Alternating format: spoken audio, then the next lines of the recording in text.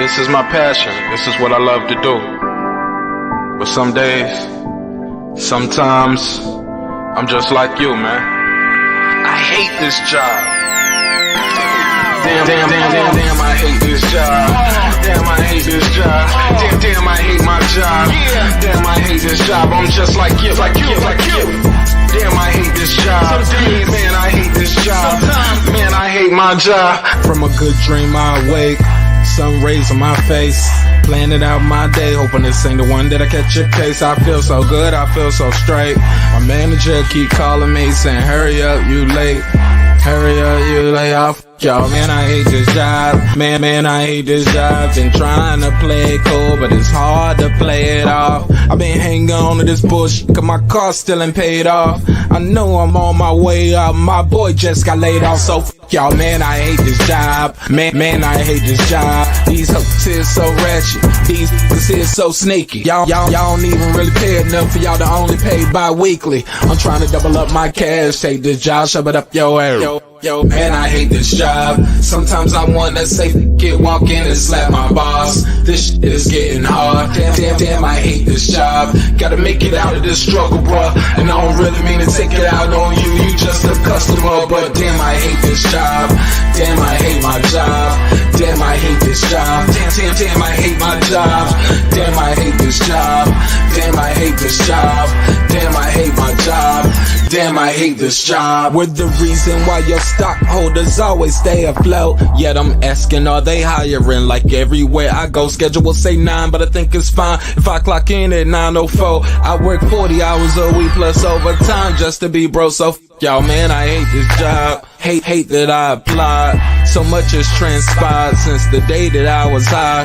Told me I could advance, but you were telling me lies. Gotta give your notice before I quit, but you don't say shit right before I'm fired. Damn, man, I hate this job. Sometimes I wanna say, walk in and slap my boss. This shit is getting hard. Damn, I hate this job. Gotta make it out of this struggle, bruh. And I don't really mean to take it out on you. You just a customer, but damn, I hate this job. Damn, I hate my job. Damn, I hate this job. Damn, I hate my job. Damn, I hate this job. Damn, I hate this job. Damn, I hate my job. Damn, I hate this job.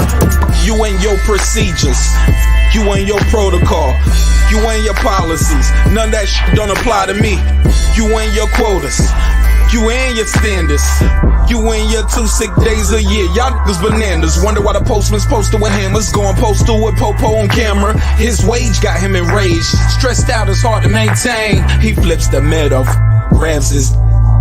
He said, if you don't get the picture, I quit, you ain't shoot. Mother, man, I hate this job. Sometimes I wanna say, walk in and slap my boss. This shit is getting hard. Damn, I hate this job. Gotta make it out of this struggle, bruh. And I don't really mean to take it out on you. You just a customer, but damn, I hate this job. Damn, I hate my job. Damn, I hate this job. Damn, I hate my job. Damn, I hate this job.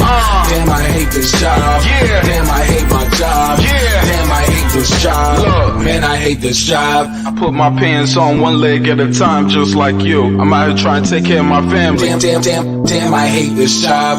It's not always glamorous, for real, but I do what I gotta do for me and mine, you know? Damn, I hate this job. Damn, I hate my job. Damn, I hate this job. Damn, I hate my job. Damn, I hate this job. Damn, I hate this job. Damn, I hate my job. Damn, I hate this job. Damn, I hate this job. Damn, I hate this job. Damn, I hate my job. Damn, I hate this job. I'm just like you, nigga. Damn, I hate this job. Man, I hate this job. Man, I hate my job.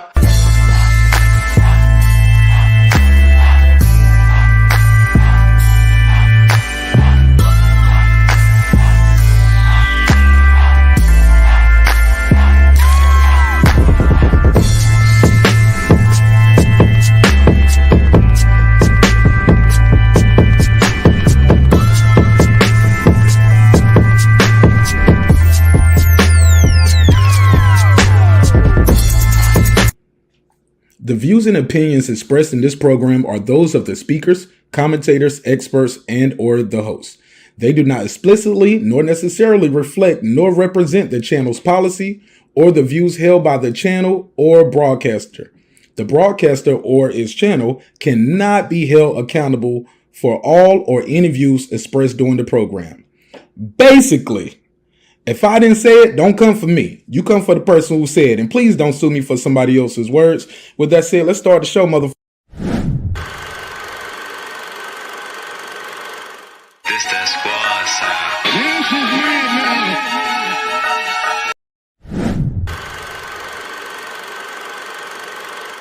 This that squad side.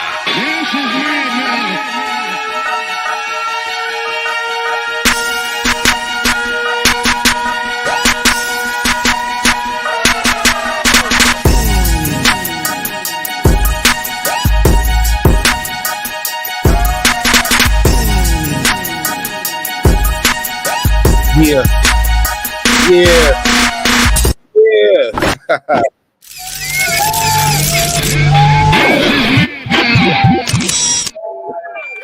What's good, neighborhood?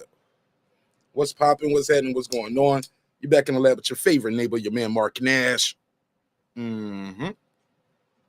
is I am he. Another great episode of Breaking Beats. Make some noise for yourself wherever you're at.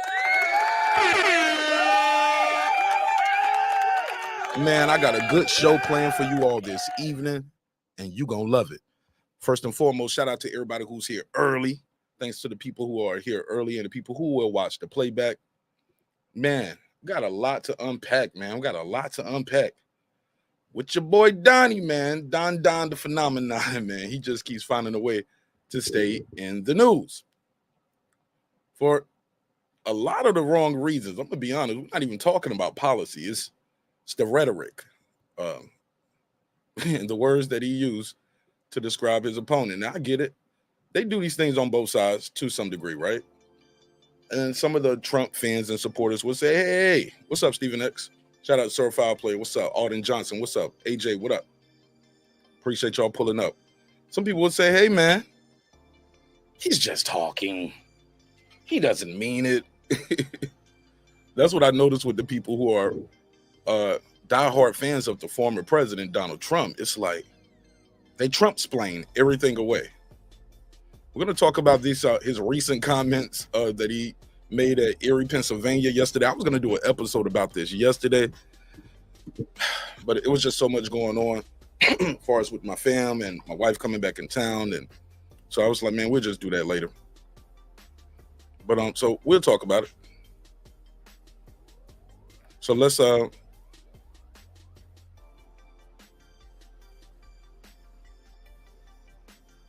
wow. What's that?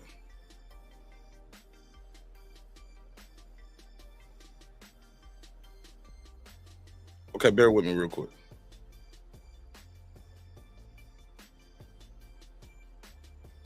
Hold on 1 second. Listen.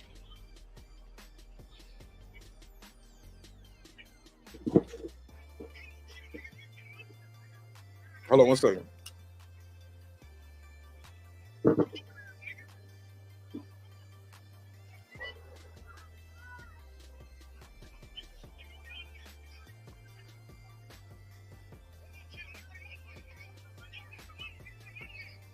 Oh, wow. Let me take this off of I don't know if y'all can hear that, but it's getting a little violent over here. Man, sometimes you open up Twitter and Twitter and things like that, and other things just pop up on the screen. I'm like, yo, what is that? All right, so look, let's just jump right into it. Let me take that off the screen so y'all know what I mean when I say these things. We're just gonna jump right into it, man. Donald Trump is wilding out, man. It makes for some interesting TV commentary, but it's a little wild, man. Make sure I got these phone lines open early. Let you guys call in and voice your opinion. Y'all let me know if y'all can hear the audio. Let me share the screen so y'all know what I mean when I say these things. We got to talk about it, man.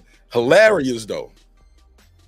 Someone say it's dangerous rhetoric from the former president. Let's play it though, my man. He's asking for the purge. Let's read it. Where is it at? No, let's hear it. Let's hear it in his own words. I want the full video. Where's the full one there?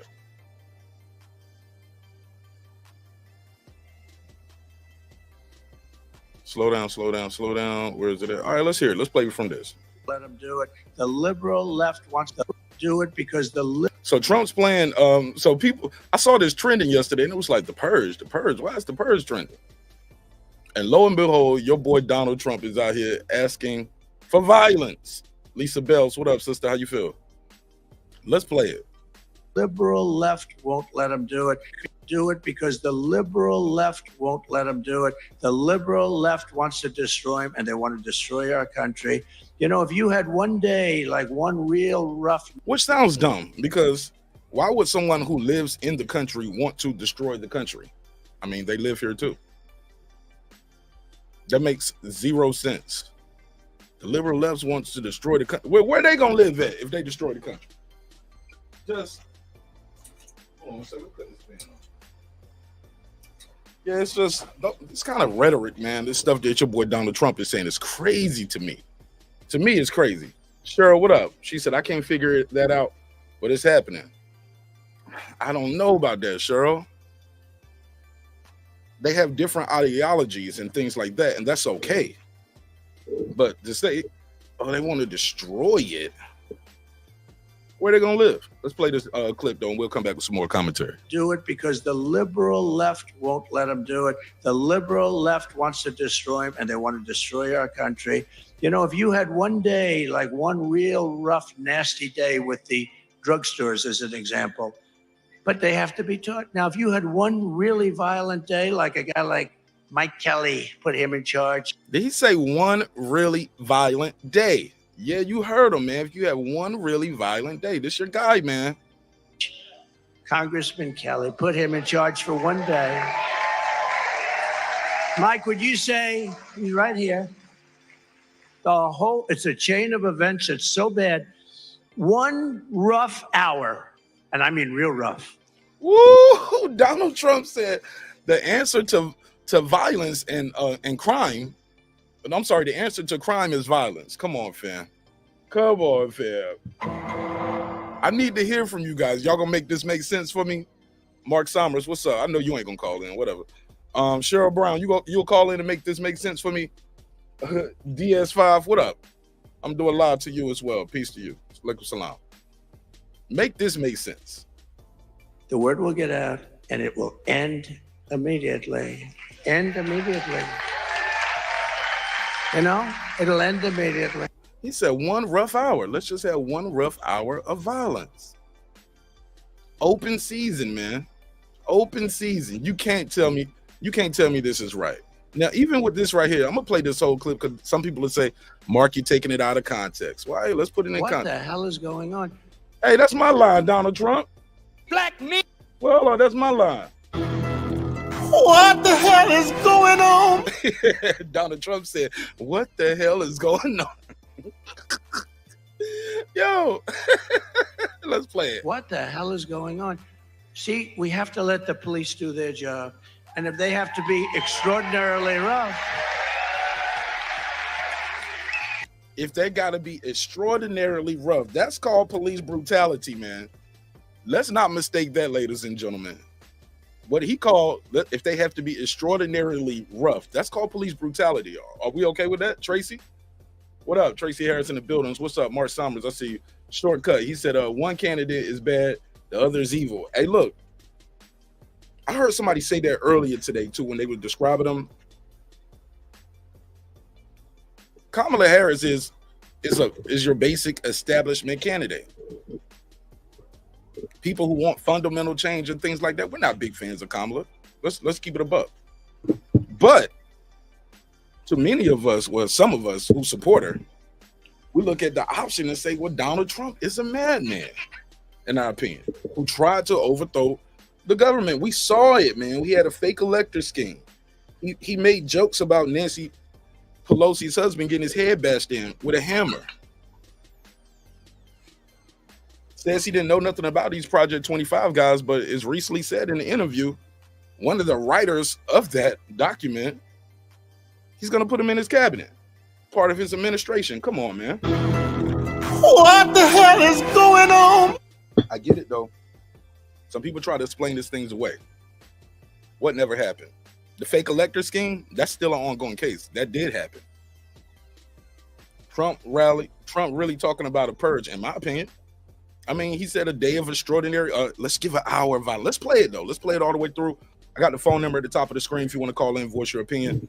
Do you agree or do you disagree? Let's talk about it. And you know, the funny thing with all of that stuff, look at the department stores, same thing. They walk into you see these guys walking out with air conditioners, with refrigerators on their back. Man, who the hell walking out with a refrigerator on their back? The craziest thing. You know how much a refrigerator weighs, man? Come on, bro. Let's go. Let's hear more of this. And the police aren't allowed to do their job. They're told if you do anything, you're going to lose your pension, you're going to lose your family, your house, your car. The police want to do it. The Border Patrol wants to do it. Border Patrol, they're incredible. They want to do it. They're not allowed to do it because the liberal left won't let them do it. The liberal left wants to destroy them, and they want to destroy our country. You know, if you had one day, like one real rough, nasty day with the drugstores as an example, where when they start walking out with, you know, she created something in San Francisco, $950 you're allowed to steal. Bro. Come on, fam. Anything above that, you will be prosecuted. Well, it works out that the $950 is a misnomer because you can steal whatever you want. You can go way above. But you'd see, originally you saw kids walk in with calculators. They were calculating.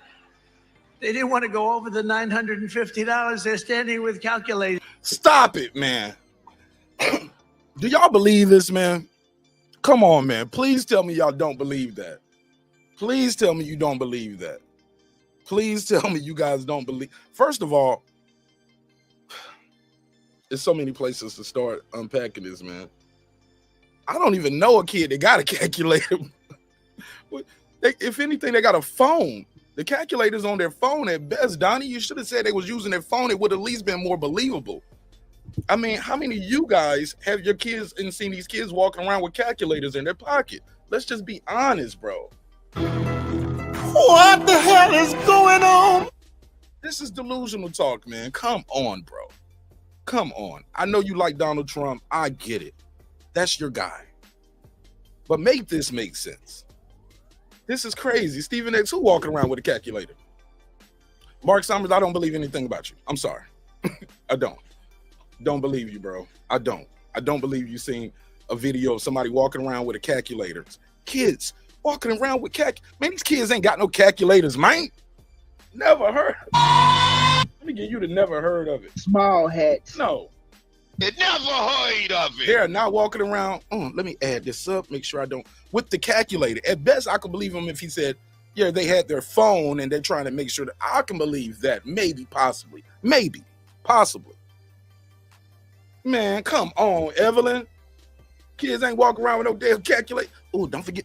We're about to go stealing today. Don't forget your Texas Instrument calculator. Don't forget your calculator. Stop it, bro. Come on, man. Come on, man. That's my little Boosie voice. You never heard of it. It's cat. It's cat. It's okay, though. Let's play some more of this comedy. So, but his answer to that, because he said it's kids, right? He wants to beat them up because he said you saw kids walking with calculators and they're doing the stealing. The kids, according to him, are carrying air conditioners and refrigerators on their back. Some strong ass kids, man. Ooh, these some strong ass kids. If they can carry a refrigerator on their back, you better leave them kids alone. That's all I know, goddamn. You better leave these damn kids alone. If they can put a refrigerator on their back. I'm a grown ass man and delivered furniture before. No, I'm not carrying a refrigerator on my back. No, stop it. But if what he's saying is true, if his answer is to beat up kids, he said everyone's a kid when you're 80. Womp, womp, womp. Nah, bro, stop it, bro. Stop it, bro. But that is funny. You're right. Because you can steal whatever you want. You can go. Right. 40-year-old man is a kid to you if you're 80. You're right about that, Mark Summers. That's fair. Way about, but you'd see originally you saw kids walk in with calculators. They were calculators. Hey, look, what kind of calculator is he doing with his arm like that? Did y'all ever see? I never seen a calculator. Who holds a calculator like this and type it on there? Stop it, bro. You never heard of it.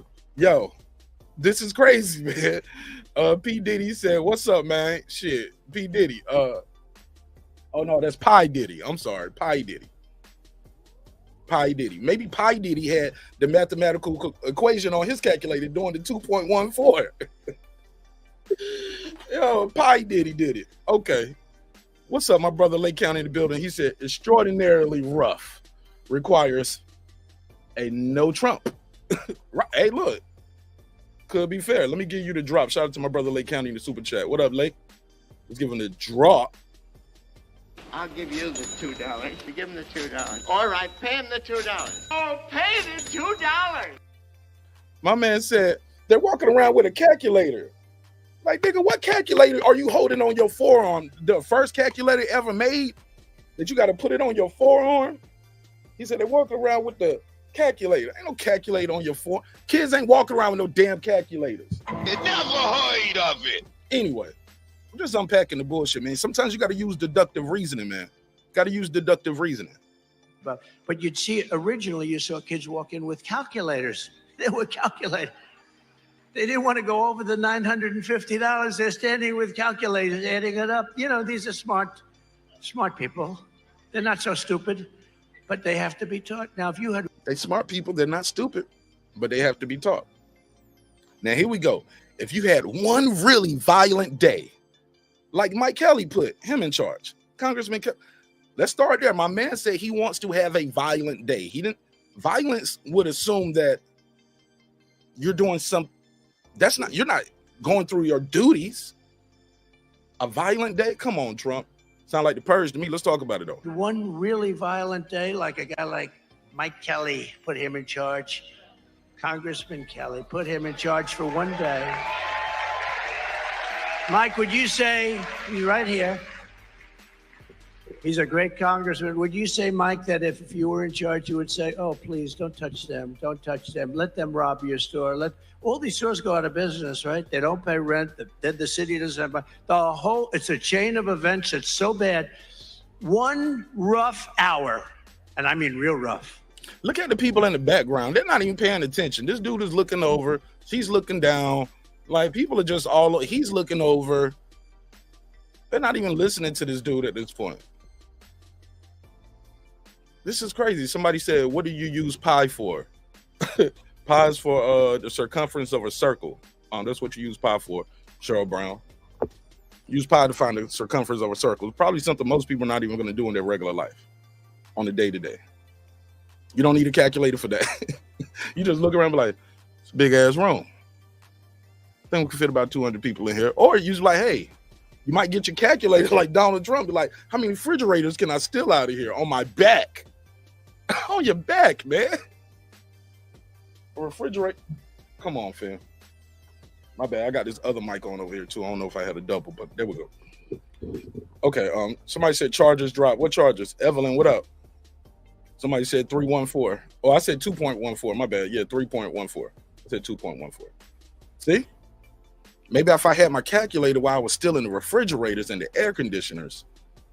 It's a chain of events. It's so bad. One rough hour, and I mean real rough. And I mean real rough. He said one violent hour, one violent day. And then we go to a one rough hour. I mean real rough. Y'all think this is okay, bro? You never heard of it. Come on, bro. See, and conversations like this is when the people who support Donald Trump, they kind of just, you ever seen that meme where Homer Simpson like backs up into the bushes and kind of disappears? This is how the people who support Trump are when things like this happen. They don't want to be a part of this. They want to just Trump-splain it away. They know he'll do enough interviews next couple of days, and people will just forget about this. Let's just forget about this. Let's talk about something else. Something else, some other lunatic thing he might say. Shortcut said, as Josh Johnson said, that's the type of comments you hear from grandpa before you put him into retirement.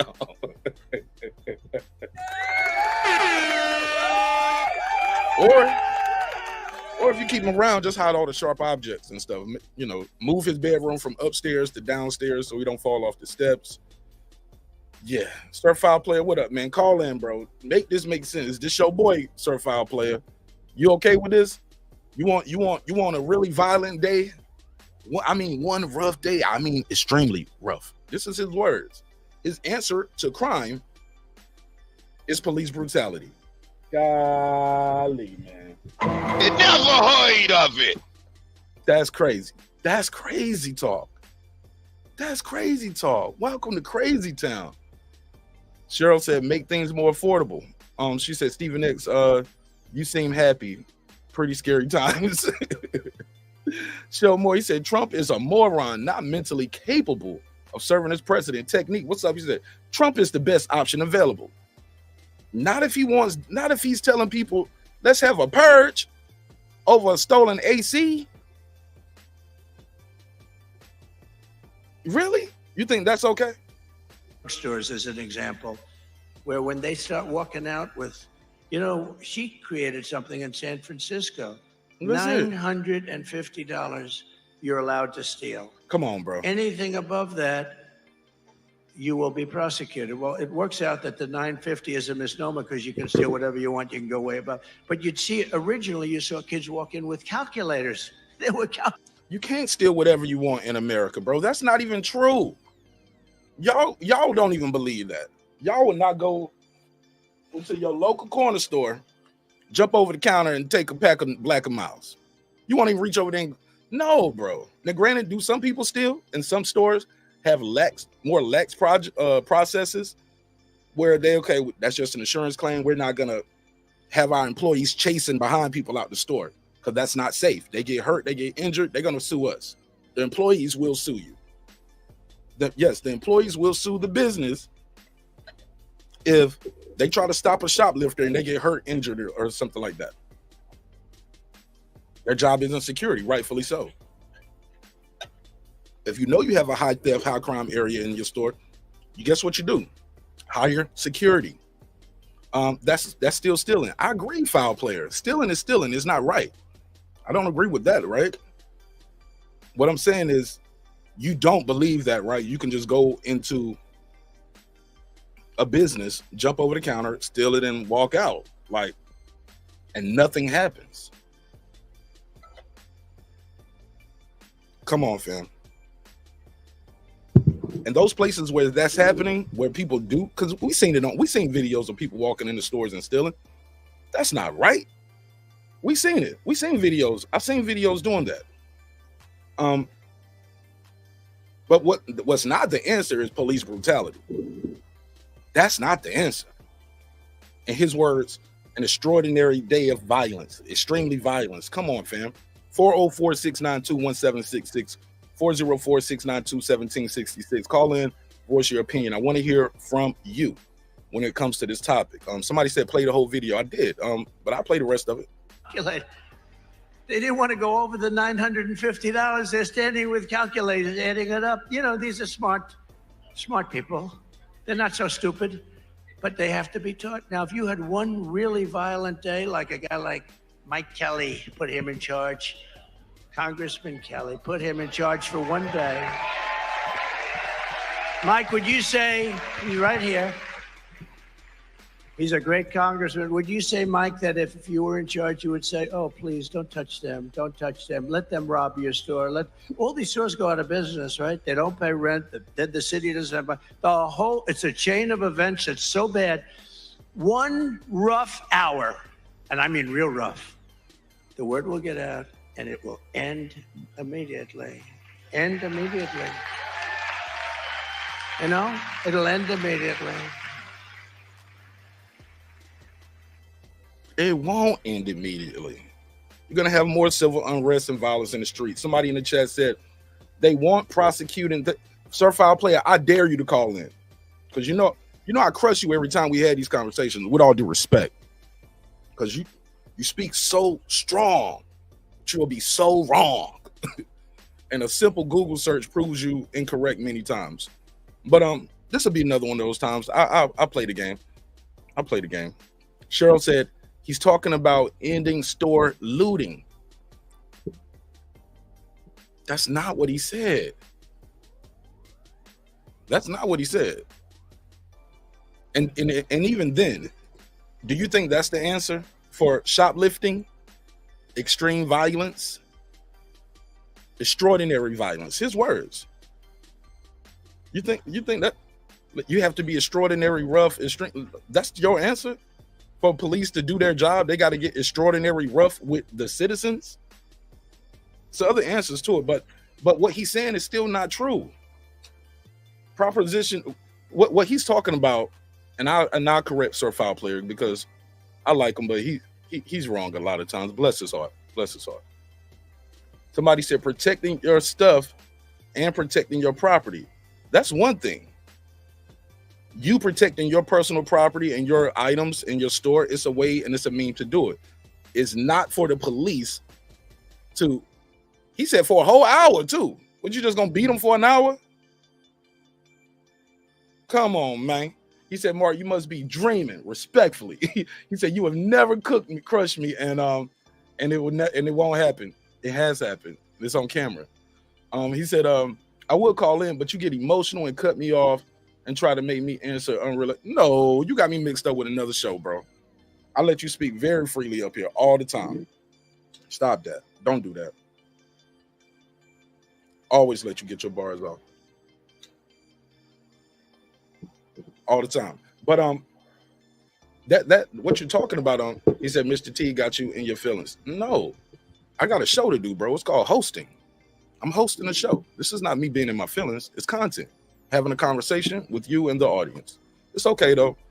It's okay. You don't want to face me. You don't want to have a conversation with me. You're rather type. That's cool. You stay where you at then. It's okay. You don't hurt my feelings. I thought you was bigger than that. Thought you was bold enough to stand on what you're saying, because like I said, a simple Google search would prove you wrong.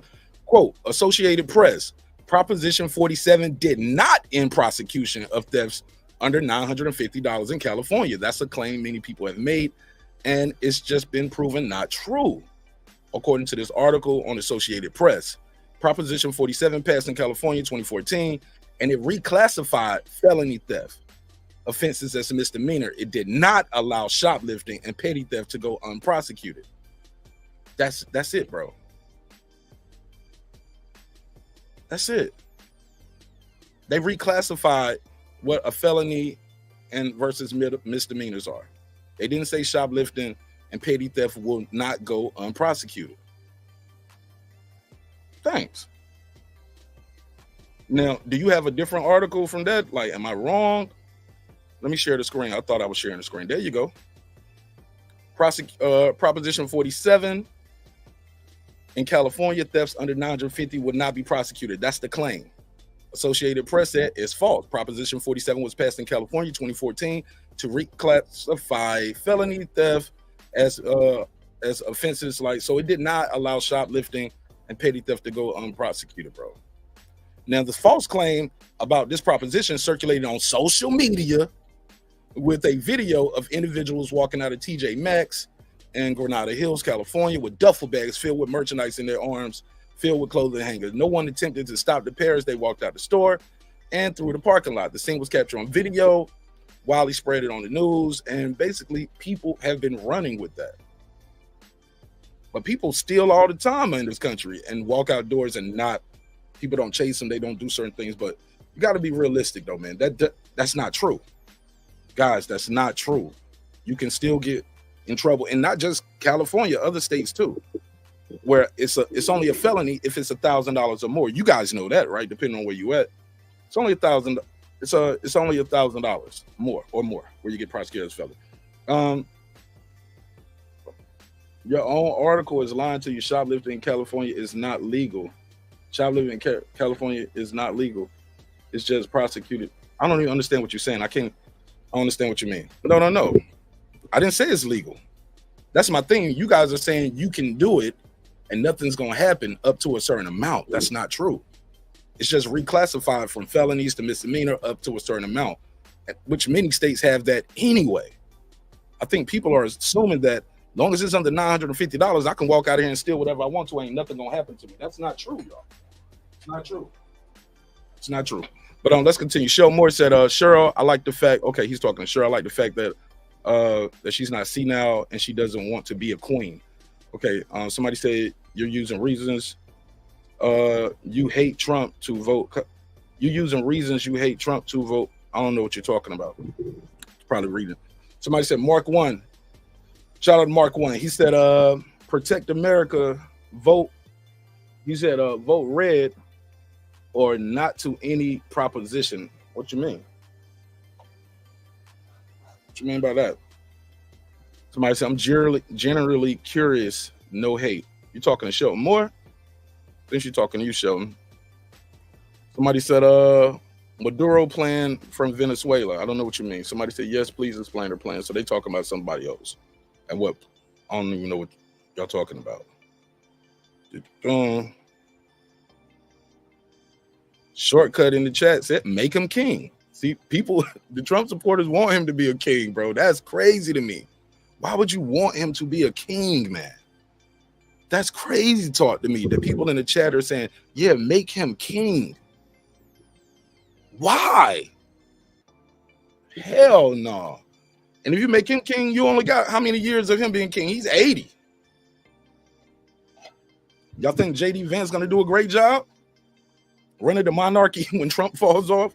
That's crazy to me. Somebody in the chat said, make him king. You crazy. He's your king. Go to Mar-a-Lago. They won't even let you in the door at Mar-a-Lago. That's the crazy thing to me. A lot of y'all support Trump. You couldn't even go to his country club. You can't afford it. Black voter for Trump. I don't care what he said. I'm voting for Trump. Make him king. Telling you, bro. 404-696. I'm sorry, 404-692-1766. 404-692-1766. Call and voice your opinion. Even if we disagree, I'll let you get your bars off. But somebody in the chat said, make him king. All right, let's continue. So where we at? We're doing good on time. Doing good on time. Still early. Somebody said, I'm wondering what state you lived in. Moved from San Jose to Aurora, Colorado, and I have seen some things. Yeah, man. My sister used to live out there in Bloomfield, I think. I think she lived in Bloomfield, Colorado. Or is it Broomfield? Bloomfield. My sister used to live out there. But I remember she used to always talk about Aurora. So I guess Aurora is not too far away. But I definitely want to go to Colorado, though. I think I'm going to try to take a trip up there next year. I want to go up there. But my wife ain't into vacationing in places like that where it's cold. But I do. I want to hit the slopes and all of that. Go skiing and shit. Do some things that most black folks don't do, like skiing. Going skiing. But where we at with it? Let me continue. So let's get to okay, somebody said it is pretty close. Yeah. Is it Bloomfield or Broomfield? Sam F, what up? He said, the F, are we trying to get a king? Bro, say that to Shortcut in the chat. Shortcut in the chat said he want Donald Trump to be his king. He said, look up her 82-page plan. I admit it's not like 900 pages of Project 2025, but where in it is his, but what's in it, but what's in is what counts. Okay. Where we at? Somebody said Trump is the only one standing between us and Obama. No, Obama's gone. Mark 1, Obama's gone. So is that what it is? What the people supporting Donald Trump? You guys just still don't like Obama? Broomfield, okay. Obama's gone. You had 2 presidencies since then. You had a Trump administration, you had a Biden administration. Obama's gone. Looking pretty young and healthy. Like he'll still be around after Donald Trump is no longer with us. Trump's 80, man. Trump is crazy, man. He was up here. Trump is crazy to me, son. I'm sorry, bro. Let's continue, man.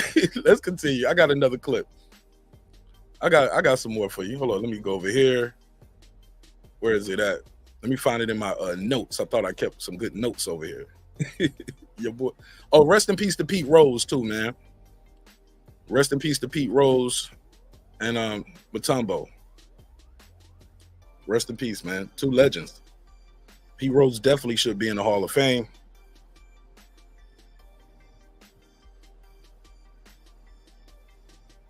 All right, let's go over here. Let's find this this Trump thing right here that I was talking to y'all about. Reported Trump Accused you of ignoring Biden. He's lying, and the government told him he was lying. I've spoken to the governor. What's this? We'll come back to that. I don't know what this is. Okay, why is the media asking Biden about Trump's lies instead of asking Trump why is he lying? Judge Andrew Carter on denying Cohn's release. They still trying to get him out of jail. We'll talk about that. Excuse me. Diddy adds 2 heavyweight lawyers. Yeah, you got to add some more lawyers because that lawyer you got ain't getting it. Bear with me, y'all. I'm scrolling through. I'm trying to find where it's at. I might have to search it. All right. I'll find it another way. I got you. You know, I kept the files. So it's probably on my YouTube. Let me go over here and go to my watch history. Bear with me. Save to watch later. Definitely want to see that video later.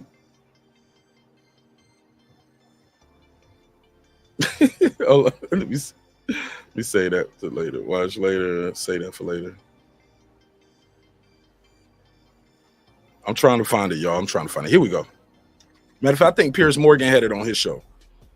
Trump calls Kamala Harris, said she's mentally, what he say? She's let's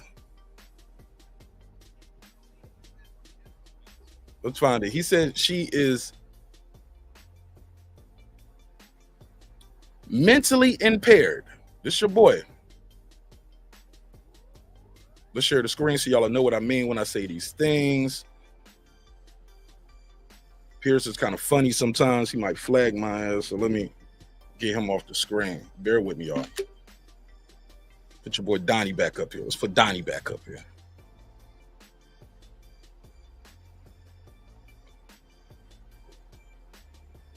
All right, let's play it. I don't think it was a good move. No, I just think it looked, as you say, performative.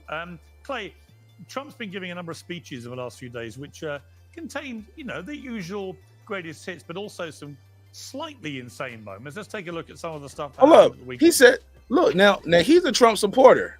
He said, but he has a duty to his audience to be somewhat truthful. And he's even saying his candidate, the guy he's rooting for, had some, quote, slightly insane moments. This is your guy. This is the guy you're voting for. And you're saying he has slightly insane moments. Y'all can't defend that shit. That's why y'all can't call in on that shit. Talk about, you be cutting me off and ask me unrelated questions. No, I don't. You can't defend some of this stuff. And it's difficult. I get it. It's difficult. Watching your guy get picked apart for his lunacy. What's up, Philip H., the all-time great? He said, hey, Mark, I have a conspiracy of my own. I've been thinking. That's the conspiracy? You've been thinking? Put that brain back in the refrigerator, man. Keep it on ice till Christmas, bro. I'm fucking with you. Excuse me, I'm messing with you. Gotta watch my language up here. Especially on these topics. They get emotional. Slightly insane moments. Let's take a look at some of the stuff that happened at the weekend. Slightly insane moments. Joe Biden became mentally impaired. Kamala was born that way. Okay. She was born that way.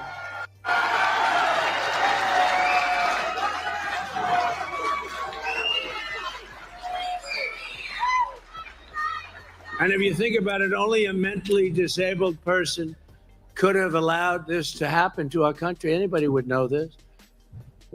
I mean, Clay, look, I see Trump. I'm gonna be honest. Every time we talk about Kamala and what she's doing, quote unquote, with the country, it always blows my mind because I've never seen people say the vice president had this much power ever in my life. Now she's the vice president running for office. Now she has unlimited power. It's her administration. She could do whatever she wants to in there. Stop it. You never heard of it. It's not true, like Pittsburgh T would say. It's not true. Eric P said, I'm not voting for either. Well, whether you vote or not, Eric, somebody's going to sit in that seat. Got a little under 40 days for the election, a little under that, right? Oh, and we got a great debate tomorrow. Vance versus Walls. I got Walls washing Vance. I think he's quick on his feet. He's articulate. He's experienced. And I think he's gonna mop the floor with JD Vance tomorrow. So definitely pull up tomorrow. I'll be doing a media reaction, but I'm gonna call it fair. Unlike some of these guys out here. Sorry, I'm having trouble connecting to the internet. It looks like an issue with the router and echo device, so try restarting them. Unplug both of them. Yo, that's the Alexa talking in the background. See Trump listening to me. 30 seconds. Once the router is back on and connected to the That's internet, crazy. plug in the echo device. Can I cut it off? Okay. That's my little echo thing in talking. He said just a conspiracy. He said no. The conspiracy is it was Terminator trying to warn us that gaming would end our world, like in the movie itself. Since gaming has blown up our lives for the worst, it includes phones. I don't know. I don't know about gaming, but definitely technology. I mean, you saw what they did over there in the Middle East. They blew up some pagers. Killed a whole bunch of people by blowing up the pagers. That means you put that in the supply chain. You contaminated and tainted the supply chain. How can anybody else trust that? If you can send over 2,000 pager bombs, all with anywhere between 1 and 2 ounces of explosives, send a page and make them all blow up.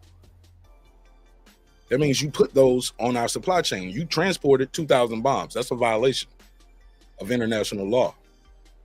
But I don't think Israel and Yahoo will be held accountable. Not at all. They're beholden to him. He said, Mark, read my comment. Damn, bro, I read your comment. Call in. Shit. I read it already. He said, then your thing went off. I read it, though. I did read your comment. I don't know if I agree, but I did read it. Somebody said they're going to be killing us with robot dogs, pagers, whole 9 yards. It's not looking good. It's crazy, but your boy is all for it. The carrot man, but do you hear what he said? So he calls the lady quote unquote mentally ill, mentally disabled. Wow. Somebody said, imagine a guy that believes Putin's comments, he said, imagine a guy that believes Putin's compliments. Don't sound like someone that could have stopped the war in Ukraine. I don't know. I don't think so. He would have just gave it to him. Like he said, he couldn't even say when they asked him in an interview, do you want Ukraine to be successful in this war? I just want it to end. Do you want them to win though? I just want the fighting to be stopping. Yeah, and that's what we all said too. You're gonna just walk in and say, pull out the American aid, stop the American aid, and give Putin whatever he wants, which is a problem because you want to be the American president. That's what you are campaigning to do.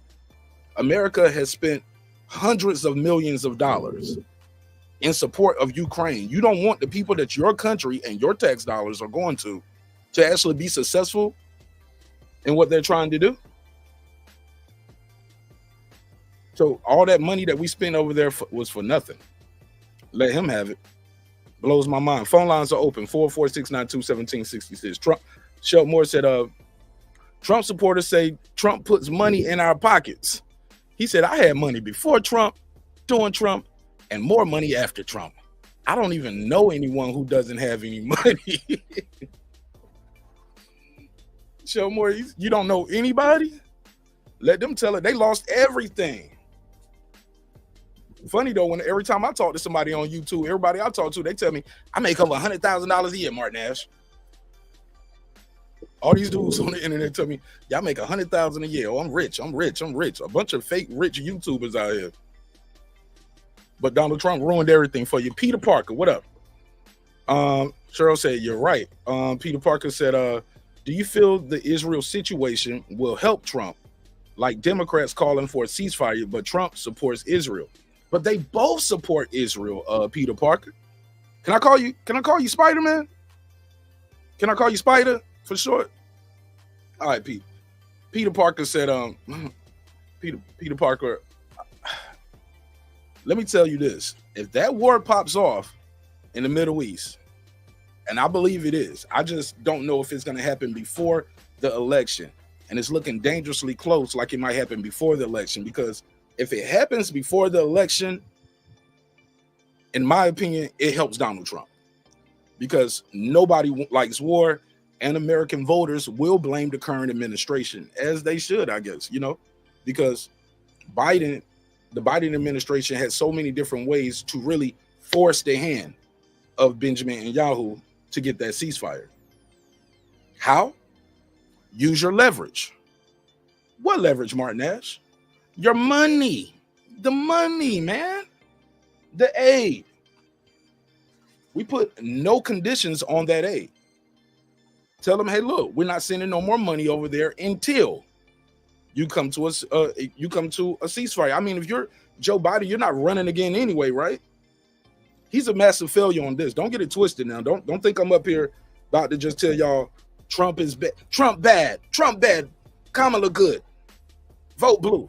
Nah, bro. There are some massive failures on this administration. $15 minimum wage. They said they were going to do it. That was one of the first things they didn't even try to do. Living wage for Americans. One of the things he said he was going to try to do. But like I said, they both sides do those kind of things. Trump said he was going to drain the swamp. Hired all these Wall Street bankers. Goldman Sachs all in his cabinet. So Goldman Sachs was all in his cabinet. So did he try to clean up the swamp? Or did he say, hey, look, I'm going to be a part of it? Somebody said, that's a liar. That's a liar or that's a lie? What do you mean? Call in. Let me hear what you're talking about. Shell Moore said, I don't, Mark. Okay, he's talking about he don't know nobody with no money. Cheryl Brown, okay, they talking to each other. I read the comments directed at me or the comments in the chat. The comments going back and forth with each other. I'm gonna let you guys just go back and forth with each other. I'm not gonna read that out loud. Sam F. Okay, Peter Parker said, yeah, I can call him Pete. So yeah, I think if that war breaks out in the Middle East, it's damning for the incumbent president, and it's gonna hurt their election. Excuse me, hurt their chances of, I'm about to say re-elected, but it hurt her chances of getting elected. No different from Donald Trump didn't create COVID, but he gets blamed for everything that happened to the people in COVID because he was in charge. That's just how the cookie crumbles. But he could have responded to it better. I think many Americans believe that. Even now, like they was trying to do a shutdown not too long ago, right? If the government would have shut down, like many people was trying to say, Republicans, Trump was calling for it, even though he's not even in government right now. He's a private citizen running for government. Telling people to shut it down. Let's do a shutdown. Let's shut it down. Let's do a shutdown. Shut it down. Shut them down. Shut them down. Shut them down. Hey, look, if they would have shut it down like Onyx, all these people who needed this aid from FEMA due to this hurricane, they wouldn't have got it. Y'all do understand that, right? So thank goodness that we didn't have a government shutdown. Wouldn't have got that aid to these people who are in desperate need of hurricane relief. Phone lines are open, like I said, and the number's at the top of the screen in the bright yellow letters, 404-692-1766. So Peter, to answer your question, yes, if that war starts in the Middle East, and I believe it's inevitable, it benefits Trump right now. If it's after the election, things like that can be handled differently. But Trump damn sure wants to go to he's down to go to war with Iran. Now some would say he's a straw man and he's just bluffing. But what if they call his bluff? What if they call his bluff? We got to be able to be democratic, man. Diplomatic, I mean. Have a conversation. Not just go in there and say, hey, look, I'm going to tear up the Iran nuclear deal that Obama put in place just because I don't like Obama and I don't like the deal.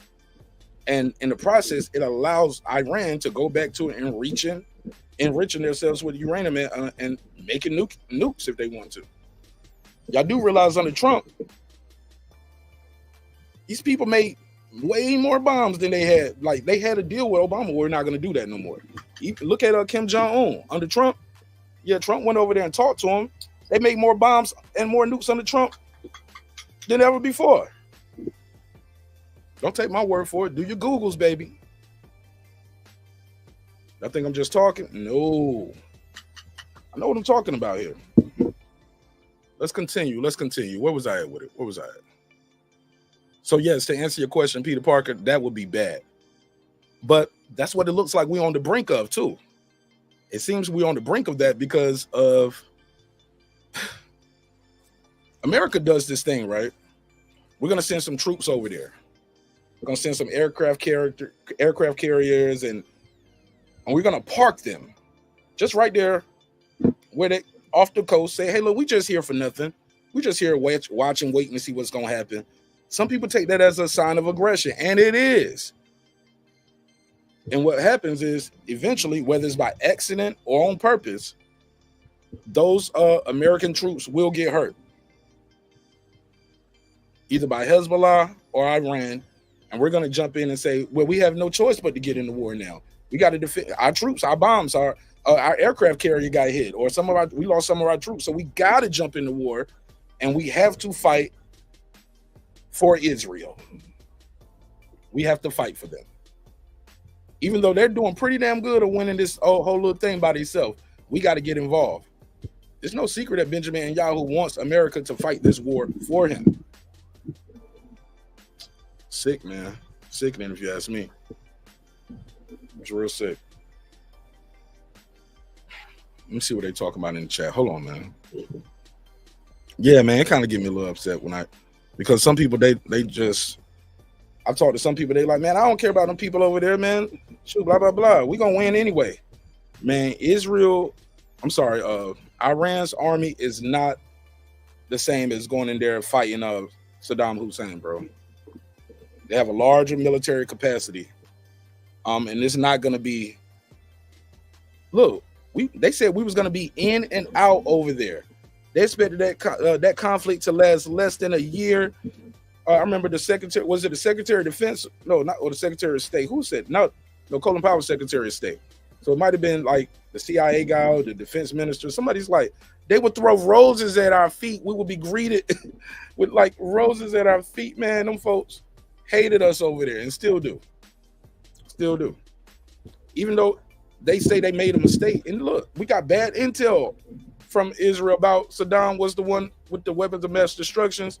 And he doesn't care. He's like, well, cool. At least make Muslims the enemy of America. So his plan worked. The whole plan is just to make Muslims the enemy of America. It's sad, man. It's real sickening, bro. And we're just pawns in a bigger game, man. Pawns in a bigger game. Let me read some more of y'all comments. Somebody said both parties are Zionists. Absolutely. Call in, Stephen X. I want to hear from you guys as well. Y'all take all the fun out of the show if I'm just reading comments. So let me see where we're at. But Trump gives somebody said, but Trump gives a free hand to Israel, like recognize Jerusalem, as Israel, as the Israel capital. Democrat sympathize with Palestine too. Hey Peter, but with that said though, understand this, Peter Parker. That could have started a conflict right there on his own, just by moving that embassy like that. But Trump was beholden to his donor. Wealthy billionaire. What's the lady name? It's a lady. Her husband died, and then she got all the money. What's the lady name? The rich Jewish billionaire that donates all that money to Trump. But that's what she wanted. She wanted that embassy moved, and guess what? He did it. Yeah, but they both are beholden to their donors. That's both parties, in my opinion. That's why even with Kamala, what she says, Israel has the right to defend herself, but we need to do this, da, da, da, da, da. Man, they are defending themselves. They're doing a damn good job with our help and tax dollars. It's sickening, bro. It's sickening. Trust me, man. I don't like either one of these candidates like that, bro. But I think somebody said in the chat best, like, one is bad, one is evil, in my opinion. And Trump is definitely evil. I'm sorry. And she's bad. But they're beholden to these donors, man. And these donors pay both sides. Like AIPAC, hello. We don't even know what's going on with that. Like, who are these people, man? Telling y'all got to watch this documentary that The Lever has. It's called master plan. It's about money and politics. We're never gonna get what we need as American citizens over here, as long as you have that money in politics where people can just donate whatever. It's crazy. It's crazy. Blows my mind. Somebody said evil is relative. Fair enough. You're right. Shell Moore said Desert Storm was 30 years ago. Jerry doesn't what do you say? 30 years ago, Jerry doesn't apply to the current climate.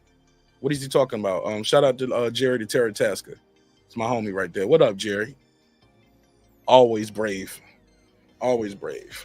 Jazzy Smith, what up? She said Jews not replace us is Zionistic. Zionists. That's crazy too. That's crazy. Come on, man. You know that come on, bro. That stuff like that is the reason why many Jewish people lost their life in the Holocaust and things like that. Because of rhetoric like that. Once you can blame your problems on somebody else, oh, that's the easy part. That's fun. Get rid of all self-accountability. I'm where I'm at in life because you did something to me.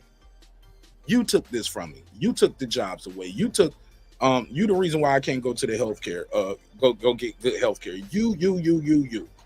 It's all your fault. Everything that's happened to me is your fault, and you're doing better than me. Once you remove that self-accountability, man, from people, where does it stop? Where does it end?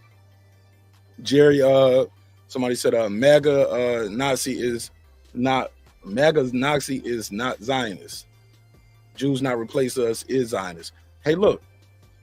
Well, your boy Mark Robinson, who is endorsed by Donald Trump has not removed that endorsement, is running for Republican governor of North Carolina, and he wants to be. He said, "I want to be I'm a black Nazi." What do you say? I wish they would bring back the KKK. He said, "I wish I could join." What he said? No, I wish they would bring back slavery. I'll buy a couple. I'm like, but you a nigga. You respectfully, you're a black man. You would be one of them. Mark Robinson doesn't even realize he's black. They bring back slavery. You ain't getting one. You're going to be one. Blows my mind. It blows my mind every time. Blows my mind. Sorry. Let me check my message. Somebody.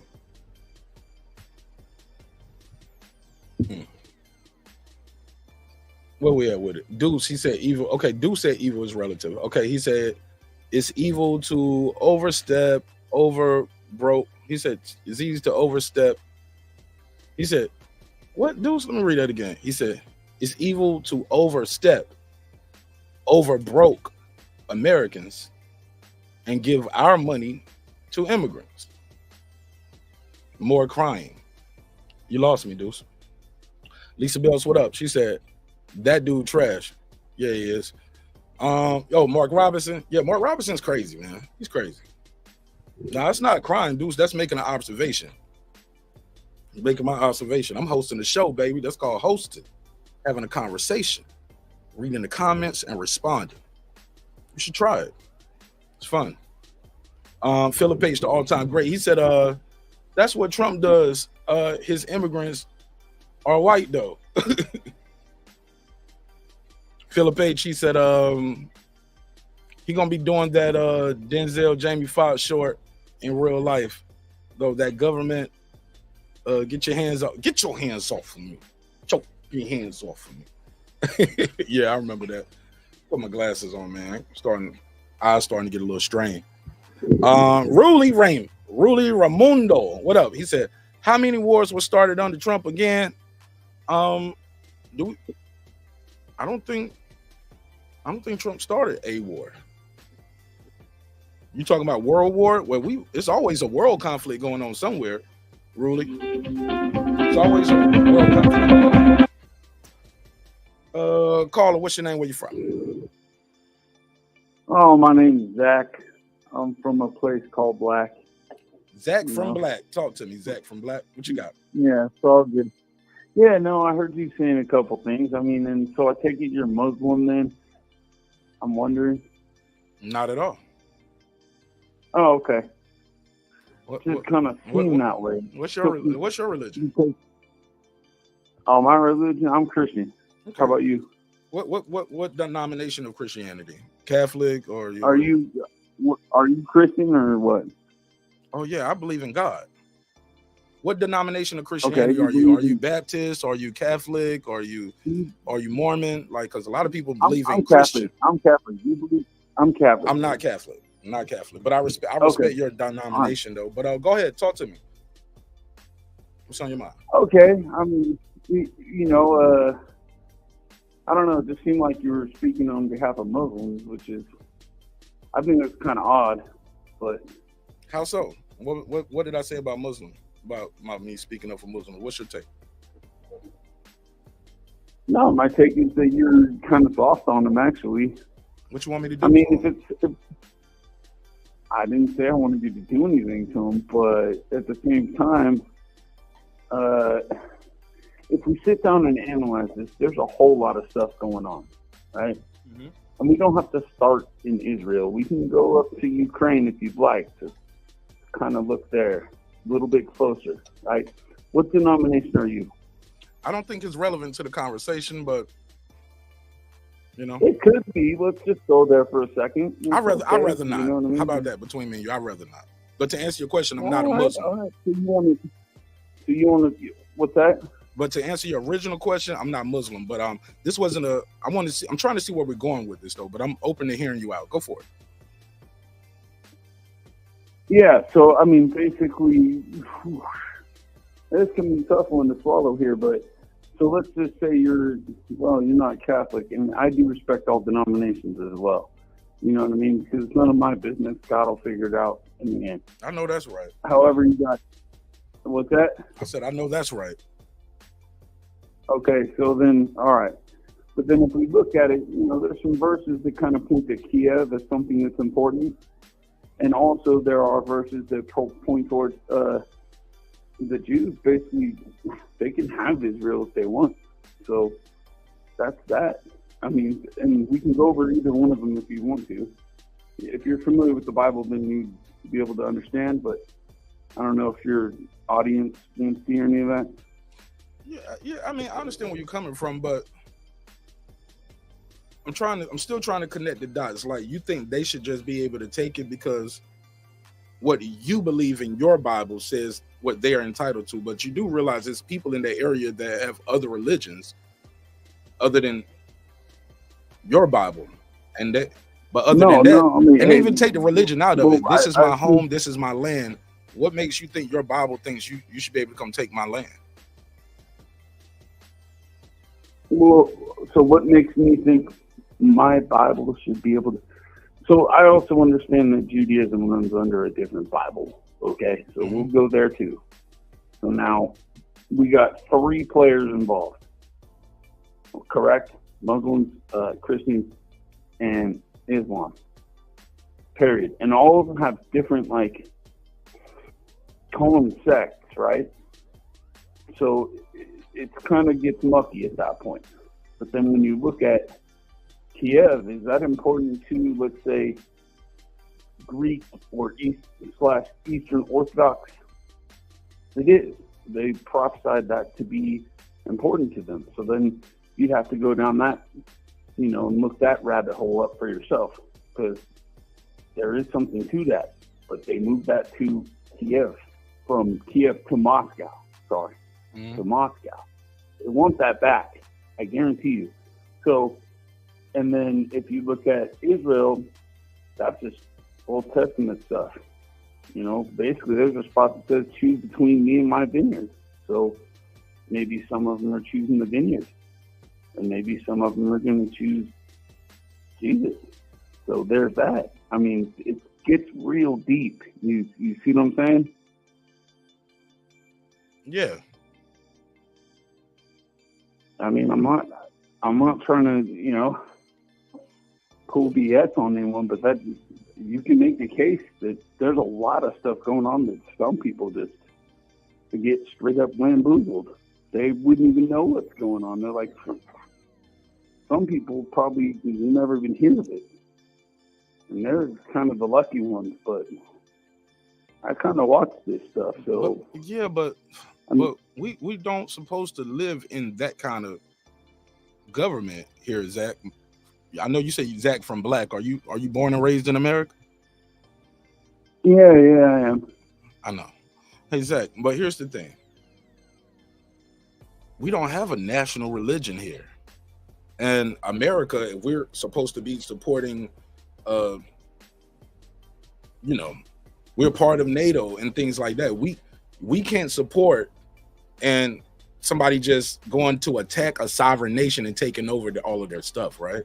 That's not what our tax dollars go for, right?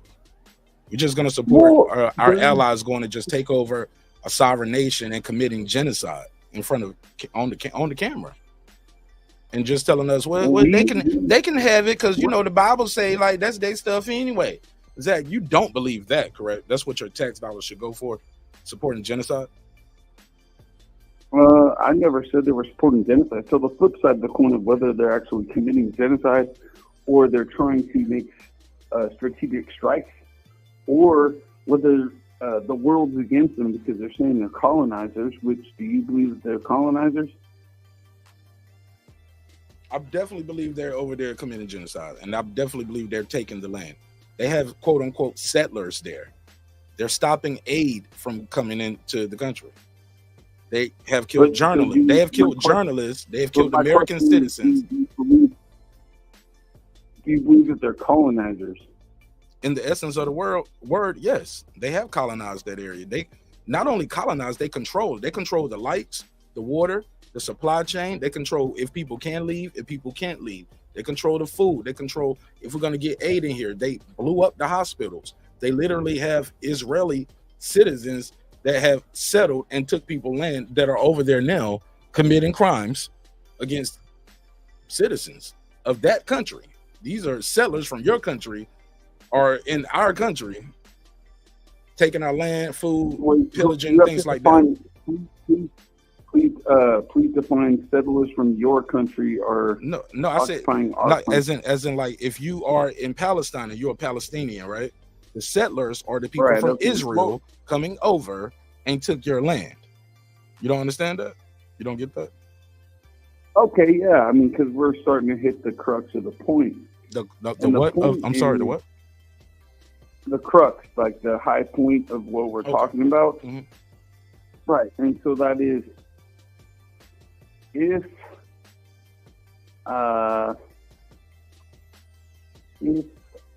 well, first off, if there's such a thing as Palestinian, you know where that name comes from? I don't know off the top of the head, Jack, but I'm sure you're going to tell me, right? But I still don't see how that relates to anything we've been talking about tonight. Okay, Palestinian, the name Palestinian was given to Arabs based on, it came from the Romans, and they were making fun of Jews by calling Arabs Palestinians to identify them as Jews. Oh. And they're not. So okay. That's where that came from. Okay. If you can go look it up for yourself and go speak, because I'm BSing you. I don't. So Zach, let me ask you this. Do and I'm gonna just ask you straight up front. What when you see a Muslim person walking down the street in America and they with the full garb on, right? What's the first thing that comes to your mind? The first thing that comes to my mind is their beliefs. Their beliefs. And you say you're a Christian and you're a Catholic, diehard Catholic, like you at mass every Sunday type thing? Well, I don't need to share everything that I do. I don't care where you go, but do you go? But do you go? So, what's that? Yeah, I don't know if you. I'm just asking. Do you go to mass? I don't want to know your location, where you go, and who your sins. Every day. And the reason every day. Okay. So that's, and the reason why I ask, because you seem really concerned about the religion of other people who are quote unquote sovereign people of a whole nother nation. Why do you care so much? Because your first question to me was like, am I Muslim or not? What does that have to do about what does that have to do with Donald Trump, Kamala, and what we've been talking about tonight? I mean, I caught probably like 5 minutes of what you were saying. So, I mean, I can't speak to your whole show, right? I mean, sorry if I just called in, bro. No, that's all cool. Well, what I'm trying to see, what did I say? Oh, we were talking about the conflict over there. Somebody asked, will the conflict over there, what candidate does it help? Does it hurt or help which candidate? So hold on, I got a little bit of, so I can kind of back it up because I did see some comments and they're speaking something about Zionist, and I've looked up the definition of that. I didn't even know what it is. Oh, you did? So never heard of it until tonight. No, I've heard of it. I looked it up probably like a couple weeks ago.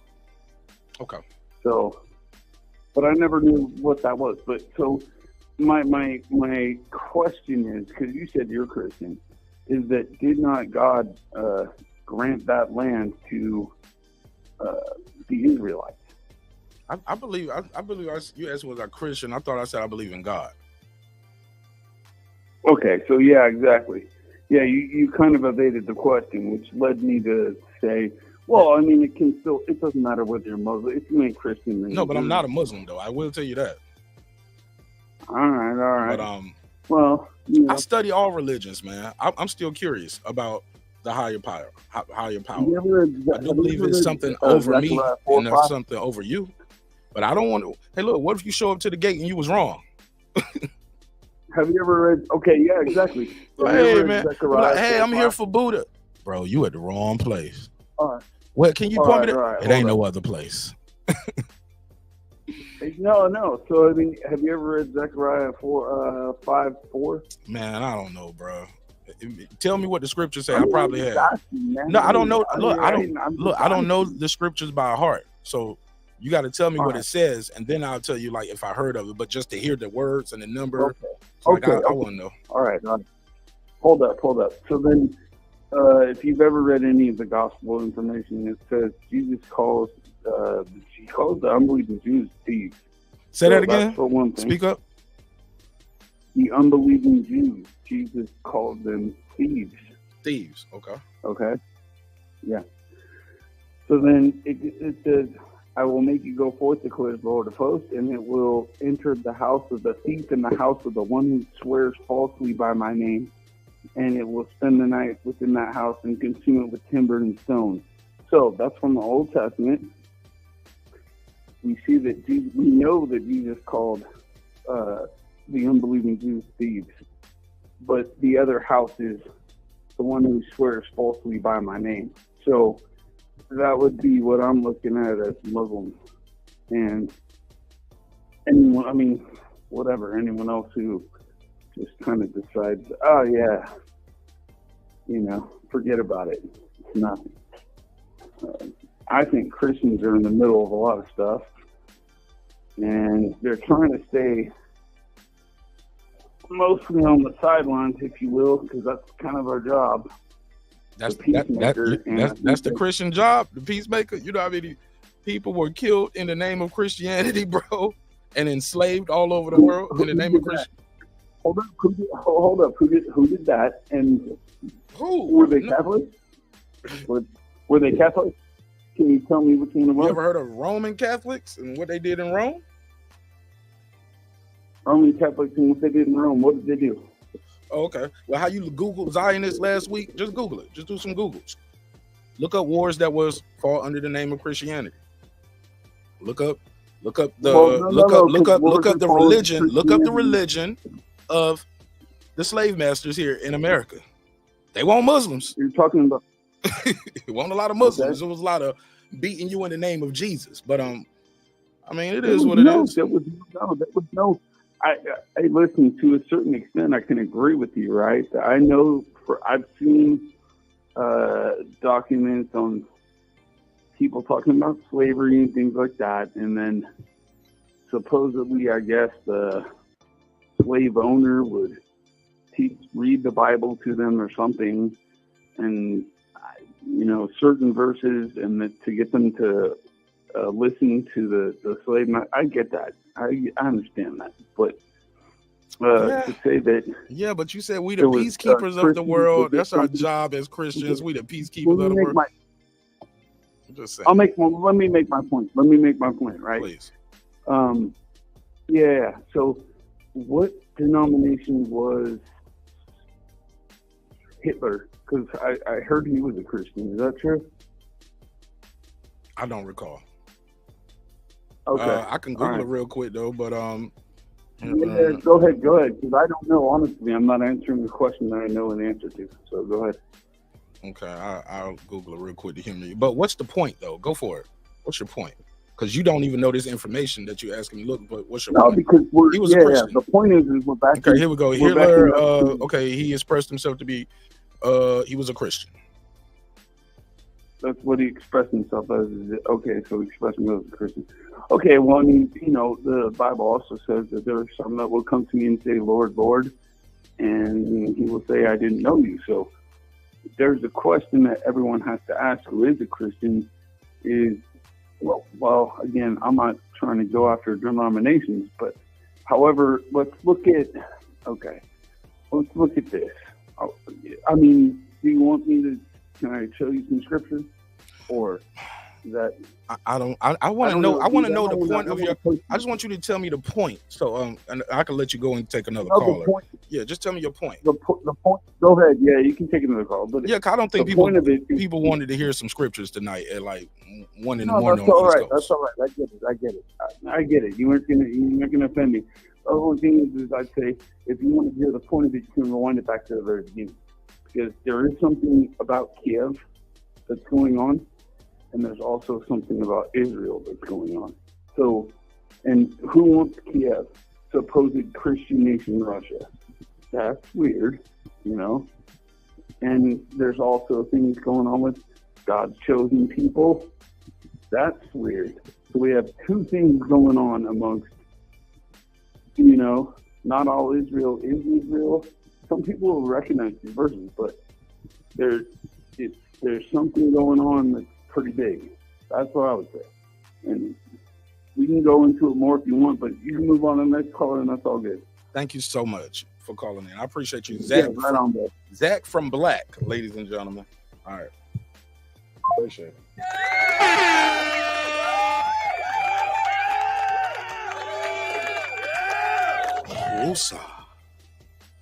Woosah.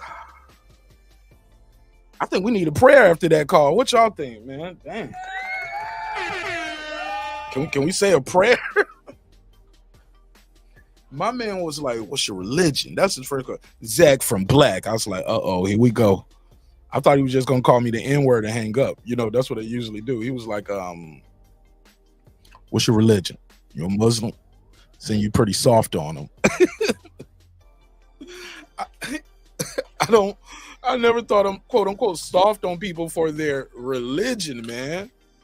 If I empathize with your story or I believe what's happening to you is wrong, I don't start with, wait, what's his religion? Is he a Muslim? Ooh, cause them dirty Muslims, bro. I don't like them. Nah, bro, I don't operate like that, man. If I don't agree what's happening to you and in your country, and I think it's a travesty, especially if my tax dollars or our tax dollars are going towards it, I have an opinion about it. But as far as damn, OG, your phone hung up. But as far as nah, bro, I'm not about to just say, yeah, well, if they Muslims, I mean, shoot, so what? Let Israel take their land. Nah, I don't move like that. My guy Shelton Moore, what's up? You entertained that shit. I wasn't gonna say. I'm mad at all of y'all, man. Nah, you entertained that shit. I wasn't gonna say. But this is what kills me, though. I did entertain. This is what kills me. Yeah, this is what kills me, though. All these people talking about their Americans, and they whining about religion, right? But wasn't America founded? One of the founding tenets of the United States of America was freedom of religion. Am I right? Mm-hmm. Freedom of religion. So, I mean, you can call yourself an American and then say, well, if you're not a Christian, you're bad. Right. Because this place was founded for people who worship whoever they wanted to worship. That's one of the founding tenets. That's so I don't know. These people. These people, man. But hey, look, I like the conversation though. I mean, look, like I always say, man, you know, we talk all the time. You can vote for whoever you want to, man. That's cool. You can have your opinions. Nothing wrong with having an opinion. Sure, you got one vote, bro. That's why when people be doing all this beef, and I'm like, bro, it's a conversation. I'm not gonna end that conversation where, like, that's why I was listening to Sir Foul. I was like, bro, you got me messed up, bro. I'd never be like, oh, you sucker, bitch ass nigga. I don't do all of that. You got one vote, bro. And according to what he told me, he's not even gonna vote at all. I'm like, so why you caping for Donald Trump so hard? Yeah, you caping for Donald Trump super hard, and you ain't even gonna vote. So why are you worried about it? If you're not gonna vote, what's the beef? You shouldn't have no beef. You shouldn't worry about whatever goes on in the country. You don't care. You didn't do nothing to try to change it. So why are you beefing? Because I like to. Hey, look, they probably be like, because I like to argue with strangers on the internet about. Yeah, that's that. You know, that's a real thing. People like to just argue with strangers on the internet. I mean, I was going back and forth with the lady in the chat, right? I think Duke said he ain't voting either. I think Duke said he ain't voting either. Well, yeah, he said downstairs silly shit himself. He said the same thing. I don't know, but Deuce might be a felon. He probably can't vote. Him nor Donald Trump. You can vote now. No, I'm trolling. If you've been without police contact for 5 years now, you can vote. At least in California, you can. Oh, for real? Do you got to fill out some paperwork? Yeah, like you got to petition for it, right? Yeah, you got to petition for it. Who signs off on it? You get a judge to sign off? No, the attorney general. How long is that process? Like how long in advance do I need to get that done and like to get the attorney general to sign the document for me? Like, cause that seems difficult. I would say like 6 months because it takes time, you know, for paperwork to process.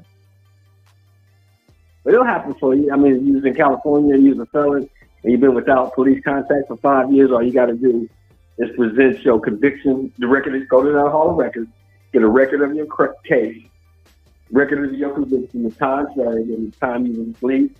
And if you have no police contact from the time you was released until now, you're good to go. As long as it's over 5 years.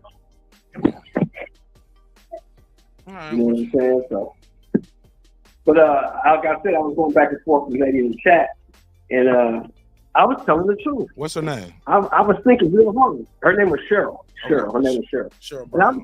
And I was thinking real hard. And I'm being honest, Mark. I really don't know nobody who don't have no money. I don't know nobody who can't sustain themselves and pay their bills. I don't know where all this "we're broke" and start. I don't know where all this shit came from. I ain't broke. I ain't broke. It's people hurting out there, man. I mean, shit is high. I mean, gas is like $5 a gallon. I get that. And milk shouldn't be like $3.99 for a gallon of milk. But hey, it is what it is, man. You got to improvise, adapt, and overcome. That's what you got to do. Adjust your life to what you got. You know what I'm saying? You got to adjust your lifestyle to the amount of money you make. Can't live above your means. You can't wear Gucci ducks if you ride the bike. Right? I know that's right. You ride the bike, you need to be having on cokeheads or some damn PF Flyers or something. Yeah. Yo, shout out to Jimmy Carter, man. He an hour ago he turned 100 years old to become the longest lived president in U.S. history and the only one to ever hit 100. So congratulations to Jimmy Carter. See what one term gets you? One term relieve some of that stress and you can make it to 100 years old. Exactly. Congratulations, Mr. President. Yeah. Congratulations. Man. 100 years old, man. I ain't mad at that, bro. I'm not mad at that. That's a blessing, man. Whether you agree with what he did in his administration or not, but to live 100 years on this earth and these times we living in. Now, to be fair, he gets the best health care that the U.S. citizens can buy, to be fair. Well, of course. But, you know, you got to remember, too, that, like, for me, I speak for myself. When Jimmy Carter became president, I was 10 years old, so I wasn't really paying attention to what he was doing. No, that's right. Happy birthday to you, man. 100 years old, man. Golly, we should all be so lucky and get that government health care, man. Don't we wish we all could get government health care? Like, they keep voting for the citizens not to get government health care. Meanwhile, all your representatives get government health care for life. But they don't want you to have it. You can't they have want it. You can't have but it. They don't want you to have it. That blows my mind, bro. And people are like, I think that's a good idea for them. You know what I'm saying? I mean, as long as somebody, you know what I'm saying? When Red said it, I'm with it. Nah, bro. Hey, just like your brother in the chat said, he wants Trump to be king. That ain't my brother. I never heard of him. I don't know that guy. Never heard of it. Don't think I know everybody in this chat. A lot of these people, this their first time here. It might be their first. Hey, look, shout out to all the first time viewers and last time viewers. Some people, it's their first and last time, but it's okay. But you know what happened? You know what? If he becomes, if somebody, whoever it is, if they become a king, you know what kings do, right? They come in your house and fuck your wife. Mm-hmm. They can do that. They can chop your head off. They can have you. They can have you burned at the stake. Kings can do whatever they want. And a guy like Donald Trump would definitely come to your crib and smash your wife, yo. Fornication, fornication under consentment of the king. I don't know how much smashing he's gonna do at 80 years old, but hey, you know, whatever. He might throw a Diddy party. He might just want to sit in the corner and watch. Regardless, I don't want him doing it. The king can not only come to your house and say, "I want your wife." He was like, "I want you." That's good. The king can do that. The king can do that. And they did, man. And they did, bro. Mm-hmm. That's crazy. And this is what kills me about these people who support the guy. I wonder if they actually listen to him. He rambles on in incoherent sentences, bro. He rambles. He says things. He puts words together that don't even go together. Man, I got a clip, bro. I got a clip. I gotta find it for you, bro. Trump goes on a ramble and he says he blames Kamala for something. Then right after that, he says she fixed it. And I was like, huh? Oh, it was crazy. It was crazy talk. Let me find it for you, but go ahead. And people, and that's my question. That's been my question recently. I said, so you want this guy who can't string together a coherent sentence? You want this guy in charge of the nuclear code? That's what you want. Okay. Here we go. I think it says, hold on, let me see. They said he's having cognitive events. Let me see. Because, and that's what I saw. A lot of people who have their issues with Vice President Kamala Harris don't seem to hold former President Donald Trump to the same accounts. Like, he'll say things like, they're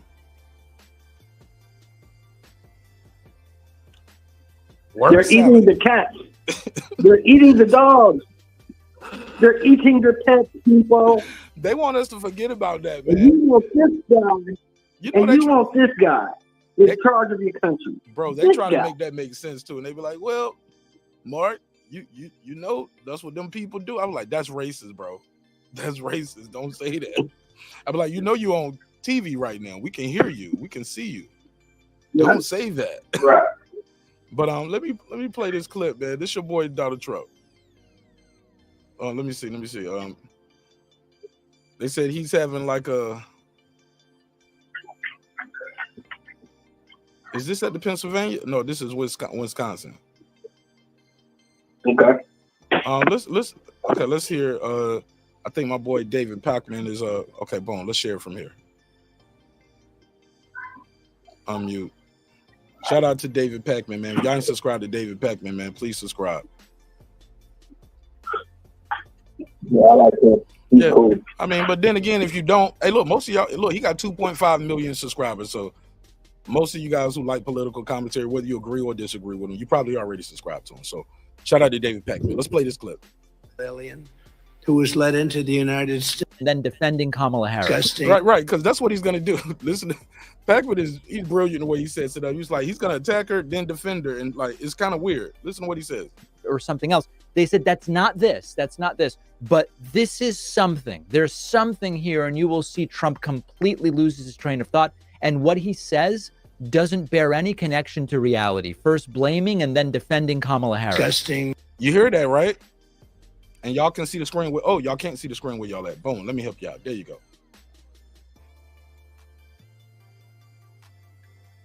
Somebody said, who voted for Harris to be in the primary? She secured the delegates within 24 hours of Joe Biden stepping down. She secured the delegates and secured what? How much? Well, almost $500,000 or what? I mean, how much money she making? So secured in less than 24 hours, about $500,000, $250,000. $250 million in a week. Was that in a week or in a week? Yeah. In a week, in 7 days. Yeah, 7 days. In 7 days. That's how she got it, bro. Plus, nobody else wanted no smoke. Illegal alien who was led into the United States. Let's hear how this ramble goes. Hey, look, you know DEI is another word for nigga hire too, right?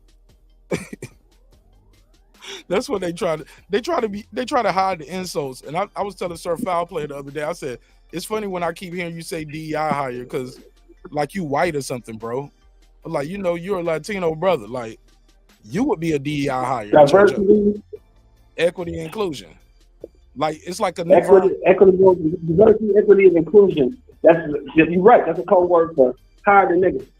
Yeah, give a nigga a job, man. So when I hear people that are like Latino say it, I'm like, bro, you would be a DEI hire at a corporate company. You do know that, right? That's what they would call you when you get your job at the law firm. And if you do work in corporate, you are. If you do work in corporate, you are a DEI hire because they only hired you because you're a minority. Come on, now let's play it. Disgusting illegal alien who was led into the United States by Kamala and her lax law. They every one of my killer. We had the great. He would have never been able to get in. She stopped every single one of them. She was the border czar. Now she doesn't admit that. Whether you call her a czar or not, she was no czar. So Trump says, did you hear that? Let's hear it again. Listen what he said. My killer. We had the great lax states. Defending Kamala Harris. Disgusting illegal alien who was led into the United States by Kamala. Oh, damn. Campaign with video. Fuck. Forget. Purge. Hold on 1 second. Here we go. Donald Trump suffered another scary cognitive event during a campaign speech in Prairie du Chien, Wisconsin, when he both attacked and praised Kamala Harris, getting visibly confused and having to completely abort his train of thought. Now, what I'm going to play for you here, I showed this clip to some ER doctors I know, and I said, if this happened, would you say, hey, you should go in and get checked out? They looked at it and they said, it's not there, but it's 80% of the way there. He seems to completely lose connection to reality for a moment.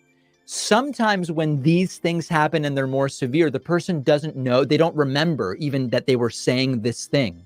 Right. And you would want to check them out for stroke or something else. They said, that's not this, but this is something. There's something here, and you will see Trump to reality. First blaming and then defending Kamala Harris. Disgusting illegal alien who was led into the United States by Kamala and her lax law. Every one of my killer. We had the great. He would have never been able to get in. She stopped every single one of them. She was the border czar. Now she doesn't admit that. He said she stopped all of them. I thought she said she stopped every single one of them. Did you keep that? She stopped every single one of them. Whether you call her a czar or not, she was no czar. So Trump says Kamala is responsible for someone who came in. Then he just glitches for 5, 6, 7 seconds and then says Kamala is responsible for having stopped all of the criminals from coming in. Go ahead, show more. What you think of that? What's happening to your boy Donnie? I think He's senile, bro. He's 80 years old. He's senile. Come on, bro. He losing it. He said he would have never got in if it wasn't for Kamala. Then he's like, and Mike, and then she stopped them all from coming in. Have you ever been around somebody with dementia? Yeah. Does some of the things that you're hearing in this clip sound similar to people who have dementia? They start a sentence and they forget mid-sentence what they were saying? Yeah. Or they mix the words up mid-sentence? Yeah, it happens. I mean, come on, man. I mean, I've been around people with dementia, so I know it when I see it. And you can see it all over him. But, they don't want to hear that.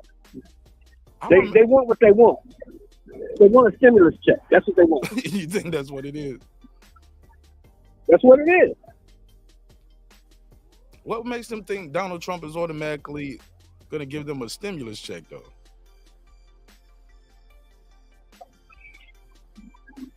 I don't know. I think they heard somebody say it, and then they just ran with it. I mean, this guy is known. He's been sued multiple times for discrimination against black folks. So I don't understand how any black folks should reconcile voting for a guy who don't like you, don't want nothing to do with you. He was sued for telling the people who are managing his building, do not rent to black people. Hold on, let me ask somebody. Hold on. Let me ask somebody. Carla, what's your name? Where you from? Same thing, man. I just wanted to call back in because now we can talk about politics a little bit. Hold on. Let me merge. Show more. I got Zach. Zach, where you say you from again? Zach from Black. It's all good. It's a phony name. Zach from Black. Okay. It rhymes. Whatever. So is Go ahead, Zach. Is that a Christian thing to do to be telling lies, Zach? What's that? Is that the Christian thing to do to tell lies? No. Come on, if you can't take a joke, come on. I mean, we gotta know where the truth ends and the joke start. But it's okay. Go ahead, talk to me. Well, that's where the joke starts and the truth starts. All right, go ahead, Zach. Go ahead, Zach. I'm gonna try to get my boy Jerry on the phone for some boxing talk right after this. Jerry, let me know if you're gonna call in for this boxing talk. But go ahead. What you got, Zach? Yeah. So somebody talked about what? I'm sorry. I said, go ahead. Get your call off. Okay, there you go. So Kamala's ethics, because you were talking about ethics. Kamala. So you do know what she did with Willie Brown, by the way, right? Who cares? I don't think we was talking about ethics, and I think they all. I think they all slept with a lot of people. I got a lot of points to make. Yeah, I think everybody has sex. I got a lot of points to make. Yeah, I got a lot of points to make. All right, so her husband got the maid pregnant in a prior marriage. The maid pregnant in a prior marriage. I didn't know that, but I'm not voting. But I didn't know that, but I'm not voting for her husband either. But go ahead, talk to me. What else you got? All right. Well, you mentioned something about adultery, so I just figured I'd point that out. I never said the word adultery on this whole show tonight. Well, all right. I have to look back. I never. How many times has Donald Trump been accused of adultery? So who cares? He said adultery. I didn't say adultery. Yeah, but who cares? I'm pretty sure he did. I have to go look, but. I mean, he just had sex with a porn star and went to court and became a felon 34 times and he over. was married to Melania at the time, so who cares? Yeah, hold on, no. I wasn't making the accusations. I wasn't making that. No. This happened already in court. He got found guilty of 34 felonies of lying about it and hiding it. He's guilty of it already. Yeah, but you do understand. You do understand that there was something twisted about the way that happened, right? Yeah. What happened was he lied and he paid off a prostitute, and yeah, he did what he did. No, you don't. You do understand that there was something twisted that happened with the jury, right? No. Something Who twisted. cares? Something What? twisted happened. Hey, look, this is America, man. Take it up on appeal. No. Take it up on appeal. A jury of his peers found him guilty. That's what. Hey, look, have you ever heard every guilty man says it was something up with the jury. Everybody who gets found guilty. But go ahead. What's your point? Okay, so yeah, my point is even Biden said way back he believes in truth, not fact. I believe in fact. And his son is a convicted felon now too. His son Hold on, wait a second. So who cares? Yeah, that has nothing to do with what we're talking about. Care. So if someone's walking around saying my truth is I identify as a cat, you're just gonna let them walk around like that? What I supposed to do? Who cares? What you want me to do? Kill the person? Kill their cat? Kill the cat? Hey look. Let me let you know something. I'm gonna tell them. Hold on, show more. Let me tell you something. Hold on, Zach. Hold up, Zach. Hold on. I got you, show, and you're doing a good job. Hey, Zach, let me tell you something. Whether they identify as a human or a cat, I better not put my hands on them. I'm going to prison. You do know that, right? I agree. Okay. I agree. Yeah, for sure. All right, so what's your point? You said you just gonna let them walk around like that? Hell yeah, I'm gonna get my daughter and my wife, put them in the car and say, get the hell away from this crazy person over there that think they a cat. Walking over here licking himself. I'm not gonna put my hands on them because I'm gonna hurt them, bro, and I'm gonna go to prison. No, but you could walk up and go, hey, you do know you're not a cat. No, that ain't my business. My job is to take care of my family and make it home safe. I got you. I better not walk up to. Hey, look, because now I'm violating their First Amendment rights, the same rights me as the soldier fought for. You get what I'm saying? Right. I mean, you can be whatever you want to be in this country. Let me leave you alone. You get what I'm saying? To an extent, I agree with that, but that was just an example. But I mean, we can move on if you like. You know what I mean? Is Kamala? I got this one. This one's not. I'm not meaning this in a derogatory way. And because, just to let you know, let me give you the background. I'm familiar with the group called ADOS. Are you familiar with that group? Tell me more. What are you familiar with? I'm familiar with that. That is a group that wants reparations and says that they can provide the track to prove whoever was, adults, the descendants of slavery, something like that. So American descendants of slaves, not adults. There you go. Okay. Yeah, American descendants of slaves. So is Kamala black? Who cares? What I want to know. Who cares? Who cares? Well, she's claiming it because she clearly wants the black vote. Trump wants the black vote. Trump wants the black vote. People want votes. They running for president, bro. They both want votes. You don't think Trump wants some black votes? Biden wanted the black vote. Nixon wanted the black vote. Reagan wanted the black vote. What's your point? I'm just asking you if Kamala is black according to the ADOS. Who cares? Ideology. Who cares? We're telling you that we don't care. Yeah, and we don't care. Yeah, and I don't think. And if she not, guess what that means? More reparations for somebody else. That means she don't qualify. How about that? But she said she was black. So you're lying, then.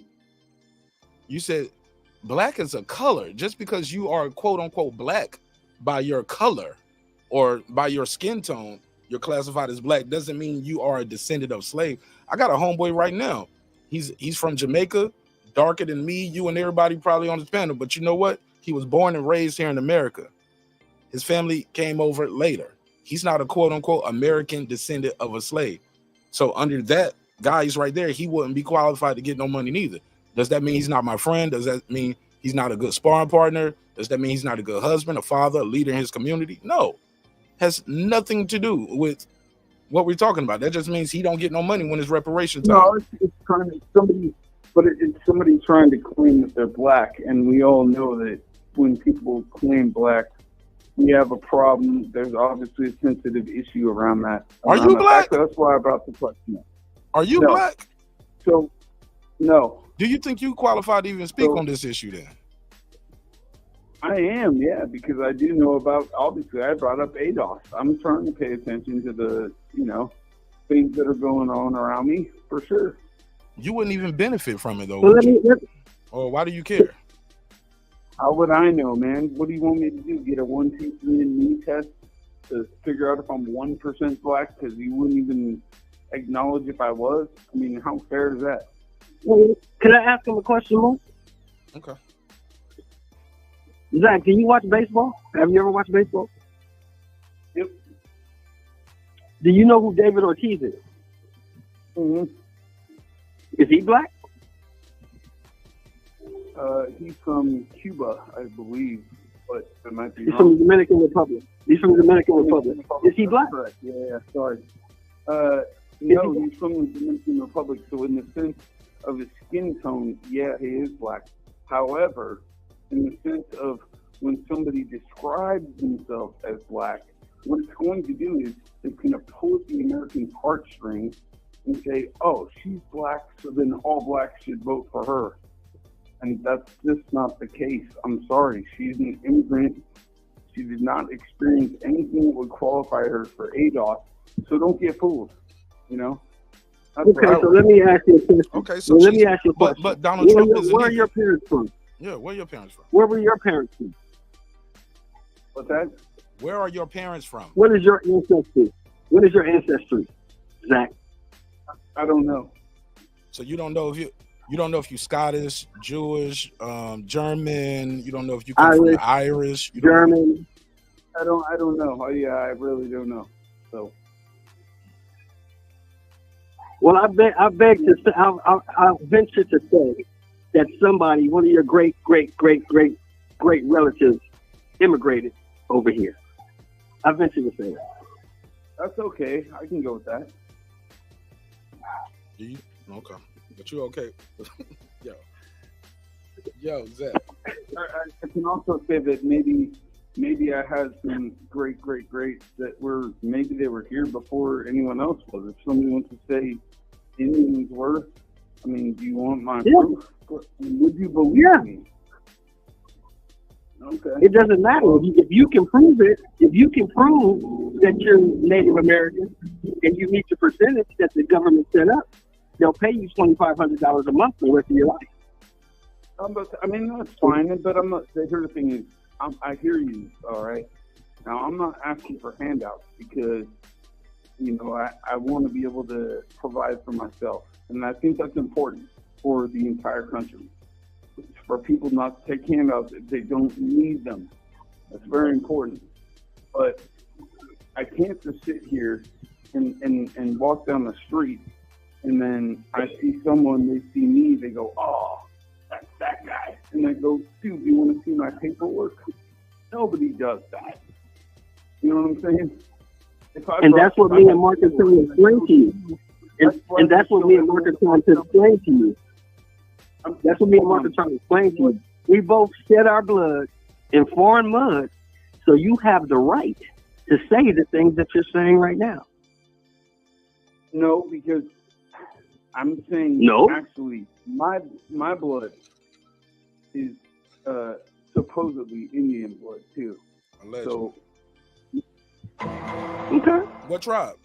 But do I have to walk around to everybody and show them that, or who does that? Nobody I want to know who does that. But you the same guy that wants to go question a person who say they identify as a cat, or her saying she identifies as black. We got to have a conversation about that. Like no, because she's going for president, and she knows that if she identifies as black, she's going towards a black demographic. Who actually, there probably would be a bunch of people who would fit in ADOS if the reparations were able to go through. But guess what, Zach? But Zach, we've had a whole bunch of presidents and a lot of, you know, out of all the presidents we've had, you only had one black man as a president, right? Out of all of them. Obama? Yeah, bro. So but you know, black people been voting for a while. So people are still getting that black vote regardless. And guess what, Zach? A whole lot of black people ain't voting for her. They voting for Trump. Yeah, we're not a monolithic people, bro. We're not like, oh, we just gonna vote for you because you're black. No, I don't. Right. Some of my best friends, some of my family members are voting for Trump. And that's their right. I fought so they could have that right. You got one vote, brother. I bled so they could have it. So you know. Okay, so what I'm wondering is, okay, so if you're going to vote for Kamala, then you have to look at, she seems to be doing a ton of flip-flopping, okay? Which leaves me at, like, I'm in the independent stage right here. Because I don't, I can vote, I can not vote, I can vote, whatever. I just, I'm undecided, we'll say. So why did she flip-flop on things like the border wall, guns? I could probably have named off 3 more. Name 3 more. Take your time. Give me 3 more. Give me 3 more. No, I can't because you guys are prepared when you come on a conversation. I can tell you why. I can tell you why. I have a theory on it too. Same reason Donald Trump has flip-flopped on his abortion stance. But I'll tell you why. Go ahead, Sheldon. You go first. I can answer your question. The reason she flip-flopped is because that's what politicians do. Yep. And I'll add to that. Let me respond real quick, Zach, as well. Zach, here's another thing. When you're first trying to get elected, right? And you have and there's more people out there, you and you're on the stump and you campaigning, right? You're trying to build your base. Once you get that nominee, once you become the nominee, at that point, now you got to get those swing votes in the middle. And you'll notice if you follow politics, I don't know how old you are. You mind telling us how old you are, Zach? So we can just gauge how long you've been 40. Voting. Huh? Good 40. Good 40? 40. Yeah. He said, let's do 40. He said mid 40s. He said, let's do mid 40s. All right. Zach the Christian, by the way. All right. So Zach, mid 40s. Have you voted before? How often do you vote? Do you vote every election cycle? I vote all the time. Okay. So boom. Let's not concentrate on me. No. I think it's important because I'm trying to gauge who I'm talking to and how much information, what things you are familiar with, what you're not familiar with. So I was just trying to be familiar with a lot of things. Fair enough. Familiar with a lot of things. Fair enough. All right. So when you're building your base and you're trying to get the nomination, a lot of people have different stances. Once you get the nomination, you got a base already. Your base is solid. These people picked you. Now you're trying to get those swing votes in the middle. And you'll find even Donald Trump has swayed here and there on some of his positions as well. Name a couple. The Obamacare. He wants to repeal Obamacare. They asked him on the debate stage, how would you do it? He was like, I have a good idea. And I have a, what was the words he used? I have an idea of a plan. He couldn't tell us his plan. He swayed a little bit. I have a concept. Oh, I have a concept of a You've had a concept of a plan since 2016, bro. This is 2024. That's 8 years. So what you're saying no, you asked the question. You said name some. I was going to name a couple more. Well, yeah. Hold on. Let me ask. Okay, you have another one. I have several. Okay, go ahead. But my whole point is Donald Trump has flip-flopped on some of his stances. Even from the project. Go for it. He told me to go as soon as I said flip-flop. You got triggered. Well, I said Donald Trump's flip-flop on the stances. I was about to tell you some more. Go ahead. Okay. He went from Project 2025. I was about to say Project 2025. He was all for it. Then he says, I don't know anything about these people. And then recently, and as I was talking about earlier, I played a clip in the article. I can put it back on the screen for the people who just got here, of him admitting that he's going to put the writer of Project 2025 as part of his cabinet and part of his administration. When he just said he don't even know who these people are. But he has nothing to do with it. But I don't have anything to do with it. I don't know who those people are. But he just admitted. Can I address that? Jump in, man. Get in. Go ahead. Okay. Let me address the 2025 first. That's the first comment, the last comment made. So it's most recent in the mind. From what I understand, and as from one of the YouTube channels that I was watching, the person who came up with Project 2025 just endorsed Kamala Harris. So that don't seem, that's like, who? We're living in clown world kind of information. Who? Now, Obama. Who? Put a name on that. Who? Who? Yeah, who? You just said that. Who? Who's that person's name? Yeah, you just said the person who came up with that just endorsed Kamala Harris. Who? What's that person's name? I'm And I would need to look it up. I just heard That's it on important. someone else's That's YouTube important channel. because I think you're bullshitting. Respect. All right, I think you guys. I think you guys need Benny Johnson. So if you watch Benny Johnson, you would know. Like how you go see. He said that, or is that the person? What's that? Ben Johnson. No, that's the person's YouTube channel. Yeah. Nah. Ben So I'm Johnson. asking you who said it. I ain't asking you what YouTuber said it. I'm asking you who said it, and who or. I'm sorry. Who is the person that endorsed her from Project 2025? I mean, I'm sorry. Yeah, listen, man. I think that it's you have to take the things that people say from trusted channels that you watch. Some of those you got to take for face value. So I think that one's face value. Sure, do people take news and run with it and say Haitians are eating cats and dogs or something like that? Maybe. I don't know. Go look it up for yourself. Like Obamacare. He said it on the national stage, bro. What do you mean, maybe? He said that in a national debate on every channel in America. He said people in Springfield, Illinois, the Haitian people, were eating the cats and the dogs. That's what he said. It was on the news. It was on the news, though. But didn't he come up with the phrase "fake news"? Yeah.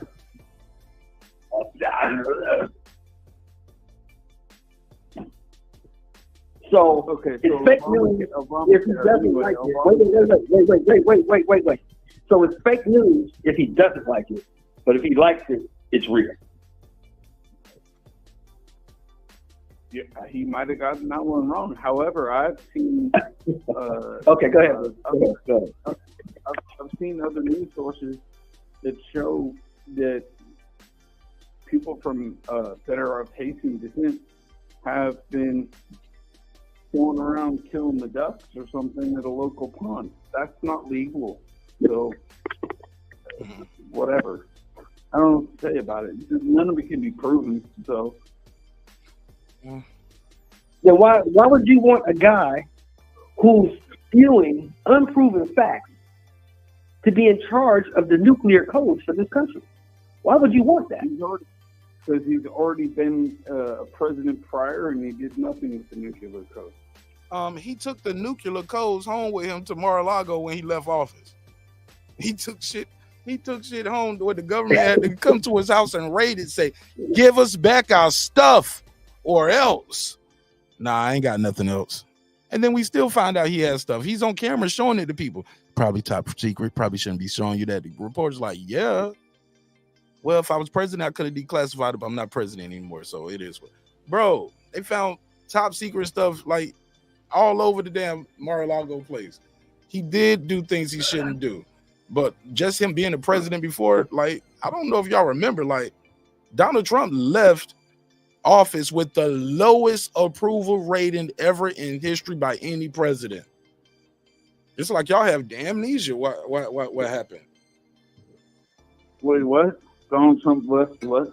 Yeah, the lowest. He left office with the lowest approval rating in United States history. Lowest. Okay. Well, yeah. Okay. All right. Let's talk about this. So what happened around that time? Let's just say COVID happened, right? That was a rough time for everyone. So, bro, we've had Great Depressions. We've had World War I, II, and many other wars. I know Vietnam, like Pearl Harbor, like Korean War. Believe me, I've seen the statistics, man. I've seen the statistics. So you look at the statistics, and since every world war that we've had pretty much has been they graphed it. And again, this is on this guy, Benny Johnson. I think his name is Benny Johnson. And he put it on there, and pretty much so the statistics showed that before COVID, like, we were starting to go up, and then COVID hit and it went down. And then pretty much right now, it's right back to where it was before Trump's before Trump's office had kind of like hit COVID. So there's been no gain.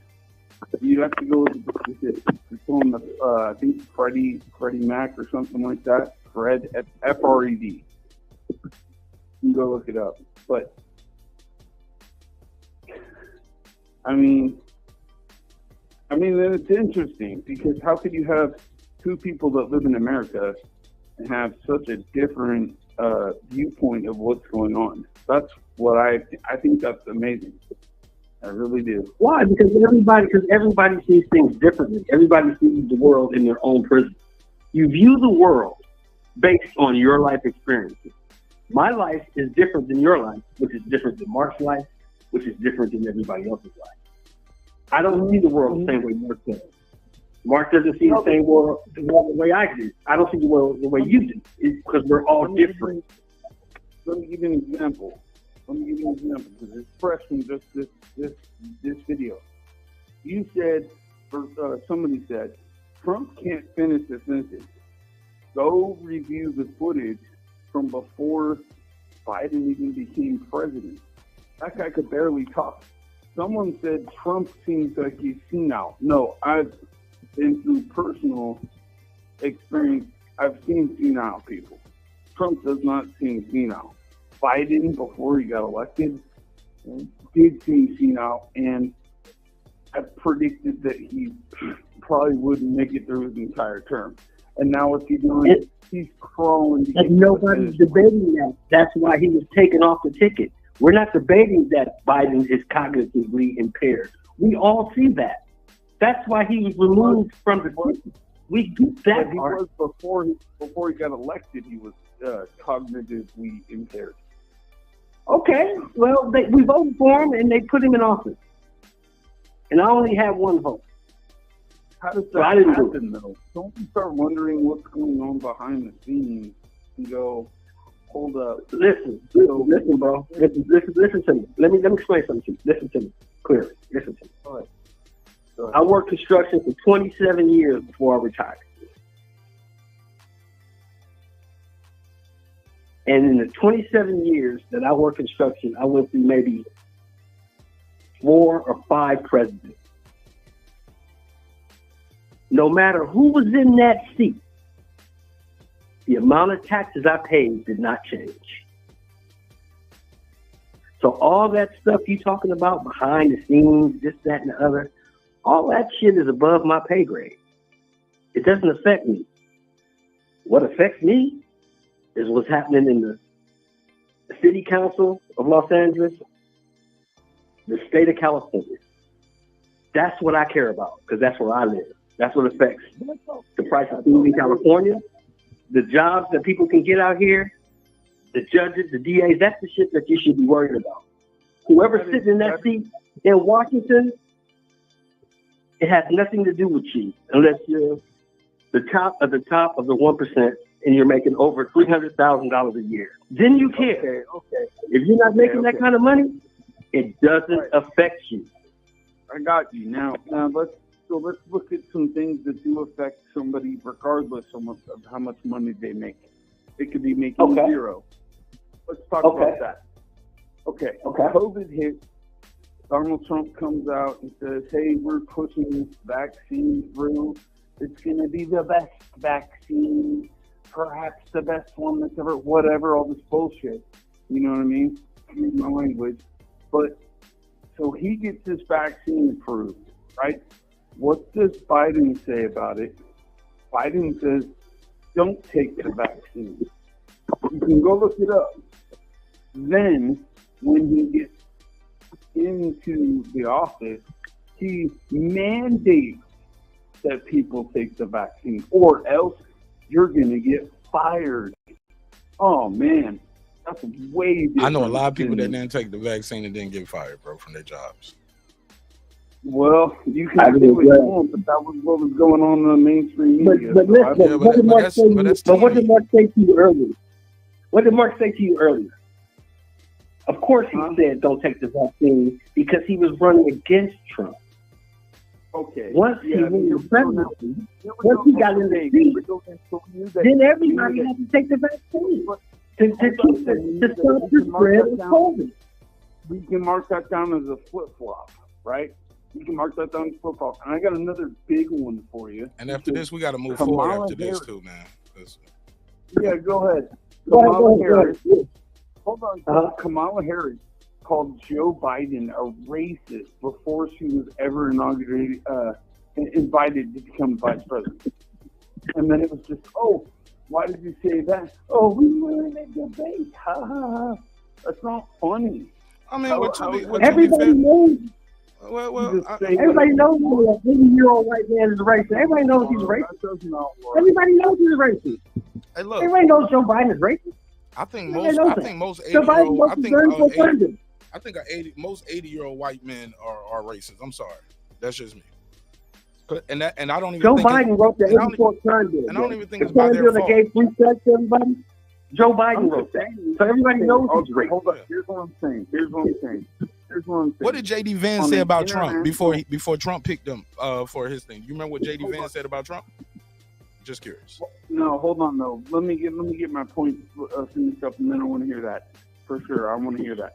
So, if on the international stage you walk over to another country, president, prime minister, whatever, whoever you're meeting with, and you say one thing that you do another. Mute the dog. Somebody mute the dog, please. The world is rude if you do another thing. Hold up. Say it again. Say it again, bro. Say it again. If whoever it is that's the president goes over to a country, shakes hands with them and says, "Yep, we got it. Ice cream for $2." I don't know. What are you talking about, bro? Hold on. Yeah, I used an example that you can call it on. Bro, I don't know what you're talking about. You said go to another country and say we got ice cream for $2. What are you talking about? I'll make it quick. If Kamala said Joe Biden is a racist, and then later on when she got questioned about it after becoming VP, she said, "Oh, I was saying it just because it was a debate." She'll say anything to anyone. Why? I gotta find that. I don't know that. I got. I don't know. I don't recall her saying. I don't recall her, but I don't recall her saying he's a quote unquote racist. I've never seen that. Yeah, he did. Yes, he did. I don't know that, and I can't take your word for it because, like you said, you didn't even know what the word Zionist means till last week. So you got to look it up. Yeah, I'm looking it up right now. I'm looking it up right now, and it's not there.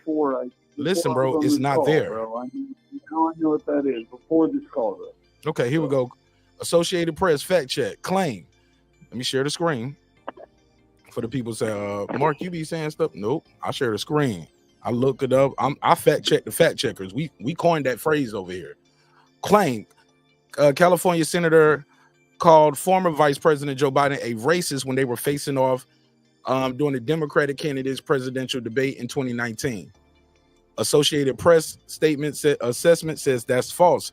Harris has criticized Biden on certain topics related to race during the debate in June 2019, but she prefaced those remarks with, "I do not believe you are a racist." Go look it up. She was asked I just looked it up. After the debate, she was asked a direct question in an interview when she was announced as the VP possible elect, and she said she was in the debate and then she started cackling. She'll lie. Sir. Look, we got to trust somebody's facts. Who cares? Sir, listen, but we got to trust some facts now. You started with. Hold up. No. Yes, I trust Associated Press more than I trust somebody on the phone telling me to just look it up.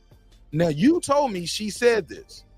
I Googled it. The first thing, sir, look, we can sing together, but we can't talk together. Listen, you told me to look it up. I looked it up. This is the top. No, but you're looking it up from a source. No, I looked it up in Google, sir. Google. Sir, yeah. Type it in YouTube. I don't trust YouTube as much as I trust, because people like you can do a YouTube video and not get sued. Associated Press would get sued if they put this out here. Again, okay, Wall Street Journal. Brother. Hey, look. Listen. You're not even listening, sir. You're not even listening no more. Mute your mic. Listen. I'm going. Listen. Wall Street Journal, Associated Press, Newsweek. You telling me to type it in YouTube? I'm typing NBC, Washington Post, they're all saying you're wrong. She didn't call him a quote unquote racist. You're wrong. Look it up under YouTube. Listen, I got you, bro. Let me do this. And after I do this, you're gonna kiss the ring, and we're gonna get you off the phone. I ain't kissing nobody's ring. No. You're gonna kiss the facts, though. When I say kiss the ring, as in you're gonna admit you're wrong. You're gonna admit you're wrong. You're gonna admit you're wrong. Listen, bro. You told me to play it on. Listen, man. No, bro. Look, cause you wearing my patience because you're talking over me too much, and I've been very respectful to you and letting you talk. Now you told me to type. Even now you're doing it. Have some self-control. You told me to type it in on YouTube, bro. No, have some self-control, sir. Sir, have some control. You told me to type it in on YouTube. I playing it on. Listen, man. You told me to play it on. Goddamn, bro. You being mentally and emotionally weak. Calm the fuck down. Look. No. Let's start with quiet. How about this? Start with quiet. Can you start with quiet? Can you start with quiet? Hold up. Clean slate of quiet. A clean slate of silence, though. And I'm gonna play the clip because you told me to play the clip off YouTube. So now I'm gonna play the clip off YouTube, and it goes like this. But after this, I'm gonna have to let you go because you're not even listening anymore. And I don't want to raise my voice at you, but I'm not gonna let you talk over me. I do not believe you are a racist. I'm playing it, and now you still talking over the clip that you told me to play. Listen, man. You got, bro. I gotta hang. Do I gotta hang up on him? No. Bro, are you gonna be quiet? Hey, look. Listen. Let me tell you something. Let me mute his mic. See, this is what's gonna happen. You don't get to run the show. You get to call in. You can run the vacuum cleaner around your house, but you're not gonna run my show. Now he asked me to play the clip, ladies and gentlemen. Now I got the clip. I'm queued up. I'm trying to play it, and he's been so emotional because he know he's cooked. He's cooked, and now he don't even want me to play the clip no more. He's trying to talk over the clip. He won't let the clip play. But we're gonna play this clip, and it goes like this. I got you muted. The audience can't even hear you, bro, and I can't hear you neither. You muted. I do not believe you are a racist. Stop right there. Her first line is, "I don't believe you're a racist." But she's gonna attack his record on race in the Democratic debate. So let's play that. I do not believe you are a racist. And I agree with you when you commit yourself to the importance of finding common ground. But I also believe, and it's personal, and I was actually it was hurtful to hear you talk about the reputations of two United States senators who built their reputations and career on the segregation of race in this country. And it was not only that, but you also worked with them to oppose busing. Look, everything I've done in my career, I ran because of civil rights. I continue to think we have to make fundamental changes in civil rights, and those civil rights do you community. But Vice President Biden, do you agree today that you were wrong to oppose busing in America? Then, no, do you agree? I did not oppose busing in America. What I opposed is busing ordered by the Department of Education. That's what I opposed. Well, there was a failure of states to integrate public schools in America. So they're having a race debate. And she clearly starts off, "I don't believe you're a racist." And she goes into challenging his record on his votes. Ladies and gentlemen, round here, we call that check and mate. I'm asking for something else. Is there an interview where she was asked whether or not she called him a racist? Because you'll see, you're bringing up one debate, and you'll see that there are multiple debates. And she did say that. Well, we started this by telling you who cares. Nobody cares. They don't care. All right, you don't care about Joe Biden not even running for office no more. You're just gonna vote on whatever you want to. I don't care. What am I trying to do? Earn your vote? No, I'm just trying to point out facts. You decide for yourself. You sound like you've been drinking heavily tonight, Zach, and I think you need to get some rest. Yeah.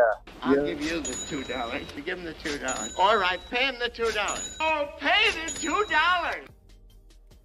You've been slurring a little bit too, but shout out to somebody in the chat, my boy Lake County. He said, "You gonna get this clip." He said Mark is loaded luck voice. But I appreciate you, Zach, and don't be a stranger, man. Thanks for calling in. We're gonna get into some Thank boxing you. talk. Later. Yep, later. Hopefully everybody figures it out for themselves. Absolutely, I agree. Couldn't agree more. Yeah, we can have a good conversation, but once you won't even let me host my show no more. I gotta wrap it up. Yeah. Like, we can talk back and forth. Yeah. Your turn, my turn, Shelton turn, your turn, my turn, Shelton turn. But when I'm saying, hey, look, stop talking for a minute, bro. Let me play the clip. And you won't even nah, we ain't gonna do that. Bye-bye. When you clearly showed him that he was flawed, his logic was flawed. The whole You point showed is- him that. Yeah, hold on. Let me add Jerry. What's up, Jerry? Hey, what's up, Mark? Popping with you, man. Jerry, what's up with your people, man? Yeah, Trump supporters, Jerry, your Trump supporters. What's going on with him, man? That man said, I own this country and your YouTube channel. No, you don't. I don't know. He sounded like he was drinking, yeah, but I don't. Didn't he, bro? Didn't he sound like? Well, I just want to say, like, and I was patient with it for a while, but then I can feel. Look, I start hearing the drunk argument type thing happen. I was like, hey, I'm gonna cut this out. That's some bullshit. And that's one of the founding tenets of our country, Jerry. We can have spirited debate. We can go back and forth. You have your opinion, I have mine.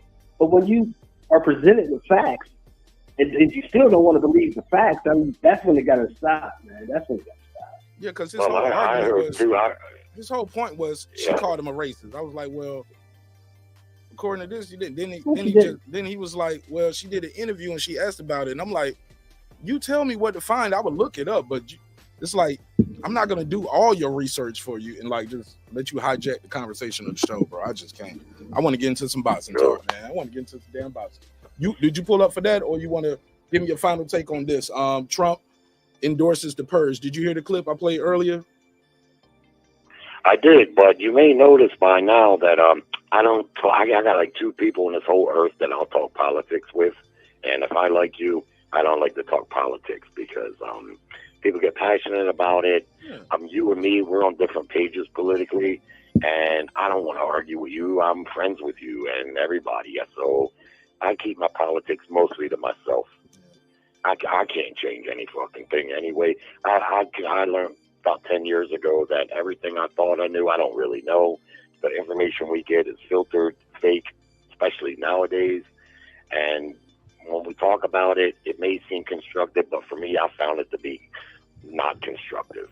I find it to be argumentative. It's just like religion. Religion is, I'm old enough to remember a time when people didn't know each other's politics. Bob across the street, you might have knew if he was a Democrat, maybe, but you didn't know his views on abortion or world issues. And hey, Bob, how's the wife? How's the kids? And I think we were way better off that way. Go to the voting booth, vote how you want to vote, and carry on. That's all we can do. And so that's why I'll chime in on the chat a little bit. But when it comes to like in-person stuff, I don't know. I don't like to do it too much. I do want to talk a little about it. But that's come with trust too. Go ahead. You know what I was talking about as a kid, Jerry? We don't know. I'm sorry. There are two things that you don't talk about. You don't talk about politics, and you don't talk about religion. And those slaves, widely known. or the slaves. That's what the white people used to say. We don't talk about politics, religion, or the slaves at the dinner table. Well, my people didn't tell me that. You don't talk politics and religion. My wife has an aunt that refuses to not talk politics, and she's a conservative. I'm a moderate conservative. Some of our politics are the same, but it always winds up in an argument. I kicked her out of the house a couple years ago. I told her, don't fucking come here. Hey, Jerry, we got to watch them. Hey, Jerry, just to let you know, they flagging the shows for F-bombs now, so we got to watch the F-bombs. Oh, I'm sorry. Okay, yeah. The D word, the P here's word, what I wanna and talk the about. F-bombs, because they'll say we were talking about sex, believe it or not. Noted. Wow. I'll keep that. Yep. They flagged. Crazy, they flagged my AJ show, and all we talked about was boxing all night, and they flagged it for sexual content. So we got to be careful with that. No F-bomb. Well, Devin Haney. Now you know my issue with Devin Haney. It is well documented on your show. No, But for the people who don't know, tried- tell the people, for the people who just first time viewers, tell them. No, I didn't. I thought his remarks about never losing to a white boy is a racist comment, right? Now, you've never heard me call him a racist, because to me, he may have said that, and maybe he's not what I would really call a racist. But I find myself constantly in an area to defend Devin Haney, because I'm mostly about being fair. I just want what's fair for fighters, people, anybody. Be fair. Put yourself in a position. In the last several days since his dad announced that they're going to sue Ryan Garcia, man, I hear people tearing Devin Haney a new ass. Oh, he's a piece of shit. He's ruining boxing. People are saying, I mean, everywhere I go, I am hearing people say this. Now, me personally, I think he had solid grounds for a lawsuit. And let me just flow on this a minute. Devin Haney never really was a popular fighter, but he was working his way up. He was getting big fights.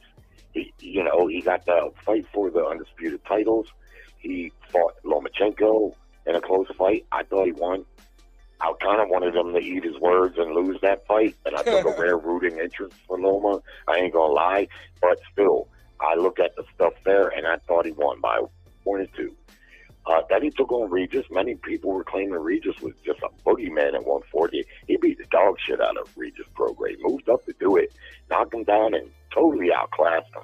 He was making his way, getting a reasonable $3 to $5 million a fight. Now he can't buy a fight. He had a purse bid. Nobody showed up for it. The one promoter we never heard of bet like $1 million to win the fight. Chump change. Then he was going to take on this guy Perro. I didn't see his fight with Matias, but he must be pretty good if he upset Matias. So he won a reasonable $4 million. Not a chance. And what's happened differently between then and now? That Garcia fight. And people need to stop fronting and acting like they know about performance enhancers and trying to pretend that they're not enhancers. They're illegal for a reason. They're called performance enhancing drugs, not unenhancing. Ryan Garcia didn't take that shit because he thought it was going to hurt him. They're considered to be performance enhancers, and they're illegal.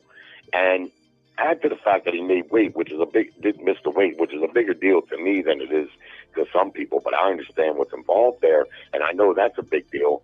But these guys had a history of close competing. Their amateur record says that. They split 6 fights 3-3. You get one guy illegally taking a banned substance, he fucked up Devin Haney's brand. Gotta watch them F-bombs, bro. Understand that. Oh, I'm sorry, man. I'm sorry. He messed up his brand, and it's clear that he messed his brand up. The guy can't buy a fight. He went from getting big fights. He was moving his way up. He was getting reasonable $3 to $5 million a fight. Now he can't get nothing going on. And the only thing that's changed is that fight. And people can't see beyond the fact. They just like, oh, he got his ass whipped.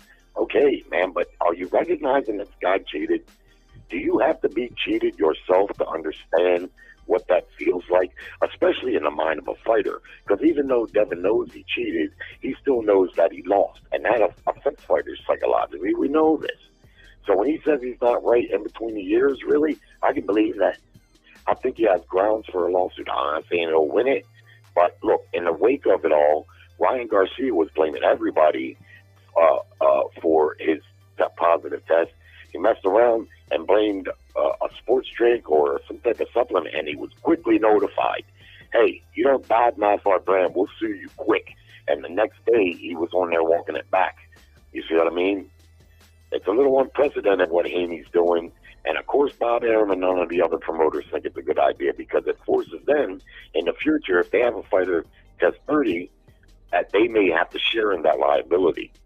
You see what I mean? So I'm on Devin Haney's side here. People say, just run it back. Yeah, it's a lot more complicated than that, bro. They go to negotiate this fight. They're going to want to treat Haney like a D-side.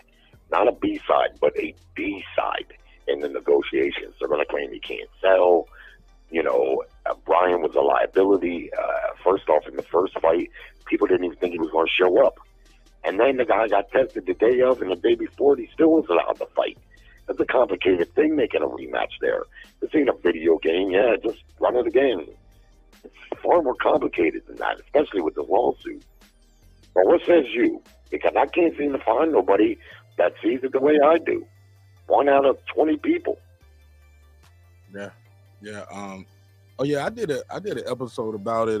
It was a real late episode, and it was a good episode, but I put it on my members only and Patreon. But yeah, I this is America, man. This is business. In business, if you feel you're done wrong, you sue. Because if Devin Haney was out there and put a hit on this guy and had him whacked in the street, we were all, me being the first, would be on the internet saying Devin Haney is an idiot. He's a fool. You're supposed to use the legal remedies to handle legal issues. You can't just go out there and handle things in the street, bro. This ain't that. And whatever do comes you to think, it, and go ahead. Do you think, and I'm just going to use Bud Crawford as an example. Let's say when he fought Madrimov missed the weight and then tested dirty and he beat Bud Crawford. Do you think Bud Crawford would just be like, oh, well, he beat me, you know, he just got the best of me? Hell no. No. If Devin Haney tested dirty and missed weight, Ryan Garcia wouldn't just be like, oh, well, you know, he whipped me. What can I, you know, he just whipped me. No. Come on, man. There's rules. Boxing is a corrupt sport. We know this. But there are rules. And if we're going to have drug testing, there's got to be penalty. You see? And so what he's doing there, he's going after him civilly. He might win, he might not, but he certainly has grounds for it, as far as I can see. And I just don't understand these fans, man, that the hate is really real. Because I'd say this in defense of any fighter, you know? We're either going loud, cheating, and ignore it, or we're not. And as the way the rules are written now, it's not to be ignored. And then the commission there in New York, they dropped the ball. Because this guy told me, well, he wasn't suspended for testing positive. And it's well known that they tested him for not reporting supplements. Now, I've never heard of a fighter getting banned for a year for taking supplements. But I guess the problem here is he didn't report these supplements. But if they're legal supplements, well, nonetheless, he agreed contractually to independent drug testing. Mm-hmm. That's what he agreed to. Now, the commission, I think, either didn't do the testing they were supposed to do, or they muddled the results. And a woman, I believe it was a female, that was in charge of it, she resigned like 3 days after this happened, which kind of lets you know something. Not necessarily. According to everybody on her side in that team, she was scheduled to resign anyway because of failing health issues with her mother. Just to let you know, that may be, but it also could be a convenient. Yeah, that's the official story. Well, I mean that may be, but it also could be a convenient cover-up. Commissions have been found guilty of corruption before. One Resto, that fight there where the guy had stripped his gloves, he tried to sue the commission, but the commission is part of the state's treasurer, so they denied, even though it was clear this guy's gloves was stripped of the material. He beat that guy almost to death. But my point is this. I think they pulled Ryan Garcia in and they told him, look, we got good news and we got bad news.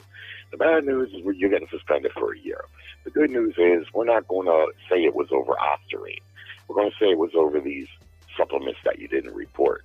They never said the supplements were illegal, so it's not like you got banned for taking illegal substances, right? And you have to serve a year. Otherwise, because these commissions and certainly the testing organizations like VADA, they're not into litigating. VADA takes the samples and they test them for what they're testing them for. They're not going to hire lawyers and get in a courtroom for a couple of years litigating what you claim might have happened or this, that. That's not what they're not in it for that. Right? And Ryan Garcia, and it probably his people, more pointedly, were smart. They were like, okay, fine, we'll just do that, right? We'll just take that deal, and that'll be that.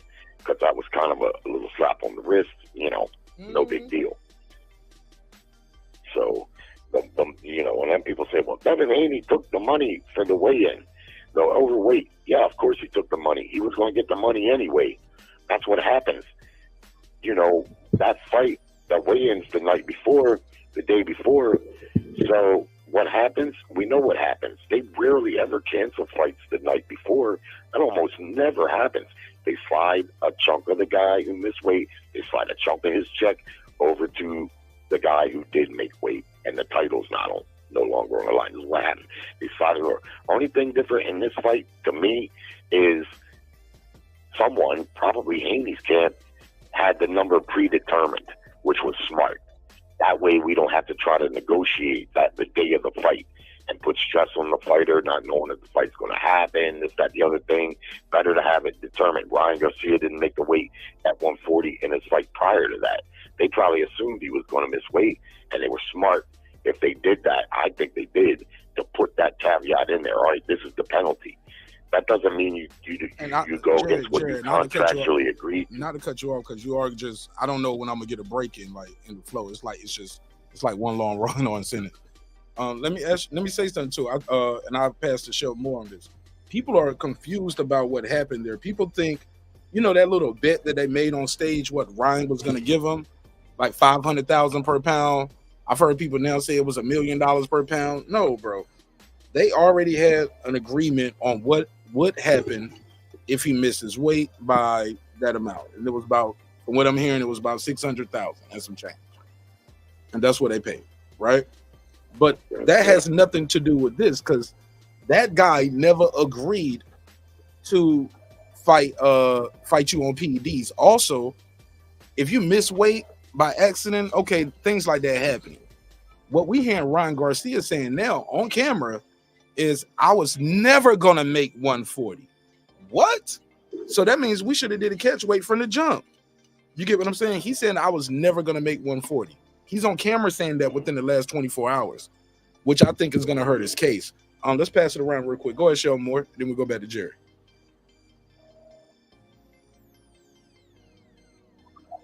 Devin Haney lives in America. If he feels he was wrong or the contract was breached in any way, he has the right to sue. It may not look good. It may not feel good to people who think he should go by some hood code that he's not a part of. He's a professional boxer. This is a business. And in business, he feels he was done wrong. So the proper remedy is to take it to court and sue for damages. That's what he's doing. You ain't got to like it. And let me enlighten some people on some things. I don't think he cares if you like it or not. He's doing what he has to do for himself. That's what he cares about. His well-being and his pocket. He doesn't care about your opinion.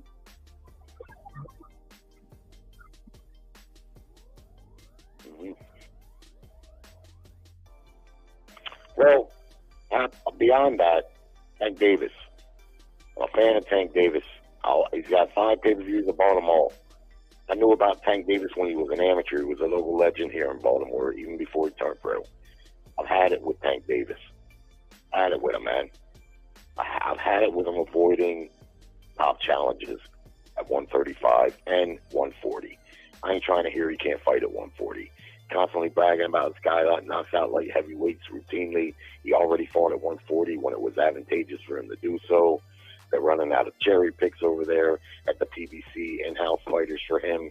There's far too much talent between one thing. The fact that he had never fought Gary Russell, that's a built-in fight.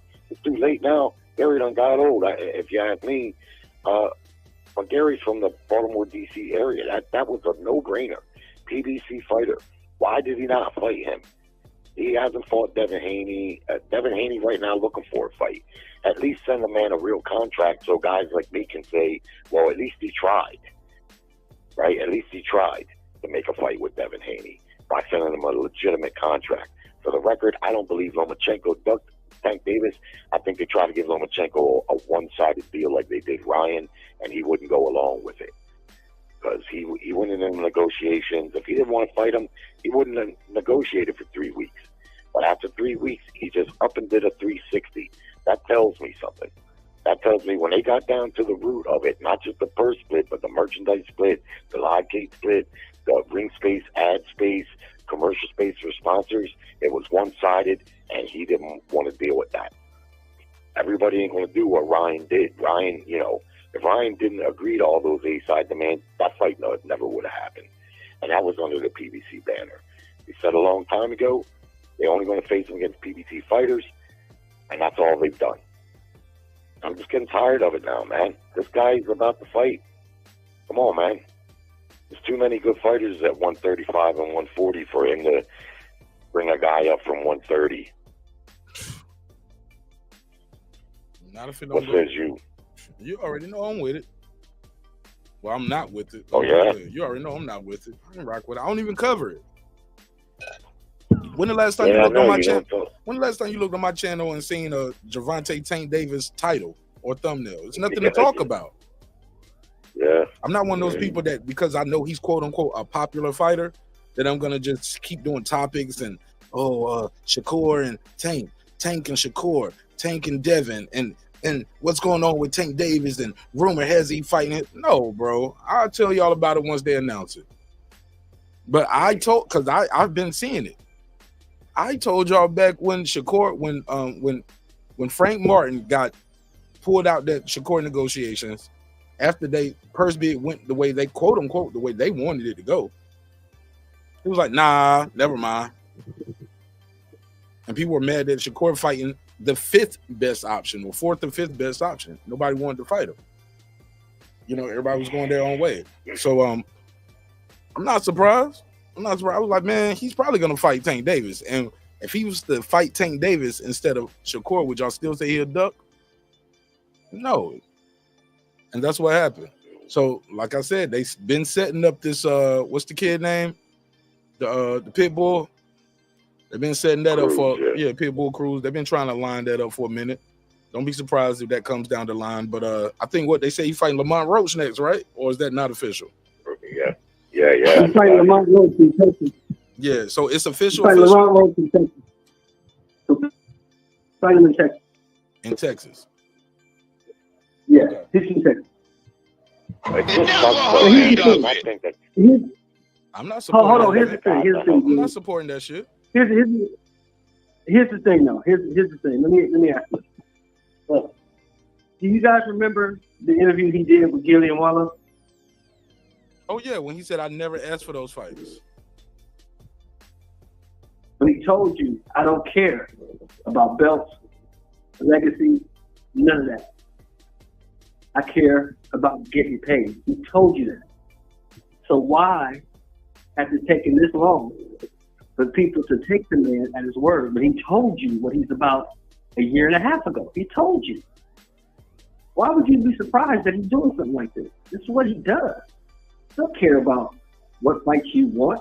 He wants to make the most money he can for the least amount of risk. He told you that, so you got to take him at his word. But don't you think he'd make more money fighting Devin Haney than No. fighting this guy? Compared to no. Hold up. What guy? Lamar Roach? No, Tank would make more money fighting Haney than he will Roach. Yeah. No, he wouldn't. Come on, bro. No, he wouldn't. Shell Moore, tell me why. I'm gonna tell you why. Didn't somebody just say? I just heard that. Didn't Devin Haney just have a purse bid for the Impaired? No, he didn't have a purse bid. He had a purse bid for Sandor Martin. Okay, how many people showed up for the purse bid? That's Sandor Martin, bro. That's not Tank Davis.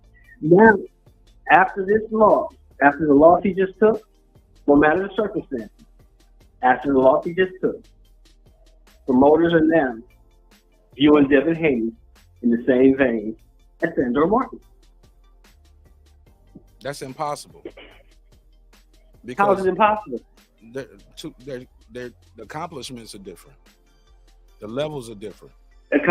Obviously, accomplishments don't matter, because if they matter, he would be getting the fight, right? Who would be getting the fight? No, they ain't tried to fight him. They never tried to make no fight with him, bro. Who's not trying to fight him? Tank Davis is not trying to fight him. They never really made no serious offers trying to fight him, bro. He never wanted to fight him. Who else is not trying to fight him? Who else is ducking Devin Haney? Teofimo Lopez never tried to fight him, never wanted to fight him. The only person that really was trying to fight him was the guy he just fought. And he wasn't even the first choice for Devin. Remember, they was trying to go all around the world, trying to fight Rolly, all these other people before they fought Devin. But the only person who's I know been really actively was trying to fight him was Shakur Stevenson. That's it. Okay. Well, that's a fact. I mean, look. Yeah. Well, I mean, look. The bottom line is, Devin Haney doesn't have a fight. If Tank wanted the competition with Devin Haney, he would have done the contract. He didn't. But Tank told you. That's what Jerry's saying. That's Jerry's whole point. Like, and that's what a fight with Devin Haney and Tank Davis is bigger than Lamont Roach. People don't know who Lamont Roach is, bro. Even if all you know Devin Haney for is even if all you know Devin Haney for is losing to Ryan Garcia. Right. You at least know him. But my point is, why would anyone be surprised that he would pick Lamont Roach over Devin Haney? That's what Tank does. He's been doing it for the last 5-6 years. So why would I agree. I agree with that. That's a strong point you're making. And when he said that, it almost broke my heart to hear him say that, because I'm like, what? How could you not mention these guys' names? You're telling me all them times you've been in the gym training with Mayweather and this one and that one, you guys are claiming you're the head top guy in the division, hands down, and you ain't never, because he said to be honest first. He said to be honest, never. That's a shocking admission from a guy who calls himself the king and the face of boxing and the king of the division. Come on, man. You ain't never said, hey, I'm tired of this guy running his mouth. I want to whoop his ass, and get me this fight. Come on, man. You're a competitor. It's frustrating to me because I think Tank is a great fighter. I do. But with where he's at right now, I ain't never been a fan of a fighter, not even the great Ray Leonard, that I don't want to see him get tested. I want to see him tested. I think I would probably pick Tank over all these guys, to be honest with you. But I'm tired of taking his word and his people's word for it. We'll beat all these guys. Okay, well, you're the kingpin. These guys aren't even in a position to make you an offer. Where's the valid offers for you to them? Where are they at? Why, they say, yeah, Devin Haney. I said this a long time ago, Jerry. I said this on my show a long time ago. I don't care what fighter it is. You cannot say that you are the best if you have not tested yourself against the best. You can't say it. You can say it, but I won't believe it. I'm sorry. Go ahead. The reason Ray Leonard could say he was the best, because he fought the best. All of them. He fought them. Yep. The reason Hagler could say he was the best, because he fought all of them. You can't say I'm the best, but Lomachenko's out there, Shakur's out there, even Dennis Barancic is out there with a belt. You ain't even fought him. Nope. So come on, man. So cut it out. And when I knew, when they was they screaming that he's the man in the division, hands down, and how are you going to be the man in the division when another man, Devin Haney, has every single belt in the division and the Ring Magazine belt, and he has a free agent status? You're calling yourself the man. This guy's got all 5 belts and a free agent status. Man, if you was the man, you would have fought him at 135 then. He never tried to make that fight, even though Haney had every one of those belts and the Ring Magazine belt too, right? Wasn't tied in directly with a promoter, at least to my knowledge. Seems to me they could have made a fight, and it's just, the act is growing old, man. And it just sucks, man, because this guy ain't getting any younger. People don't get younger, you know? And it's just the same thing, fight after fight. PBC fighter, in-house fighter. These guys he's fighting aren't terrible fighters. I mean, so don't get me wrong. They're not terrible. But when you got all that talent, it'd be like if what you're saying, like Ray Leonard, he fought everybody. But imagine Ray Leonard was what he was back then, and he never fought Duran or Hearns or Hagler or Benitez, right? He just, none of them fights ever happened. We wouldn't be calling Ray Leonard great, just like you were saying. Yeah, he would be just a guy. That's what he would be, just a guy. Yeah, and he'd be known for dunking at that rate with all that talent. But one thing they do with Tank is you don't hear him say he's great or he's the pound for pound. They say what they say is he's the face of boxing or he's the top money guy. That's more how they market him.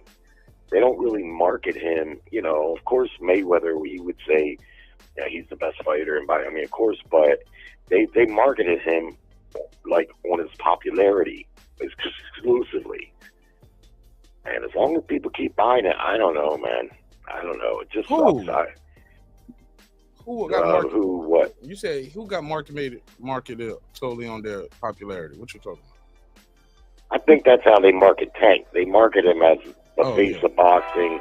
I don't hear him saying a lot like this guy's the #1 fighter or challenging Crawford or whoever might be the consensus pound for pound at the time. What type of shit you want? I want to see how hard I want to see if they fighter. He's a pay-per-view fighter. You said you wanted to spar on Errol Spence. You're like, okay, he's fighting on pay-per-view, but he really ain't selling much. Who you know that you got the best. They got some more marketing there, and they call him the face of boxing, right? Because people don't want to hear nothing about pay-per-view. Just them 3 letters alone get people set off. And if you're not really selling pay-per-view like that, you know, like 600,000, 700,000, 800,000 units. So he's got that one big one with Ryan Garcia, but the other ones weren't that. So it really wasn't an effective marketing scheme in my eyes. But the face of boxing, yeah, people debate about that. Who's to say who that really is? But I know why they started doing that, because it was better than just saying he's a pay-per-view fighter. Let me play this clip. Shout out to Al Money with the super chat. Let me give him the $2 drop. Appreciate you, bro, for supporting the show in a major way. Let me give him the drop. I'll give you the $2. You give him the $2. All right, pay him the $2. Oh, pay the $2. Appreciate that, Al Money. Let me play this clip. This is the clip that we were talking about. Just like that. Who's some of the people you know that you got the best sparring work from? Like best sparring work. There's a lot of people. I sparred a lot of people. Just to see his power. They say he could hit. So it's fast. He trying to be out here like this. I just want to test it. Like you don't know how hard. That's why in my how strong you is. See that? I hit before they go straight. Yeah. It's always he's Philly and Baltimore middle. Okay, that's not. You know what I'm saying? Both of y'all. Hold on, that's not. Now, another thing, Tank, since a youngin, fight anybody. Excuse me. Since an amateur, fight anybody. Me, fans, we feeling like you not getting the best fights you supposed to. But we know Tank. He was like, this Gilly trying to hype him up. Gilly did not expect this guy to say, I never asked for these fights. You hear the way he hyping it up? He was like, why you not getting the best fights? Hey, neither did I. Did you think he would say that? No, never in a million years that I heard him say. That shit was heartbreaking. It's the way he could have said it too, but you can see these guys, man, they're not caught up on media train. He could have said, hey, look, I fight the guy that's in front of me. Hold on, let me add Lake County. Shout out to the home in Lake County. Let me add him to the call. What's up, Lake? Let me play this clip real quick, Lake, and then we'll go to you first. Me, the fans, we feeling like you not getting the best fights you supposed to. But we know Tank can fight anybody. Why is that? We want to see Tank and Lomachenko. Okay. Me personally, I'm on record. You could Google it. I always said Tank is going to knock Lomachenko. Hey, look, I got to pander to you real quick. I don't want to make you mad. Go the fuck out. Okay. Because Lomachenko defense is on the inside. And there's no way you're going to stand on the inside with a nigga that punched this hard and you're going to be doing all this shit. No, he's going to put you the fuck out. That's why when he fought Teofimo Lopez, who did I bet the money on the inside? So we all over the place. Let's fast forward. For me, we want to see you fight Lomachenko. We want to see you fight Devin Haney, Teofimo Lopez, motherfucking all the top who they say is the 4 horsemen and they anywhere around your weight class. We want to see it happen. He's about to ask him now. Keep in mind the date of this interview was April the 17th, 2022. He hasn't fought Ryan Garcia yet at this time. When we gonna see it happen? I'm not sure. I don't. He's like, I'm not sure. That was real shit. That's some real shit. I can't. I don't know. How many times you walked to him and said, "Yo, give me these niggas"? Watch this. It's like, how many times you don't went in there and said, "I want these niggas, man"? I don't know. Hold on, let's rewind. Hold on. It's at the 23-minute and 50-second mark of the Gilly Wallow interview. How many times you don't went in there and said, I want these niggas, man? To be honest, I ain't never said. Oh!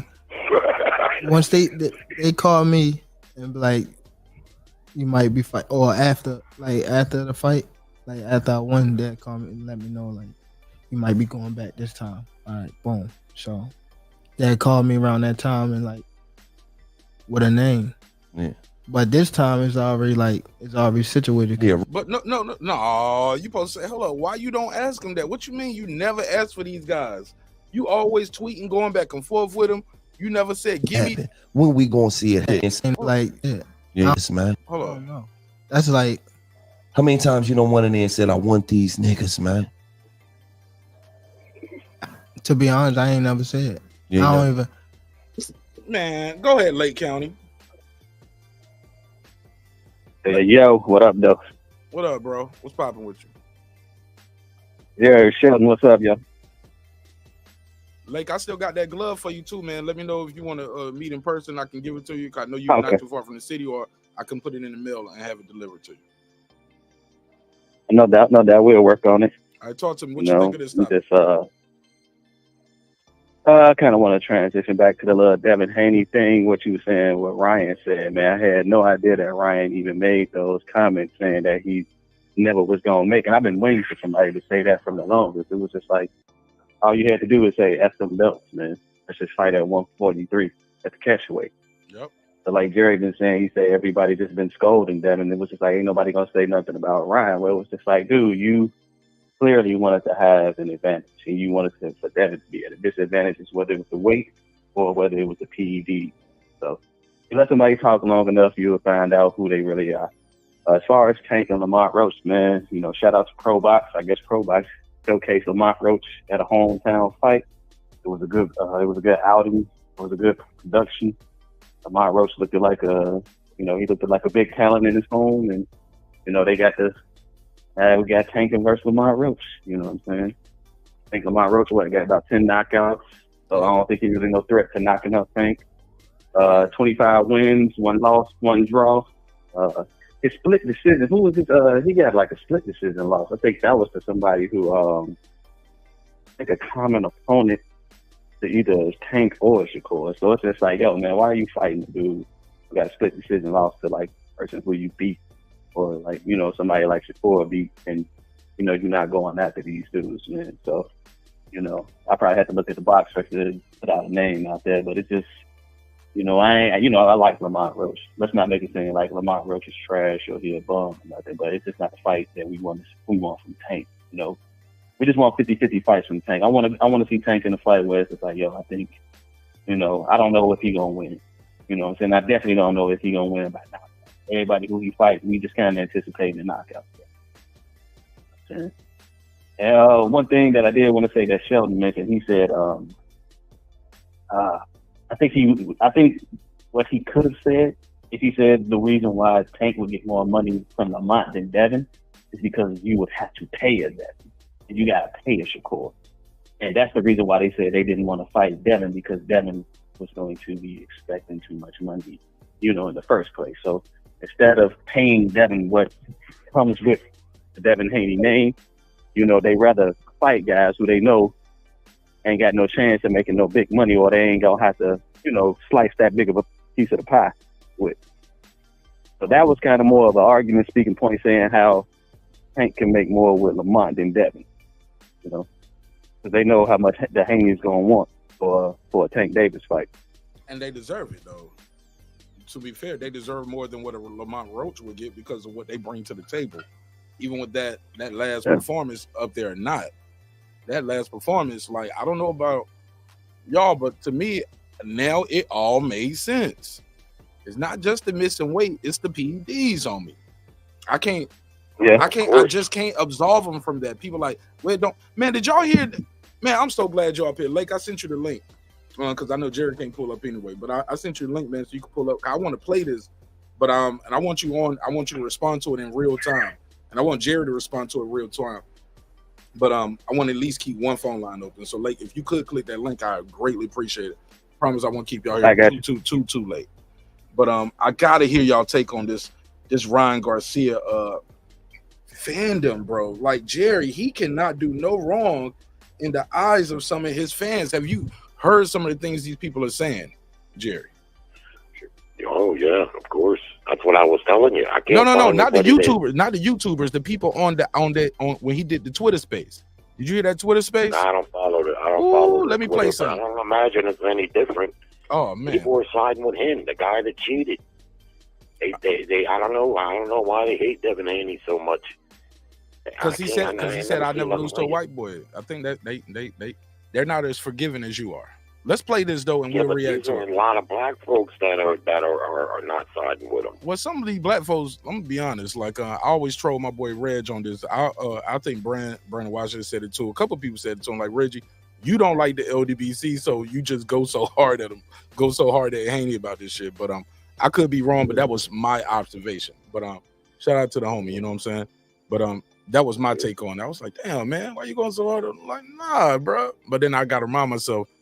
You know, Devin had that quote unquote LDBC backing, and they did too much. Let's just be honest; they were doing too much. A lot of these people would do too much. Well, I heard, okay, I hear people saying, you know, I'm not so mad about the lawsuit. I heard this couple guys say, but you know, they were talking all this hood shit, and Devin and his dad were talking all this, you know, we're going to kill this guy and all this hood shit. And like, what's that got to do with Ryan cheating? Fighters talk shit. Are you new to the game? Of course they talk shit, man. That ain't got nothing to do with this guy testing positive for a banned substance. Not at all. If that and they both said that. Like he said he was gonna kill him. He said he was gonna kill him. I look at a lot of that as hyperbole too. Now, granted, you are in the combat sport, but I look at it no different from I'm gonna knock his head off his shoulders. I don't really think you're going in there gonna punch this guy and decapitate him. You feel what I'm saying? But let's play this clip. Let's play this clip, and I want you guys to come back and respond. Matter of fact, the clip is. I just want y'all to jump in whenever too, because this clip is a little long. Nice to hear from you guys in a long time.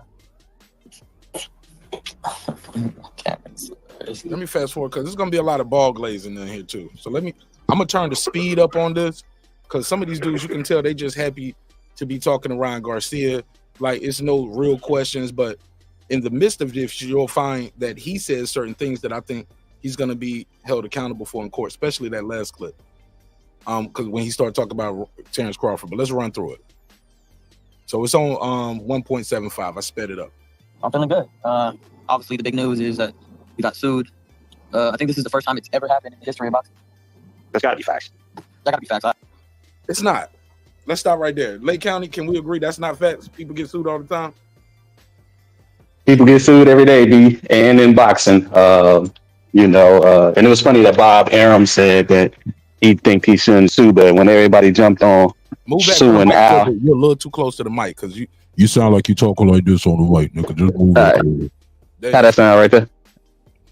Keep talking and I'll adjust your mic. Yeah, because everybody, you know, jumped on, you know, Al Heyman when they felt like he was trying to monopolize boxing, and everybody sued him from Bob Arum and who was that, Oscar De La Hoya.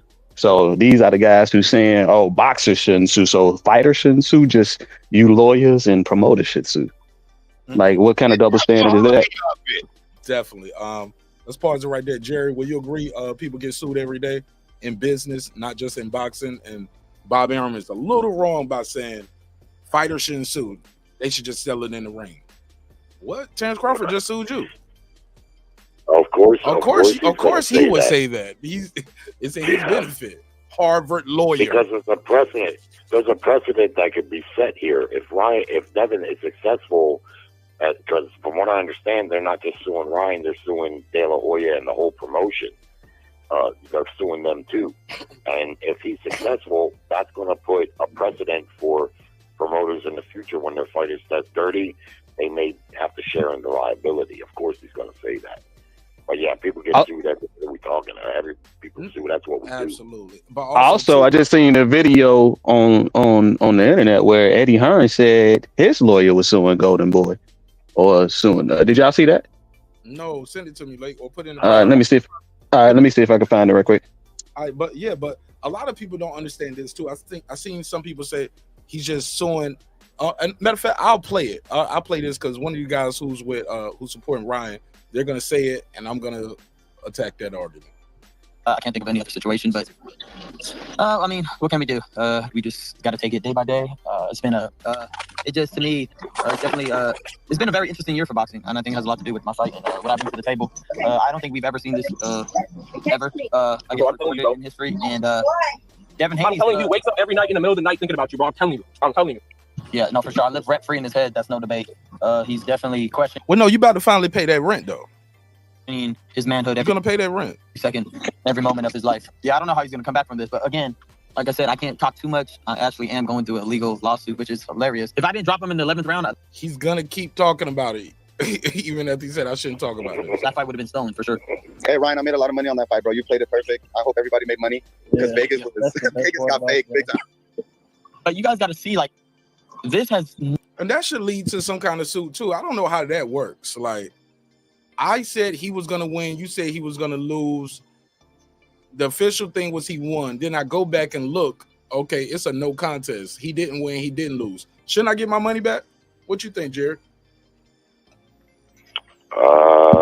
If it's an official bookie, I bet Devin Haney was gonna win, right? Oh yeah, I said that back when. Remember, if you remember correctly, I said back then. What about the betting odds and all the money that was bet? If I put $1,000 on Haney, I want my $1,000 back because I said I said he was gonna win, and that's a no contest. Or if I bet Ryan was gonna lose or win, whatever I put, if I lost, I'm supposed to get my money back. I feel like I got a case. Never been seen in history. You guys got to know, like, this has never ever been done. Like, that should be like big. Like, they're really thinking they're doing something crazy. Like, oh, we're really changing the sport, but you're not changing the sport. At the end of the day, everybody who has a logical mind knows that if you tested negative the whole way through, and then all of a sudden you test positive, obviously it's tainted. This is not like, you don't have to think about it too much. And anybody who's that guilty, it's clear as day, bro. It's clear as day. No, it's clear as day to see that it's not clear. You weren't cycling through nothing, bro. You would have had your you got to do that shit 8 weeks before, bro. 8 weeks before. The committee didn't punish me for supposedly taking oxygen. They said that because I didn't disclose the supplements that I took is why they punished me. So again, even the committee was like, yeah, we don't want to punish him for a billionth, trillionth of a gram of ostarine, bro. First of all, that's not going to help you. Second of all, it would take if you actually do the science on it, it takes 6 to 7 weeks for you. You smoked the word, fucked the hope the night before the fight and beat his ass, bro. The 0.00 gram, that ain't do shit, bro. That ain't do shit, bro. Hey, Jerry, Jerry. Yeah. I used the metaphor the other day, and I said on the show, I said I know some people that smoke an ounce a week or 2 ounces a month, but when you piss them for drugs, they're not gonna have 2 ounces of marijuana in their system because they don't test in ounces. You get what I'm saying? That's people that pretend to know about PEDs, which I don't. Pretending they hear the. Sorry, merging. It was 3 picograms. Well, guess what, dumbass? They measure it in picograms. They don't measure it by the ounce or the pound, you dumb bastard. They're measuring it in micro increments. Right. Picograms. We got a lot of dope fiends and drug dealers in boxing. Let's go to Pittsburgh T. These dudes like, I can give you the pound. I can sell it for the pound. I don't sell picograms in my drugs. But go ahead. What you got, Pittsburgh T? I'm gonna play some more of this Ryan Garcia lunacy and people support him. I think that shit is crazy. Hey, well, me personally, I'm glad that the lawsuit is coming because the only reason I say that is because of all these kind of statements from Ryan and people are running with it. Court makes you prove the stuff you're saying. You just can't run in court just saying all the crazy stuff. You need proof. You need experts. You need actual facts behind it. So all this stuff that he's been saying, these people been running behind, that needs to stop. And on top of that, because people worship capitalism, the worst part about it is he won the fight with an edge. He got to keep the majority of the purse that he should not have gotten based on the rules that they agreed to. So this punishes him monetarily where not even the commission will punish him. So maybe this does change the attitude of people where it is actually a consequence of cheating, and it maybe hits the promoter where they actually now has an incentive. Because this is the same thing that Ryan did before he went to the whole process with the B sample, where he said, I'm gonna take it to court. I'm innocent. They're gonna have to prove it. And what happened? He settled. So let's see him take this to court. All right. Well, look, let's play some more of this. it's definitely a money grab. He really thought that what he was doing was gonna what he's doing is gonna get him more money. I mean, that's basically what it is. Just a rich boy looking for woman. It's just more nonsense for me to deal with. That's facts. That's what it is. It's just more nonsense. I mean, I don't know why he's dragging this out so much. I don't know who his legal counsel is, but I guess that I never took this intentionally. So Pat English, I believe. At the end of the day, it's gonna work towards my favor because I never took this intentionally. So I'm actually That's not the argument. You took it though. It's in you. gonna get approved by innocence. So I'm really he's gonna take 2 L's. One in the courtroom and one in the ring. So I'm not really worried about it. This was he got too many yes men around him. He has too many yes men around him. And he was Look how many yes men are on this panel. Nobody's challenging Ryan at all. crying to Eddie Hearn like, you didn't give me no tickets. You're a hoe, bro. You're a hoe. All right, let's fast forward. Actual female. They knew it, and they tried to make the fight happen. And then he wants to say, Hey. "Oh, I think this is." And then he's throwing Eddie on the bus. Let's fast forward through that. I'm trying to get to his case. Hey, blame it on eggs. Hey, let's say It was eggs or something. Let's say Devin Haney won that fight.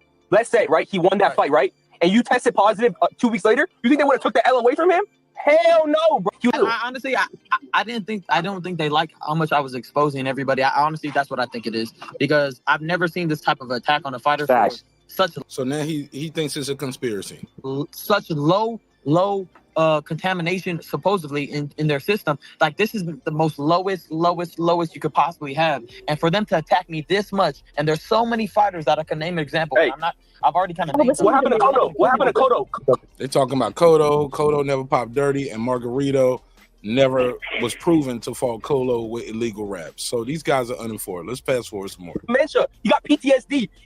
That's facts. Because nobody would even try to fight him because it's not even worth it. One, he's not a draw. So he's saying Devin Haney's career is over. Nobody's going to try to fight him now. That's not true.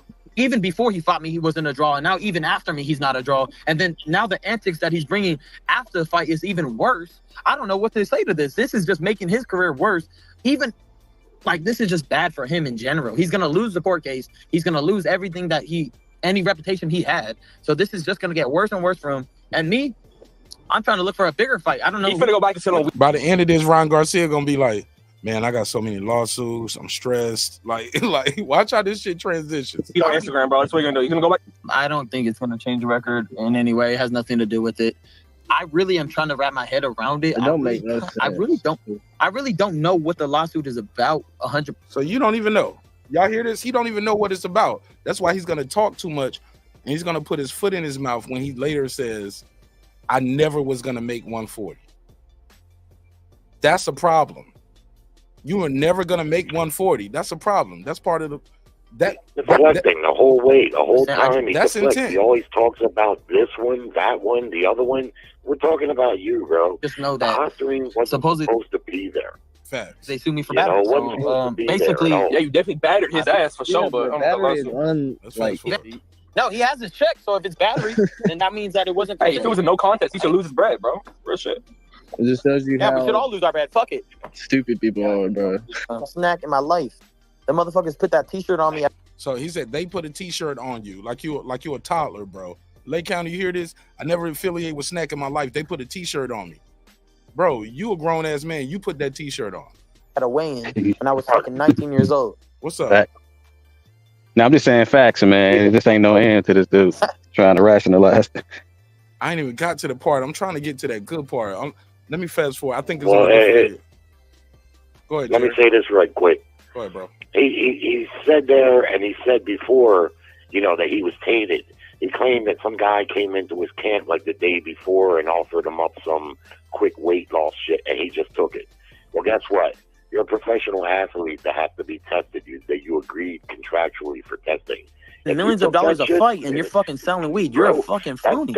Unless it was your company and you had a legit business, I get it. You know, that's fucking. So he's a bubblegum here, and that's been worships money. He looks like a hoe. Pregnant, but I guess he's not. And you know what's crazy though? He said that didn't do shit to keep jabbing. Scared. Then my security grabbed me, and then he was scared. But from that moment, he was like, I don't know. You could watch the fight, stupid dumb formal, ready to fight. If I was that left cracked out in the ring, how was I cracked out if I stepped into the ring, started jabbing you right away, went right to you, cornered you into the fucking corner, hit you with a couple shots, and then you threw a fucking jab, and I countered a perfect hook on your chin. How fucking cracked out could I be doing that? This is what I'm saying. I'm tired of he felt like all that crap he The said. reason why, according to him, and I get it. He said, look, my team told me if I try to fight it, I might get 2 years instead of 1. So I just took the deal. That's what, according to him. Let's play this. But that's like, I get you. That's like in the judicial system. You can get 1 year in jail or 2 years in jail. Some people gonna take the deal and get 1 year, but 1 and 2 years in jail ain't that much of a difference. Now, if we talking about 20 years or life, you know what I'm saying? And I'm already 50 anyway. If you're innocent, yeah. But if you're innocent, it don't matter. Yeah, well, it does matter because you got to consider your age and you got to consider, am I going to jail? Like, and if the deal is 20 years, and if I lose, I get life, but I'm already in my 50s anyway. I'm 55 or I'm 58 years old, bro. I don't want to come out of jail 78 years old. I'm gonna fight this stuff. I'm gonna fight it. Now when you're 20-year-old, Mark. But that don't work for a 20-year-old. That don't work for 20-year-old. When you talk rich about 20-year-old. Right. I got you. I'm with you. Let's fucking play Eddie Hearn, bro. This dude's a fucking Eddie Hearn's a phony. bitch, bro. He's a bitch, bro. I'm gonna help you win that case. I got some info, but you can't say you got it from me. He had something illegal, like an illegal item on him, and the thing he had a butt plug in, and that. Eddie Hearn said, "Oh well, I was looking at Ryan and see, they just and trolling. They just kids. Looking at him, he was so out of shape. Like, bro, I had a sickness. Let's fast forward. Because I know Devin Haney. That's what he does. I got to be a little heavier for this fight. Okay, here we go. Listen to how he just admits. I'm glad I found it. It was on a different video. Listen to what Ryan says and how he admits that he never had intention to make the weight, I believe. I gained weight because I knew Devin Haney was. Let's rewind a little bit. I want y'all to hear this. We'll open up to everybody. Ryan just proved part of the case on this space right here. Because it's one thing to say I miss weight. It's another thing to say I never had intentions to make the weight. And the guy who's up here with him the whole time, they keep telling him, like, man, you got to prove intent. He's going to have to prove intent. And I'm like, no, you have to prove that you didn't intentionally take it. The burden of proof is on you, not me. I'm suing you. Burden of proof is on you. You're innocent until proven guilty, right? Well, I got evidence. You popped dirty. You missed weight. You're on camera saying Floyd told you to miss the weight. We got your trainer and all. Like the social media is going to be the downfall of this kid. But let's play this. Son said, "Oh well, I was looking at Ryan and I was looking at him. He was so out of shape. Like, bro, I had a 6-pack. I was fucking ready to go. You looked great, dog. You looked great. I gained weight because I knew Devin Haney was gonna fucking come in heavy. So I fucking drank a bunch of fluids. I usually don't, and then I ate a bunch. And I knew I was like, okay, I got to be a little heavier for this fight. So I'm gonna try to, gain as much weight as I can because I know Devin Haney. That's what he does. I mean, obviously, anybody who knows what ask Regis. Obviously, he comes in way bigger. So my whole thing was, okay, yeah, I'm to gain a lot of weight before the weigh-in. I'm gonna fight him at yeah, right. Watch this. At a normal, at a fair weight. And guess what? He was still a pound heavier than me. I don't know how he gained. Let's rewind that part. I don't know if they heard it over Jerry. I'm gonna come in a little heavier, and I'm gonna fight him at a normal, at a fair weight. And I'm gonna come in heavier and fight at a normal weight. He's gonna continue. Guess what? He was still a pound heavier than me. Pause right there. We don't know that because according to Eddie Hearn, what he originally said, he said we don't know how big he came in because Devin should have forced a same-day weigh-in. We never got a same-day weigh-in, so we don't know how big Ryan Garcia was, but we know he was huge. I don't know how he gains that much weight. He went from 140 to I think 157. You think, because you heard it on YouTube. 158. I was 156, 157. You just told us what you came in at. So we know. You get what I'm saying? He's his worst witness in court. But let's continue. So now you don't know what he said. You think what he was at, but you just told us you was 156 or 157. It's the butt plug. It's stuffing them and shit. It's the ID fluid. It's the ID fluid. No, but somebody has to question. He never mentions the illegal IV that he took. Why is my voice echoing? Eddie Hearn goes, he was, twitching. He was looking every fight, cracked out like that. Nah, let's keep going. And fight for 12 rounds, stay focused, drop him. I don't know how much to explain it. I wish I could see Eddie Hearn just so I could tell him, bro, are you fucking stutter? You're a fucking fake. You're just an idiot. If you think about it, it's a fucking curse. Because, bro, you really went against somebody that you were lying. Nah, okay, so this is not that. So this is part of it. So the third video is the way he's going to go into it. And he's going to admit that I never had an intention to make the weight. This is the one right here. Yeah, man, great win, Ryan. I supported it. You're actually positive from people inside boxing. I think a lot of people are confused on They're how gonna ask him about fighting Terrence Crawford. We don't care about that. That's not gonna happen. Let's fast people a lot of money again. Yeah. But if you don't hate the player, but obviously power doesn't really display on camera, but definitely speed. He's gonna ask, look, this is how desperate it is. He started asking people on his panel, man, what y'all think I should do while I'm suspended, man, to keep my like what?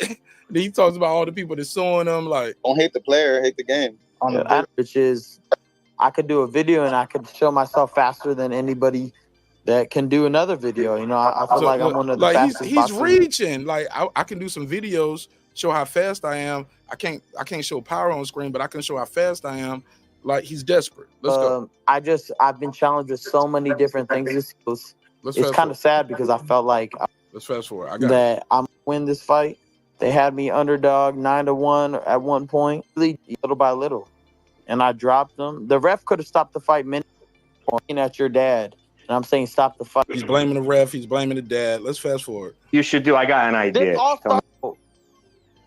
Now, I don't think these are repercussions. Hold on. Because I'm almost there. Whatever I did, I don't think whatever happens to me, I don't really care because at the end of the day, kids are what matters in this life. And it's just kind of weird timing now. Now all of a sudden they want to demean my name, and that was before everything. That was before my fight with Haney. They were coming at me and saying this guy is lying, but now I'm not lying, right? Because now they were actually doing that weird shit, which is kind of interesting. Who gives a fuck? We're all gonna die, right? Yeah, he's all over the place. He's talking about conspiracy. We all gonna die. And then do the opposite. So you do the opposite. Just like, wow, this shit is they don't like that I'm so loud. That's things that they're every day fucking insane. And at the time, I'm gonna continue winning because you can't stop somebody that doesn't quit.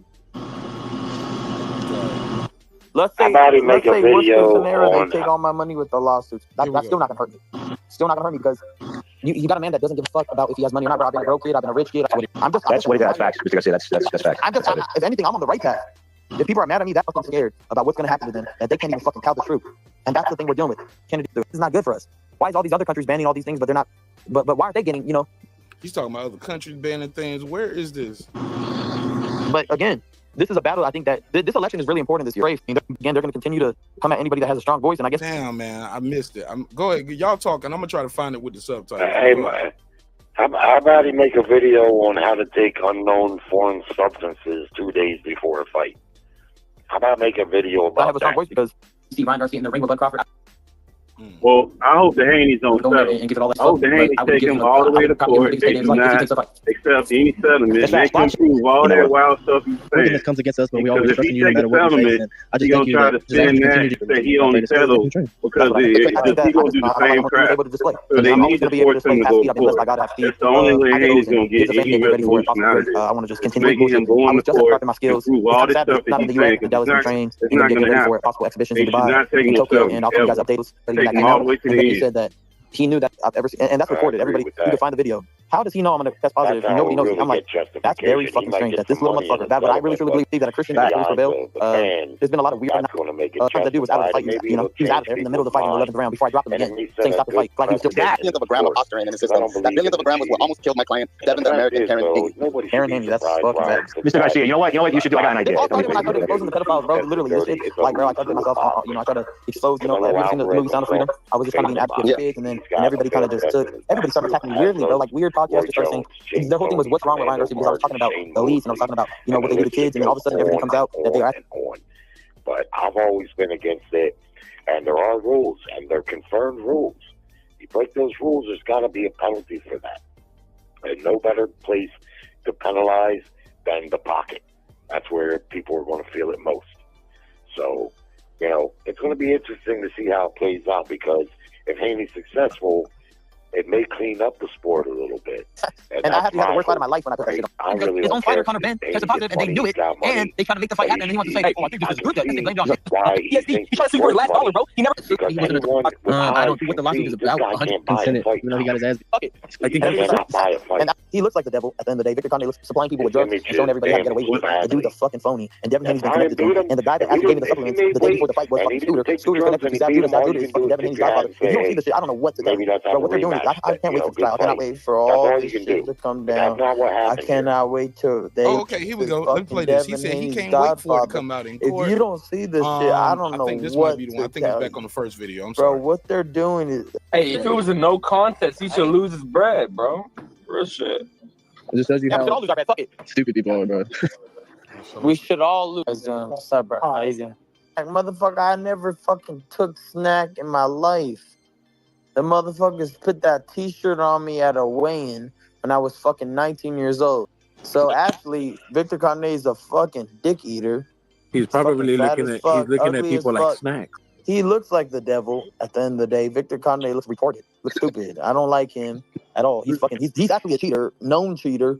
Got persecuted and fucking he's been supplying people with drugs and showing everybody how to get away with it. The dude's a fucking phony, and Devin Haney's been connected to him. And the guy that actually gave me the supplements. There we go. Now listen to this, ladies and gentlemen. He says the guy who gave him the supplements. Shout out to Jared. Shout out to Pittsburgh T and everybody here. This is what he says. I find trouble with the guy who gave you the supplements. He started talking about how they all connected. You didn't know how they were connected before you got with him. The day before the fight was fucking Scooter. Scooter's connected to Zab Judah. Zab Judah is fucking Devin Haney's godfather. If you don't see the shit, I don't know what to tell you. Bro, what they're doing is, I can't wait for the trial. I cannot wait for all this shit. He can't wait. That means he's not going to settle. Come down. I cannot wait till they look so fucking stupid. Because, again, everybody's, oh, you admitted to being guilty. No, the fuck I didn't. At the end of the day, I told my fucking legal team, let's go all the way. They told me no matter what, even if you win, the fucking the New York State Commission will have its ruling no matter what, and they're gonna suspend you no matter what. So I said, okay, I don't want to spend no more money. Yo, Ryan! Okay, let's pause right there. What you hear about that, Lake? He said, I told my legal team no matter that I want to fight it to the end. They told me no matter what, they're gonna suspend you anyway. Last time I checked, man, your legal team works for you, Lake County, not the other way. Exactly. He just going off the advice. They obviously gave him some bad advice because you put it plain and simple on this show all the time, and the man pled guilty. He didn't even try to fight it. If I stand on my innocence, I'm standing on my innocence, man. I'm fighting it to the fullest extent. I want people to believe that, something happened. It was conspiracy, whatever you want to say, Ryan. But you didn't. You copped a plea. You took the easy way, the quickest way out, and you still look guilty, man. That's what that sounded like to me. Go ahead, show more. Do you know why people take pleas? I do. Why? Why? People take pleas. People take pleas because they don't have another option. Or they do have another option, but it's not very good. Well, no, you take pleas sometimes. His legal team told him, no matter what you do, they're going to suspend you. Do you know why? They told him that because you had a banned substance in your system. It doesn't matter how it got there. It was there. Yeah. That's against the rules, and they're going to suspend you. That's the part he's leaving out. Facts. Let's play this. Books, what's good? Yo, I fucking love you, bro. Dating some hoochie. Man, he's so broke, bro. His fight. And he ain't can't have fight. He ain't too broke. He got time to sue you. Let's play. My living room playing roulette in the Aria table in there. Each other. You should have beat me, you idiot. You're making yourself stupid. Not hell. Girls were around, blah, bro. I can't control that, bro. Girls. I'm gonna tell you, you read betting. We were just plus. You, bro. Yeah, bro. You won because I was in shape. You can't. If I was drinking every day, think about this. Watch this. If I was drinking every day, I wouldn't have a six pack. You dumb motherfuckers. How would I have a six pack if I'm fucking slamming beers every day? One, how would I even make it to 143? There we go. How would I make it to 143? Let's hear how you made it to 143. Because like we already played, he said, hey, look, man, I came in heavy on purpose. right? We've heard that in his own voice. He came in heavy on purpose. Let's hear how he made 143. If I was slamming beers, if I was a real alcoholic, how the fuck would I? That means I would have to not be eating shit. I would fucking just be drinking all day and just trying to lose it all day long. I would not have time to fucking worry about my. You wouldn't have been able to leave him with cerebral palsy and Parkinson's and dementia. My man got Alzheimer's disease after you. The only thing you gotta give him is monkeypox and you'll be Gucci. That's it. What the fuck they suing you for? Bro, they're suing me because I beat the fuck out of them and they had no clue that I would be able to do that. They literally underestimated me so fucking bad during that fucking whole lead up. And guess what? I only drank really twice during that camp. Anybody who knows anybody who drink Lake County, Pittsburgh tea, if they told you I had 1 or 2, they had more than they could count. What you think? Show more. How many times you told a nigga or the police pull you over? How many drinks you had? 1 or 2. Like that's the standard answer. You drunk as a motherfucker. That's what you gonna tell them. Only have 1 or 2. Pittsburgh Why tea you can't stand up? I don't know. Pittsburgh tea ain't that industry standard 1 or 2? I'm gonna tell you that. Look, we had a dude come to work so drunk. I'm gonna tell you how drunk he was, Mark. The dude came to work at 9 o'clock. Dude came to work at 9. They told him, "Hey, look, stand over there. We finna call the P-man." It took an hour for the man to come for the piss test. It took him an hour to get to work. He was 3 times over the legal limit, and he said he had 1 or 2. Nobody said, and that done happen a whole bunch of times at work. I ain't never seen nobody come to work and say they loaded. Nobody does that. Never in the history of drinking does a person say 1 or 2 really have 1 or 2. Because by the time we got to ask you how many drinks you had, it's clear that you've had more than 1 or 2, Lake County. Ain't that industry standard? How many drinks you had? 1 or 2? But the popular narrative wasn't about drinking. They were saying that he was on coke, though. At first. That's what it was. So like, I don't know how I went to like, yo, Ryan, you sniffing? You tooting? To all of a sudden, they was saying drinking when you came up on that weigh-in with that whatever bottle that was. But the popular narrative at first was that you. Yeah. I'm sorry. He's going to talk about that in a second too. Okay. All right. Watch this. He literally underestimated me so fucking bad during that fucking whole lead up. And guess what? I only drank really twice during that camp. Slow down. Let me play this in regular speed. I want y'all to hear how he sound. He sound drunk now. Remember Denzel in that movie Flight? He was like, I'm drunk right now. Lead up. And guess what? I only drank really twice during that camp. And I only did that just to show people. If you only drunk twice, if you only drunk one, first of all, who drinking in camp? And if he said, and I only did that just to show people, bro. First of all, if you only had 1 or 2, you know if you had 1 or 2. If you don't know if you had 1 or 2, that means you probably had more than 2.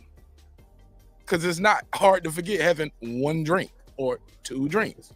1 or 2. Man, you had too many, you don't even know. But let's play this. I didn't give a fuck, but it was like you said, during that fucking whole lead up. And guess what? I only drank really twice during that camp. And I only did that just to show people I didn't give a fuck, but it was like you said, an act. I drank wine one night and I fucking took a fake beer at the weigh-ins. Everybody thought that shit was real. I took a fake beer at the weigh-in. Bro, you know what, man? That's their audio for the people listening. He said then he said it's a fake beer. And I had apple juice and soda or something.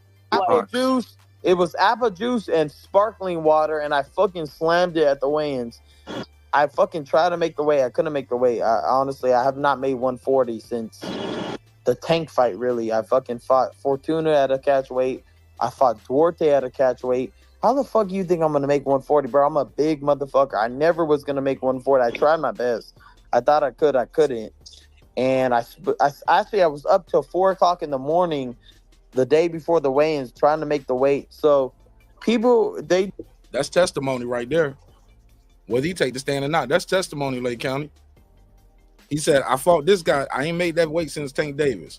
I fought him at a catch weight, I was never going to make 140. I tried my best. You can't say I tried my best and I was up till 4 in the morning, but also your trainer is already on record saying you left while we were cutting weight. You said you had enough, and then you're seen on camera at the bar drinking that night before the weigh-in. See, here's the thing, man. Ryan knew Devin couldn't afford. Go ahead. I was just saying this late. I said what's going to kill him the most. What's going to kill him the most is the fact that in civil court, because this is not a criminal trial, it's a civil trial. Lower civil trial, the burden of proof is the lower threshold. That's what's going to kill him. You don't have to prove much. You just have to have it. You have to show that it's possible that it could have happened.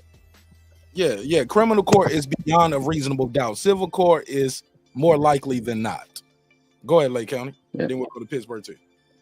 Yeah. So what I was about to say with that was, as far as him knowing he planned to miss weight on pod because he knew Devin couldn't miss weight. Devin signed up for a fight at 140 for the 140 belt. So if Devin would have missed weight, he knew Devin would have lost his belt on the scales.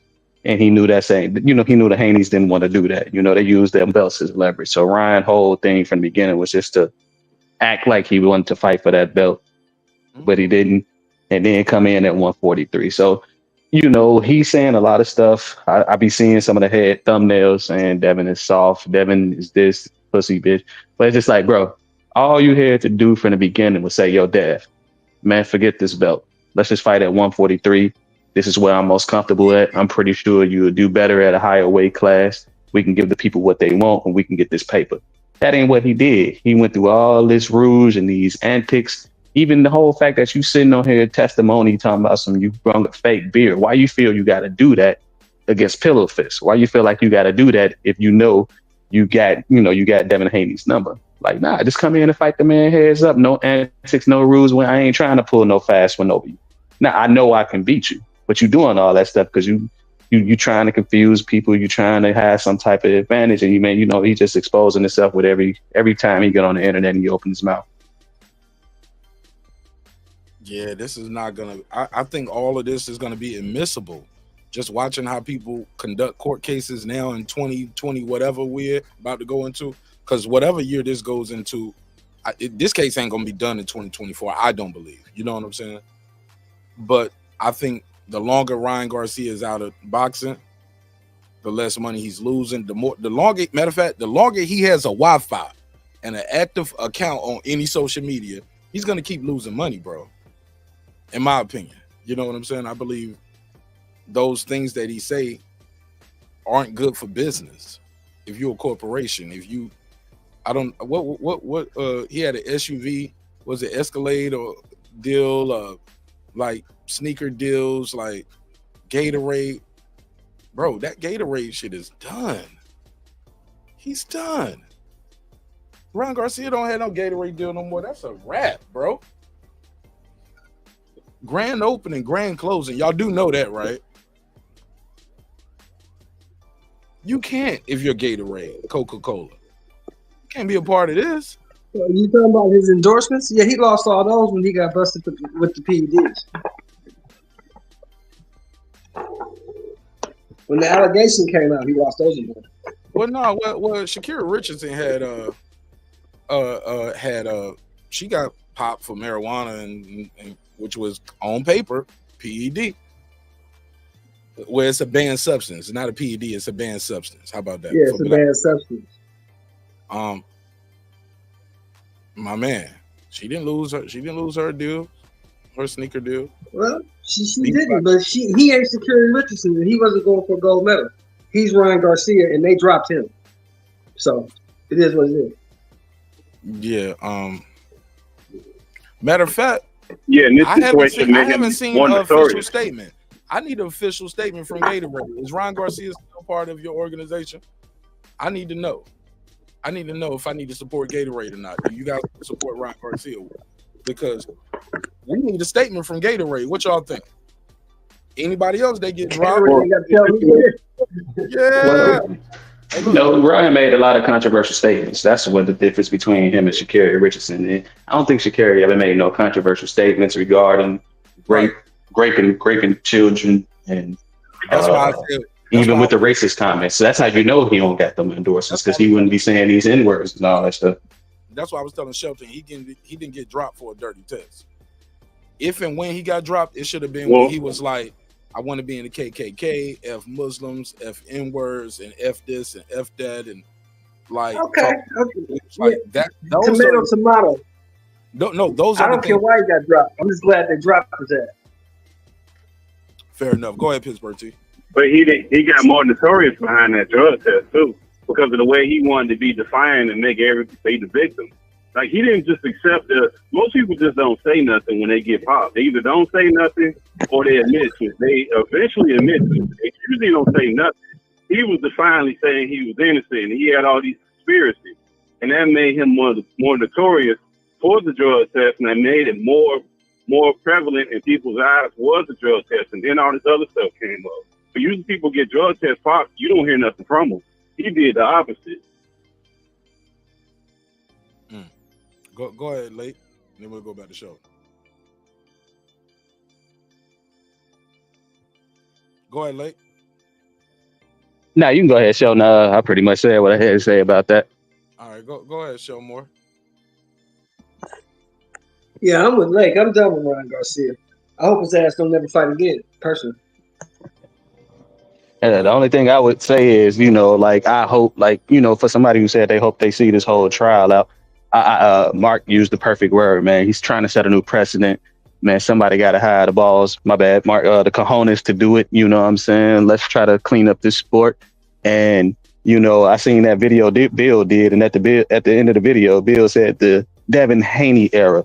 Now, if there's a new precedent set because of what Devin Haney and the Haneys are trying to do, then yeah, you can call this the Devin Haney era, because we're gonna be able to look back 20, 25 years from now. It's like, even if 25% of the sport get cleaned up, we can attribute it to the Haneys going after Garcia and Golden Boy. Another thing I noticed too, I think people are confused by some of the reports, and because I watch other people's content. You get what I'm saying? I'd be lying if I said I did, but I'm quick to turn that stuff off too. I'm like, this is poison, man. You guys are so wrong, so baseless. It's too much emotion, too much vitriol, and like, let's just keep it with the facts. When you go to the courtroom, the judge don't want to hear about, yeah, man, but he was at the Diddy parties. Ha ha. Objection. Oh, sustained. You get what I'm saying? Like, you better stick with what we're talking about here. Look, did you sign this contract, Mr. Garcia? Is this your signature? Yes. Let's go through the contract. I don't see anywhere where Mr. Haney agreed that you could take drugs. I didn't take any drugs. Did you fail a drug test? I was tainted. Tainted by who? How did it get in your body? Scooter did it. Let's bring Scooter to the stand. Let's go through your phone records. Let's go through these emails. But the biggest thing that I noticed that people are confused about, they think what they're suing Oscar for is, hey, look, you got that money. I saw the number. Let me Google it again, because I thought I had it saved, but we had all kind of internet problems here. We had a whole hurricane come through. Thank God we made it. Nigga, we made it. But I believe the percentage though is 47, right? He's entitled to 47% of the proceeds. Now, if Ryan money goes back to the pot, I'm supposed to get 47% on that, because I'm supposed to get, I'm a co-promoter on this, right? I get a cut of everything. Where's my cut of that? And they saying basically, nah, we ain't got to give you no cut of that. That's our money. So we're entitled to 47% of that, right? So let's just say if this is you, right? Like Oscar De La Hoya, Eddie Hearn, you guys in charge of this event, right? When it comes down to it, when it's all said and done, how many of you guys would let 47% of $1 million go? Right here, we call that check and make. Because some of y'all ain't never seen me neither. I don't got $470,000. You get what I'm saying? But if I felt somebody owed me $470,000 and I'm already a millionaire, and I felt like it was done under fraud, like, yo, you owe me that. That money goes back to the pot, right? Okay, I need 47% of that. And I could be wrong with the specifics of that, but that's what it looks like, what brings Oscar into it. We talked about that on the last episode. It's on members only. People are missing that. I don't care if it wasn't fraudulent. If you owe me $470,000, I don't care how much money I got. I want my $470,000. Facts, bro. So and we gonna see what Oscar knew too when he knew it. If it actually goes to court, because it's gonna be text messages, emails, all that gonna have to come out. So it's gonna change both of them. It's like that whole Kaepernick thing that he had with the NFL, why they was quick to settle when they had to start producing documents. Like they wasn't really with that. Like, what's the number you looking for? They not trying to do that because it's not when they start doing that. It's not just the thing that they looking for. They find all kind of stuff with that. Bro, That's not going to help. I got a warrant for your router, bro. I need to come to your house, look at your router, and get your IP and internet history, bro. I need that. Give me your company email, but yeah, I need your router. I don't even. Hey, look, and when you got that money, bro, I don't need your email. I don't even need your phone. I need your phone number. I just need to hold your phone for a couple minutes. Bro, gonna swipe everything over here, duplicate everything, and I'm gonna find what you had, when you had it, when you deleted it. Like all of that, what you deleted, and look, and if you love doing this shit, that's the first thing you look at. When did he change the password? When did he make a new email? What's the new email? Okay. What was the last thing that was deleted? All of these files. Your phone will tell on you. All of these. It's designed for that, bro. It's designed for that. These forensic science, and it's software for it too. You guys can buy it. You get what I'm saying? Up to a certain level. Like even the stuff to clean the audio. I got some dope little stuff I just downloaded on Pro Tools, and it's like to do like forensic type stuff. It's a whole new program. I was like, damn, try out this demo before I buy it for real. But I was like, bro, you can clean up the sounds, take everything out, do some forensic shit with Pro Tools, bro. But go ahead, Lake. What you about to say?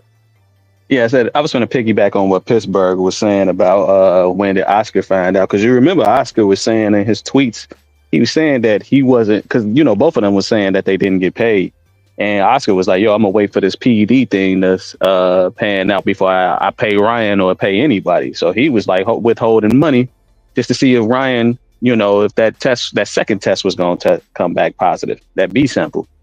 So Oscar, He's showing how much he was moving with his selective movements and stuff. What you mean though? You think? He had to know something. You know what I'm saying? Because while Pittsburgh was just saying when did Oscar find out? So it's just like, did he ever pay Ryan? And Haney still ain't saying they ain't never got paid fully compensated for what they supposed to get from that fight. My question is, what did the fight do? What did the fight do? What numbers did the fight do? What you saying, like around 400,000? We don't know. I thought it was like that, but I guess that was that YouTube daddy stuff that Mark be saying, like 350, 400,000. They never made an official statement saying what the fight did. They just saying, that's gonna be the issue. They saying I paid you what you sold, and the fight didn't sell that much. Okay. That was the last thing Oscar ever said about paying anybody out, though. He was saying, like, I ain't going to pay Ryan or anybody until I find out what happened with this PED stuff. What you mean? And you remember him tweeting that? If the fight did, no, I don't. If the fight only did like 200, ain't nobody going to get no money anyway because the network got to get their money. But if the fight did like 4 or 5, if the fight did 4 or 5, then he owed both of them some money. So even if the fight did 250, we don't know they P&L. We don't know the P&L statement look like. We don't know what they put in, how much they made, how much they lost based off what the pay-per-view is. Because the shit, damn, I don't know how it was. You get what I'm saying? But Martin, you being in business, No, when you do a pay-per-view, I've never been in no business like this where you got to rent a venue. No, but what I'm saying is, this is just common knowledge. No, it's not. But this is just common knowledge. Brother, it is. Listen to what I'm saying. You got to cut me off and let me finish what I'm saying. Cut me off. Let me finish what I'm saying. It's common knowledge to know that these networks ain't putting on these fights for nothing. They not doing it out of the kindness of their heart. They gonna get their money before anybody gets anything. Then you get to split the rest. But we gonna get our money. And if it ain't shit left, it ain't shit left. All you said was hyperbole and nice, cute, pretty words. But at the end of the day, your statement still does not hold water, sir. Because for you to say, well, if it only sold 250,000, they ain't owe no more money. That's what you started with. You can't lead with that. We don't know. That's what I'm saying. That's the point I'm saying. If the fight didn't generate enough money for them to have a back end, that's a different term. You didn't say enough money. You said that's what I meant. I don't care what I said. That's what I meant. Okay, if the fight didn't generate enough for them to have a back end, and we don't know that because we don't know what the fight generated. We don't know what it's selling. That's what me and Lake just said, bro. We just said that. We don't know what that's what I'm saying, and I'm saying the same thing. They saying that he owed them money, but they can't. What I'm saying is they can't say that he owes them money if they don't know what the fight generated. They don't know. Well, when they got to know prove all of that, and another thing too, that Scooter thing. Look, nothing with that Scooter thing. Who contacted Scooter when he was having difficulty for him making weight? Did he contact the lawyer? Did the lawyer know, hey man, this guy a wreck. He been taking this, that, and the third. He admitted to it. So like a lot of this stuff, if they actually go to court, all of this stuff gonna be wide open. We're gonna get a lot of answers if they actually take this to court. Because a lot of this stuff is speculation, but we'll get some real hard answers because you're gonna get text messages, you're gonna get voicemails. All of that, because I'm pretty sure when Scooter was in here doing what he was doing, I'm pretty sure Oscar De La Hoya wasn't just sitting back not doing nothing. He didn't have nobody there sending no messages. He wasn't in contact with Scooter at all. When it's probably one of the biggest fights he got of the year, like I find that hard to believe. So you're gonna find a lot of stuff out. Why do you guys think so many people though who know the way this country works, who all agree boxing is kind of shady? Same people who will watch a fight that most of us might say, hey man, that was a clear-cut win for this guy. It was a close fight, went back and forth. Robbery, scream, bloody murder, robbery, and do 20 years of videos on robberies in boxing. Or a guy like where we saw the investigation into Luis Resto and what happened with him in Panama and the padding, and people still wonder if the one I mix was something illegal with Aaron Pryor and the Lexus Wegel fight, even though he beat him again easier the second fight. But damage is done too. Those 15 round fight errors. But I digress on that point. My whole point is so many people are like, yeah, let it go. Move on. It happens. I've even heard somebody say, yeah, the money should go to Oscar because Ryan is going to be his cash cow and he's going to sit out for a year. So Oscar's gonna lose money. You don't get nothing. You lucky you got your O back. I was like, what? I was like, he the one that took the beating from the guy who took the drugs. And you know why? The amount. It's in your system. I'm gonna tell you why. And you almost got away with it. And you failed twice, not one test, but 2 tests within a 24-hour period. I'm gonna tell you why. And we still don't know to this day how you got it in your system. Because you said it was Supercarb. Supercarb gonna get called in because they issued a statement and you stopped talking. He didn't go back and forth with that CEO once that CEO said, we've tested all our labs and equipment. We got everything documented. Stop saying you got it from us because we're gonna sue you. And he let it go.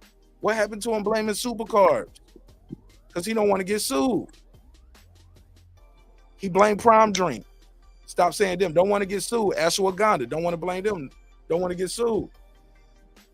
Like he just, and then so now we just start with the conspiracy theories and the guy who's my weight cutting coach was down with Zab Judah and down with Snack and Victor Conte was down. Like he throwing so much stuff to the wall, bro. It's not gonna hold water in court. It sounds good on social media, but we're gonna bring the truth to light in the courtroom because somebody got to get on the stand and say what you said, other than all these wild tweets, homie. Yeah, but sorry, I had to get that off.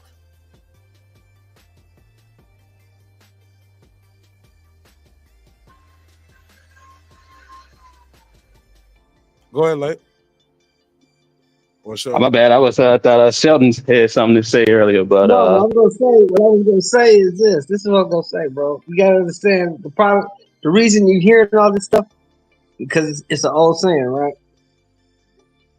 When somebody doesn't like you, there's nothing you can do to make them like you.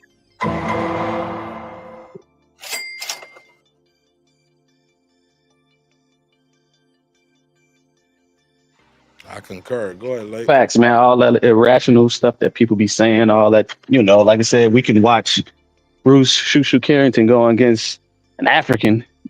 And to me, I actually thought Bruce Carrington lost, you know what I'm saying? And people who can be screaming robbery for that.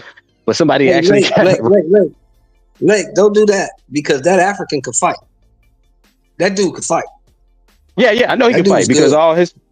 Yeah, like they said, his combined opponents was 45-0. He lost 4 fights, and everybody who he lost to was 45-0, and he happened to be in their hometowns.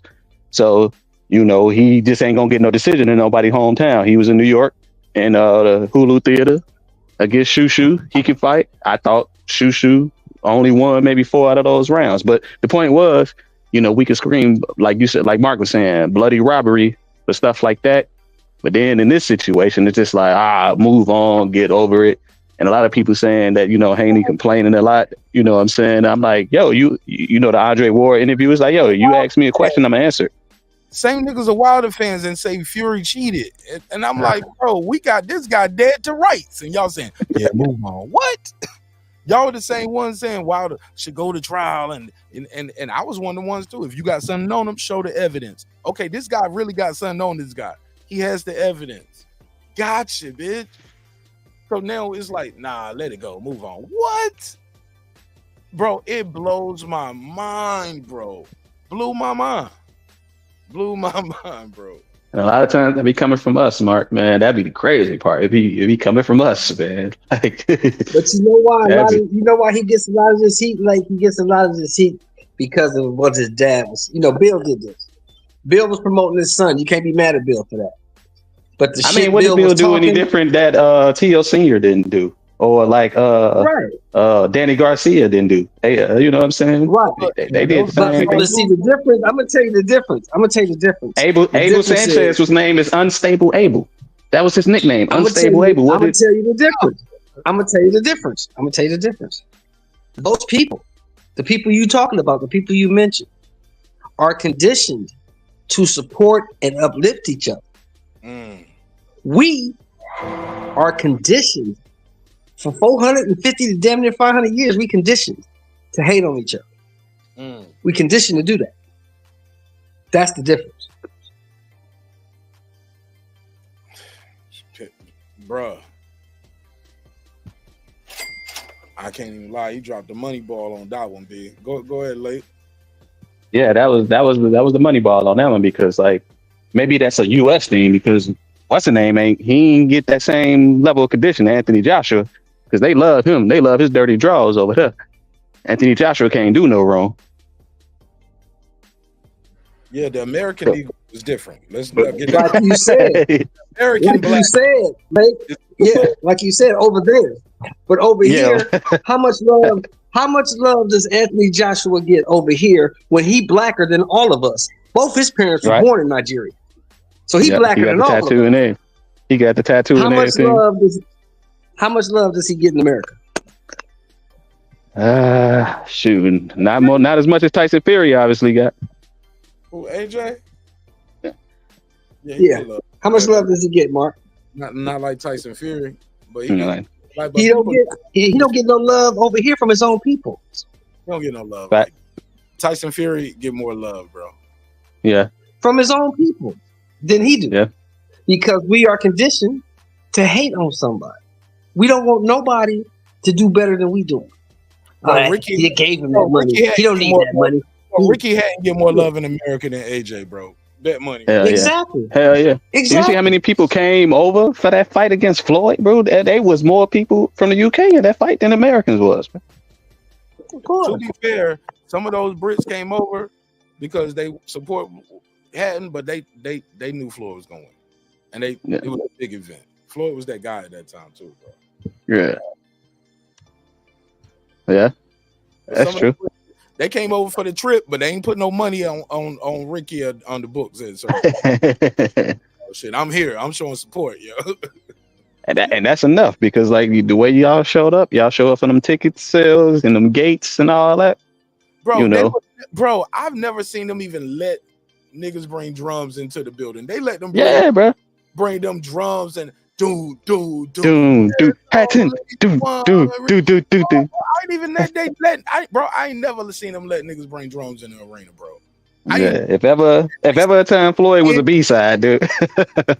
Sitting in the stands, they let them bring drums in the arena, bro. All right. Yo, imagine Regis Prograis try that in his next fight. You get what I'm saying? Mm-hmm. Like, let the fans bring in that drum. These are just regular fans sitting up there. Hey, where's he fighting Catterall at? Is he fighting Catterall in England? Hell yeah, they can't get no money in the States right now. After that Wow. last year. He gotta go to England for that fight. Actually, That's I ain't crazy. mad at that. Nah, he ain't gotta go. He's choosing to go because it's a big ass bag. It's more money over fighting. Mm-hmm. Yeah, I mean, he gotta go over there if he want to get paid. Shit, he can't get paid over here. He gotta go. He don't have a choice. He got options, but they ain't good. He wanna go get that type of money, bro. Unless he go back to New Orleans, I don't know how much his tickets did in New Orleans. You know, Bro, in a city like New Orleans, they didn't even let them people bring in no drums into no arena and beating the drums. Facts. Bro. No jazz instruments, no No, nothing. remember, that was Floyd, and that was at the MGM. Floyd ran the MGM. Whatever Floyd said went at the MGM. Yeah, let him bring it. Bring it all in. We want it all. Let him in. He gonna get whipped on anyway. That's why Floyd made everybody come fight him at the MGM.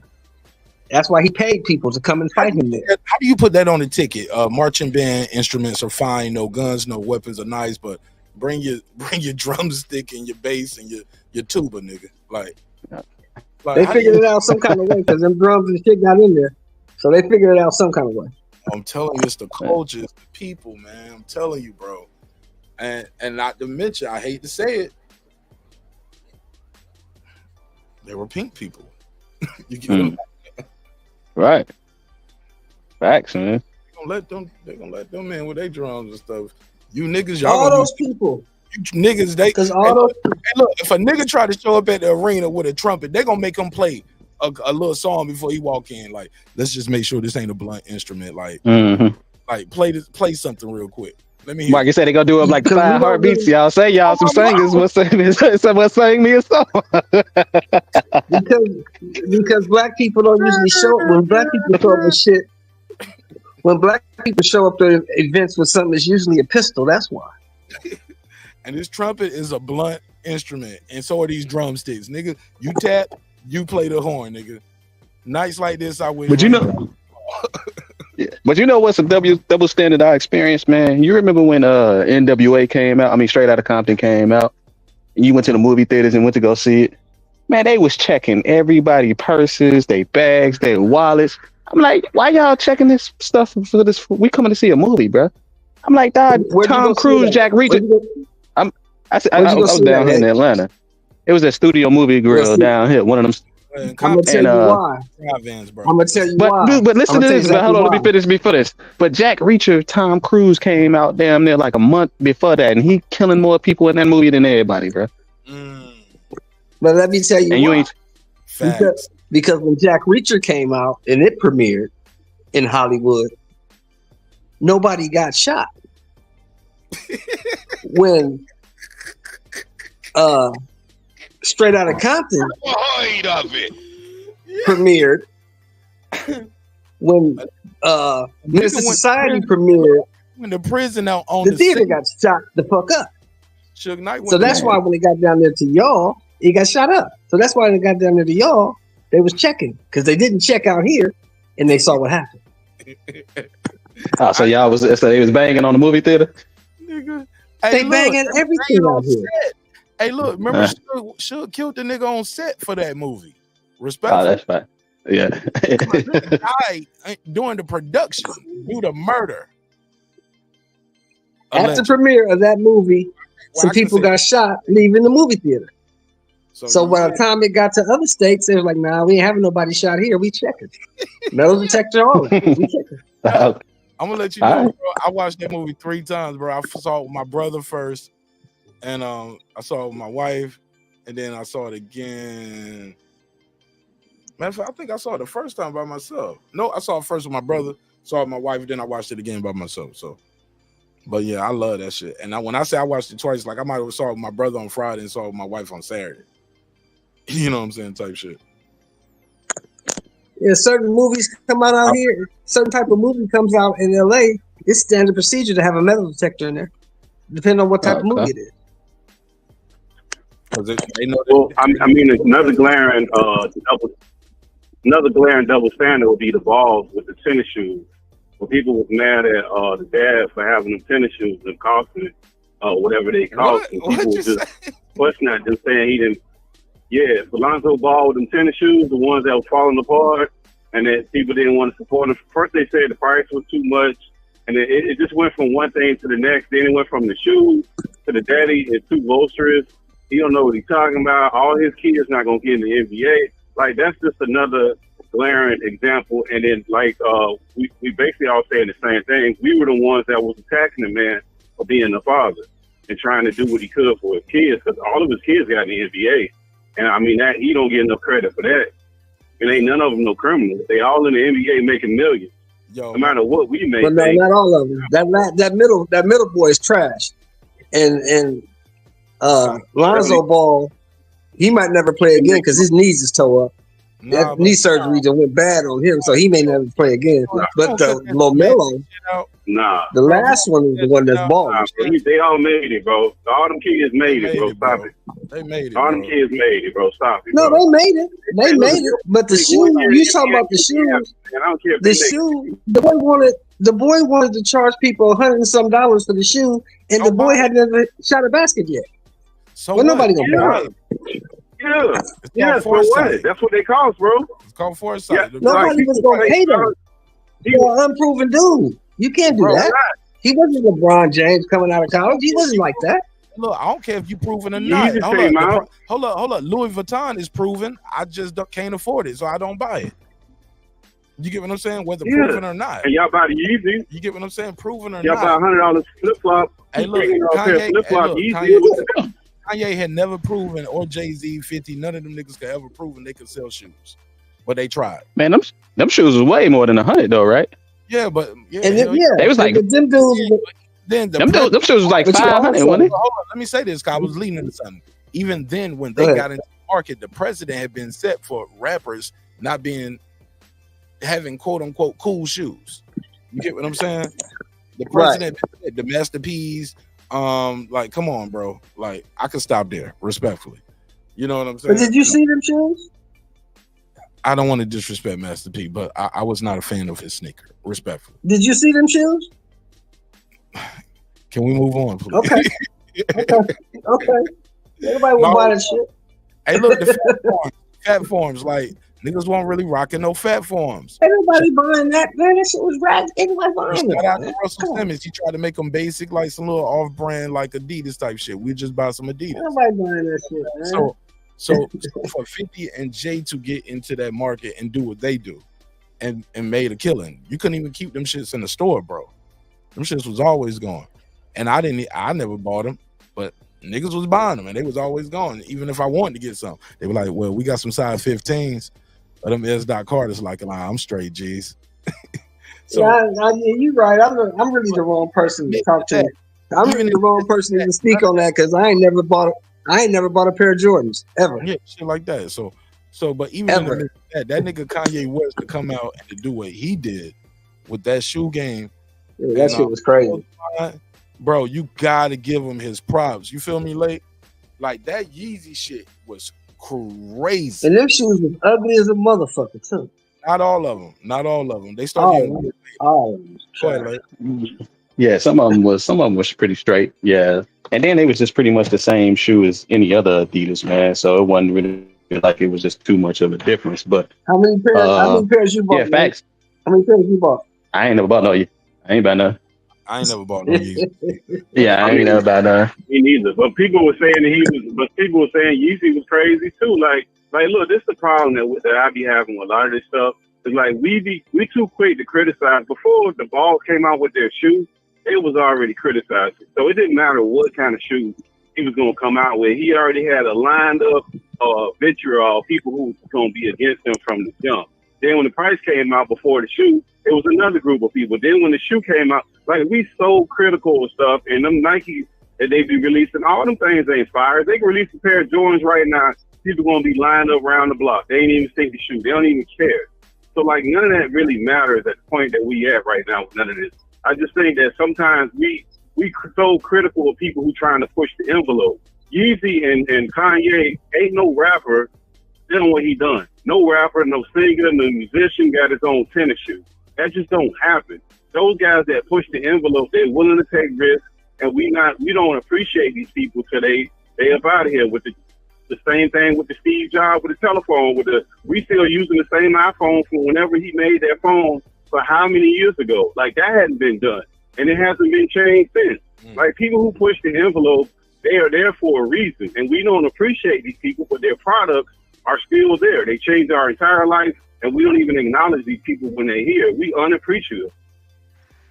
I mean, well, technically, Yeezy don't have his own shoe like the Balls had. He was just using his name to leverage Adidas, well, Nike, and then he went over to Adidas, the same thing Beyonce doing with Adidas and Blue Ivy.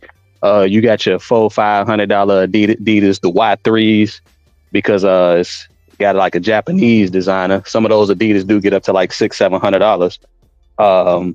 But yeah, the Balls, they actually had their own shoe, and I could see how them kind of, rocking the status quo or rocking the boat probably could have led to some backlash, because that's the last thing Nike and Adidas and all these other dudes is, you want to know what's one of the realest things I ever heard in the movie was Frank Lucas, American Gangster, when he said, man, it's about what you represent. He said, I don't represent nothing but Frank Lucas. He was like, you sure? Black independent businessman like yourself, you represent progress. You represent change. When he was interrogating Denzel at the end, that was some of the truest words you can ever hear in the movie. And he was in the drug game, and he was just like, yo, you think the Italians and the Jews want to see you, enterprising and independent the way you are? And you know what I'm saying? That's what I can see with the Balls. But, Kanye and Beyonce and a lot of these other cats, they just, leveraging their name to make other companies richer. I was actually rooting for the Balls, but it's like, yo, man, y'all kind of killing people with going straight to $500. You know what I'm saying? Yeah, but it is what it is, man. And look, you had some celebrities that was buying like 10 pairs of them. You think they wearing them shits to the red carpet or wearing them shit at the Met Gala? Nah, I just bought them to support you, bro. Like Nipsey Hussle sold his mixtape for $1,000 or something like that. $100 or what was it, 100 or 1,000? What was how much? It was 100, and I think Jay-Z bought 1,000 copies of it. Some shit like that. Yeah. So pretty much and Jay-Z bought all of them pretty much because he thought that was such a great idea. Nipsey said he got that idea from somebody who sold $100 steak. He was like, you can get a steak for 10, 20, 30. What's the difference? He was like, the difference is this $100 price tag that this dude put on it, and you gonna think that it's the best steak in the city. But they ain't all the way wrong, because if you don't own the factory and you can't get a crazy order in, your price is going to be higher than Nike, Adidas, all them other manufacturers. You're not going to get the same pricing on your goods that them people going to get. So it's going to have to be higher. Now, how much higher? Who knows? But you're not going to be able to sell those shoes for the same prices as them other people. And that's the other thing. Like when it's small business, Shaquille O'Neal was selling his shoes for some penny candy. All you had to do was Shaq, he made his shoes cheap. I said Shaq was selling his shoes for penny candy. Hey, Pittsburgh T, are you going off your personal experience of looking up how much merchandise costs and how much you do it, or are you just assuming, with all due respect? Because I can give you. Look at most of them. No, I can give you some examples of shoe companies that just starting, like and some of the other, the rest of them. No, that's two different things. I'm talking about, but if I'm doing like the quote unquote Nipsey Hussle thing, where I'm gonna go online, I'm gonna see all this Mark Nash. This is the Mark Nash thing, and this is how much it costs. Like I seen the Lox selling their Lox hats. You see them LOX hats, bro? You know them hats cost like $250. It's like a regular. I ain't know that. Yeah, but we know how much. But no. But we know how much the hats cost, though, Mark. No, we know that's not the same thing. But it's the branding. I'm telling you, the hat costs $250. So you want to support the lot? Man, the hat costs 50 cents. They put an embroidery of LOX on there, and they charge you $250. Come on, bro. But we can go get the hat. You can't, like, you talking about go get a shoe and get the shoe and see how much that costs. No, bro. Like, that's a different thing. You can, bro. Shout out to Clips. Clips got some shoes right now with his logo and his brand on it. Yeah. My cousin Dro got it too. Yeah. You order them. You can do it. You can set it up. Let me say this. It's not that expensive. You put the price on it, and you'll put the price on it, charge niggas like $200 because it's real Italian leather. It is what it is. Handmade, but it costs us this, but it costs you this, and you transfer that over to your customers. But you can do it, bro. I didn't see the documentary they did on the Air Jordans. Did you see it, Pittsburgh team? Hold on, Did you see it, Pittsburgh team? Let him finish what his thought was real quick, show. Go ahead.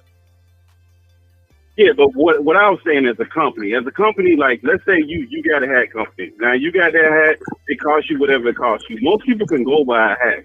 So they pretty understanding of what the range it should have cost. But on top of that, you still got other stuff within your business that you're gonna wanna have that you're gonna have to charge people for, which is the marketing, distribution, and all that other stuff. I mean, again, it's up to a person to spend that money, and you're never going to sell it for what you paid for. That's never going to happen. Nobody does that. But like the shoes ain't here, so like it's a little bit different to get those molds from across that water. Because even the new shoe companies, which would be your own and all of those ain't no cheap shoes. Them shoes ain't no $50 shoes. I'm sorry, and those bro. are like mostly like running shoes and all that. I think you're firmly mistaken on certain things too. A lot of times the market is what I'm doing right now.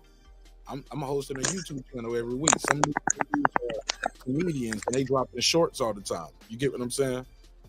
Like they have the market already. They have a target audience. Also, you can do DTC, direct to customer, where I don't have to own a shirt making machine. I just got to provide the logo, the stamp, and make it official, and they'll send it directly to you. There's so many ways to do it where I don't have to own a hat, embroidery machine and buy thousands of hats. Now, granted, if you're getting money like that, that's the best way to go because you can do direct to customer your damn self. But you can definitely do a distributor to customer. So it's so many different ways. That way you're talking about sounds a little more antiquated because the internet has made marketing so much easier. Especially somebody who wants to support. There's a lot of ways to do it. No, but if you pay for ads on YouTube or you pay for ads on Facebook, them ads ain't cheap. Like, so like just because it's a lot of ways to do things. What I'm saying is no matter which way they decided to do it, they actually had a product. And that was their cost. Like we could go a quibble about how much it actually costs. I have no idea what it costs for them to produce that shoe.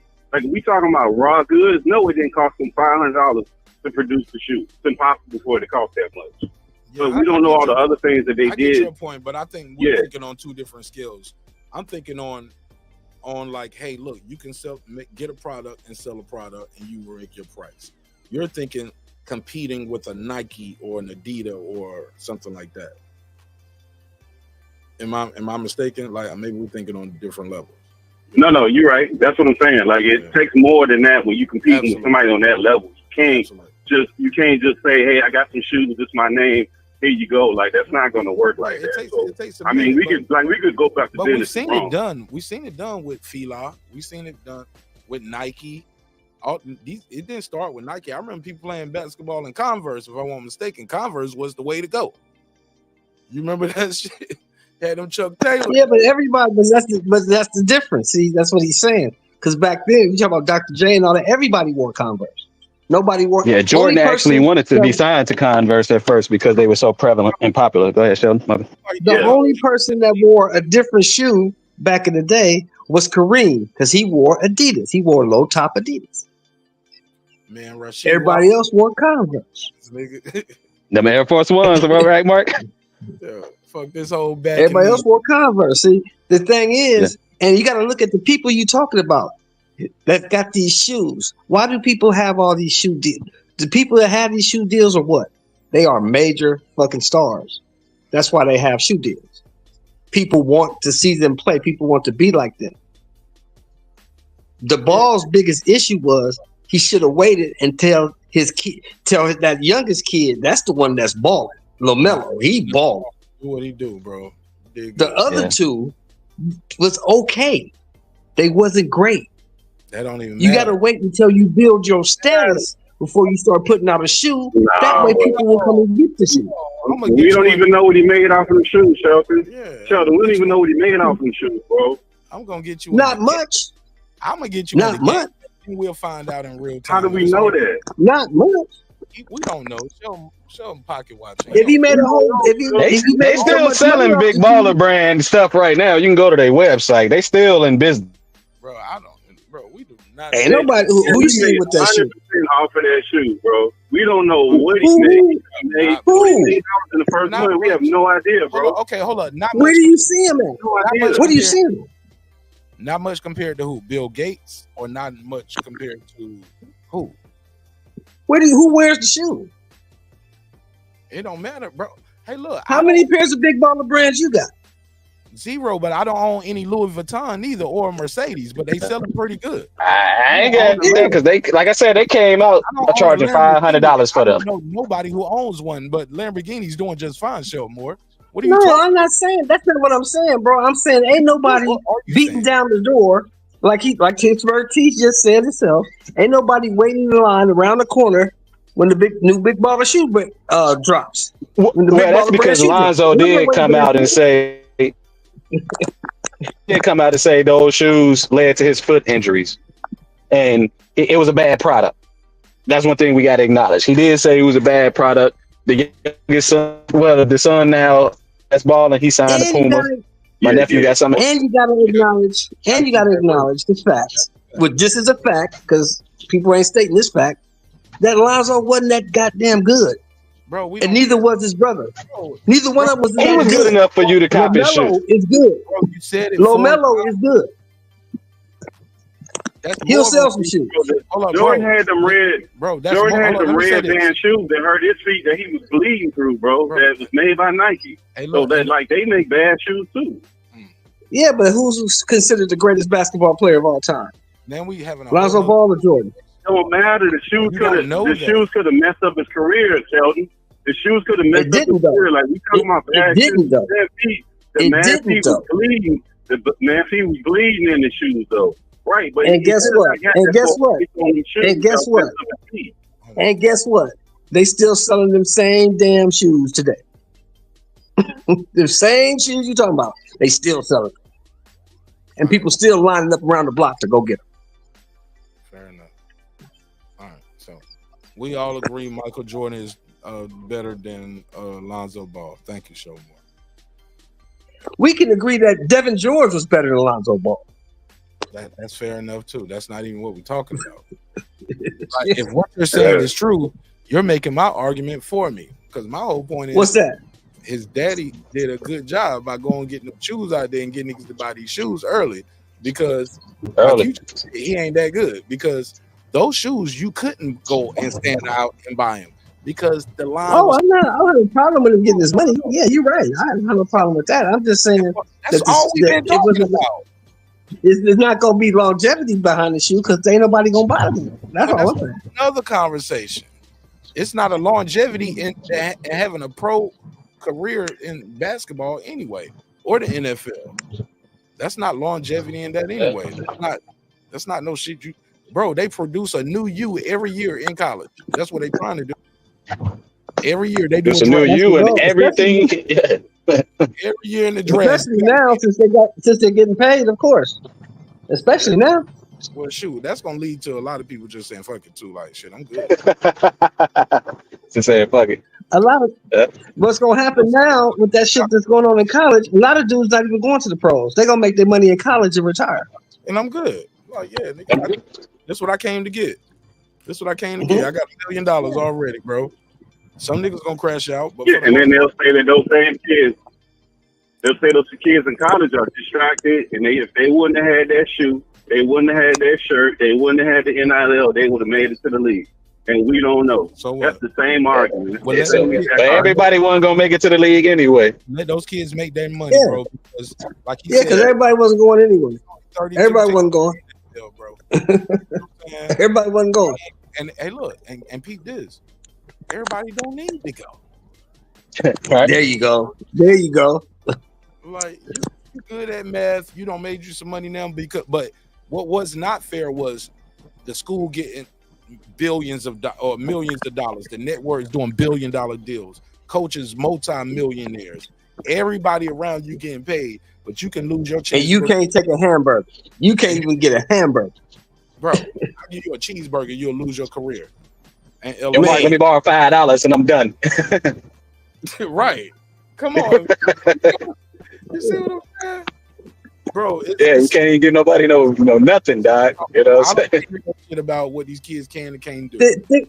Y'all trusting. Think about this, Mark. Y'all trusting this kid to be on national TV with $1 billion when y'all making billions of dollars. You making hundreds of millions. You making tens of millions. These guys are all millionaires, and these kids are literally sometimes hungry. You get what I'm saying? Can't even get Think a about ride. this, Mark. I give you a car. expecting. I give you a ride. You expecting a 320-pound offensive lineman who's 19 years old, who's growing every day, to live and eat off of $1,500 a month. That's what you're telling this kid he got to do.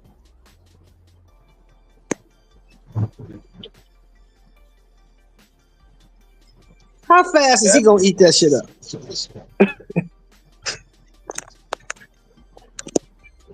Through that. But they only used the rules in the team one that they didn't want to win. When the UNLV was beating everybody down, that's when, remember when UNLV basketball squad with Greg Anderson and all them boys, and he was selling T-shirts and hats and all that. They came after him for that foolishness. Like, what did they be doing that? Like, you could see they had them rules just in case. Just in case you get out of line, we got something to strike you with. Hey, T, like they wasn't paying them already. Like they wasn't paying them already. Yeah. These niggas had cars, gold chains. They hanging out at the casinos. Stadium over there. Come on, man. All right, well let's table it there, man. There's so much more we could talk about on this, but all good things must come to an end. Even this episode. So, shout out to you if you out there and you listen to 4 hours and 26 minutes of this shit. Let's table it there, man. Final thoughts, gentlemen. Pittsburgh team first, then we go to Shell Moore and my brother Lake County close it out. Go ahead. Salute to everybody listening. Salute to everybody on the panel. You, Mark, for having me up here. I think we got some interesting news going forward with this Ryan Garcia stuff. Because a lot of these narratives, we finna put these to bed. If it ain't no proof, we gonna get rid of these things very quickly. A lot of these speculations and all this, you gotta know. We finna find a lot of this stuff out. Now, I hope that Haney's not settle. Take this sucker to court, make him prove everything he's saying, and make him stand on it. Ain't no amount of money that I would settle for. I want a court decision. Even if it meant I got less money, we still going to court because you're going to have to fix it. This going to fix their reputation if they take this. This going to be the same thing that it did for the dude from Edward Scissorhands, the actor. What's his name? Who's the guy named that sued the lady? Amber Heard. Johnny Depp. But Johnny Depp. This going to fix Johnny Depp's reputation was damaged behind that whole he beat his woman. And then when he went to court and he won everything that came out in that court case redeemed him, and he immediately started getting rolled because what that lady was saying wasn't true. And that court brought all that out. Everybody have a great night, man. Appreciate you getting Mark, man. Appreciate you, man. Thanks for pulling up. Shout out to Go ahead, Shell Moore. Hey, good show, man, as always. Blake, you know you my people's man. Thanks for having me up here. Hey, let's hope Haney gets all they can get. Let's hope they get all they can get. Everybody else eating, let the Haneys eat. I'll talk to y'all soon. No, that's right. All right, man. Peace.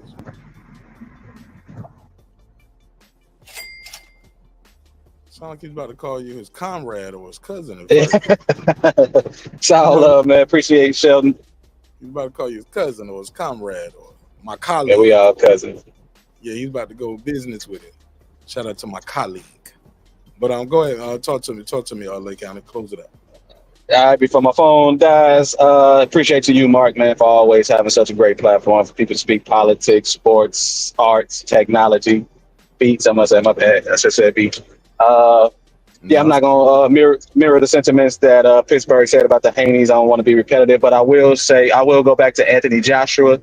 You know, I don't think that he has a rematch or a mandatory rematch with Dubois. I think the narrative is that he has 2 more fights left for Riyadh season. So I think the ball is in Dubois' court. He's probably going to be the ace. Probably finna start earning some big money. If he goes against Joshua again, I'd be looking to fight Joshua if I was Dubois. And that's why I land the plane. You think they got him in the corner with AJ? Like, because it seems like what they're trying to do is AJ wants to wait to see what happens with Fury and Usyk. They telling him, no, you need to give us the decision before that fight.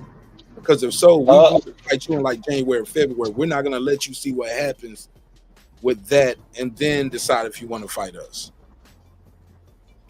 Yeah, I think he in between a rock and a hard place right now. Like I said, I think he does need to rematch Dubois before fighting Fury or Usyk a third time. But like, I think that the ball is in Dubois' court because I don't think he had a rematch clause or a mandatory. So Fury needs to. He's too busy talking about AJ blew 150 million for him. Like, you need to worry about Usyk beating Usyk first. Right, you lost your fight last, bro. Like, what is he talking about? I don't know what he's talking about. Bro, you just lost your fight. You talking about you blew 150 million for me. Bro, if you would have won that fight, y'all could have been fighting right now. Exactly. Come on, bro. But yeah, I'm on like 3%. So man, holla at me, Mark. My man, thanks for pulling up, bro. Really appreciate you, bro, for everything. All right. Shout out to Lake County, man.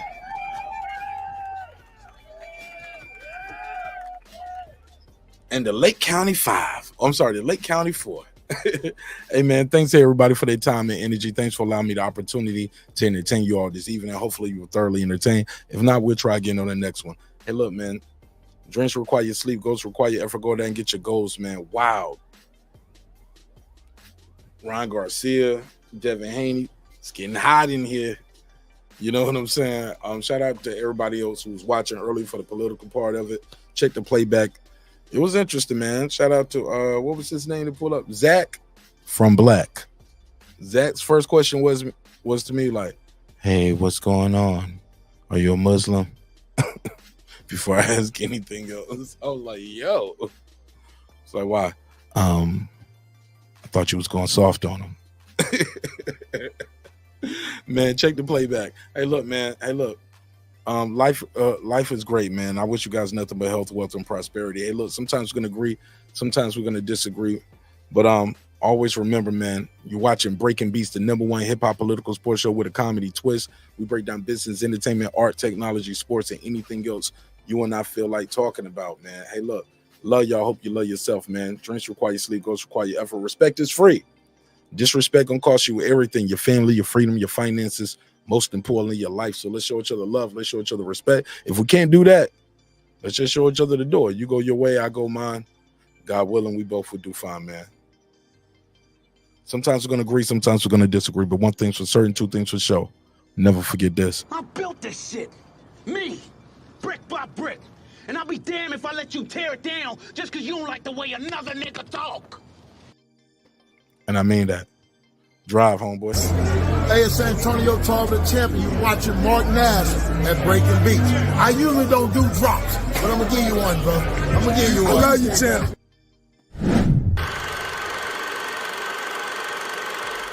This that squad sound.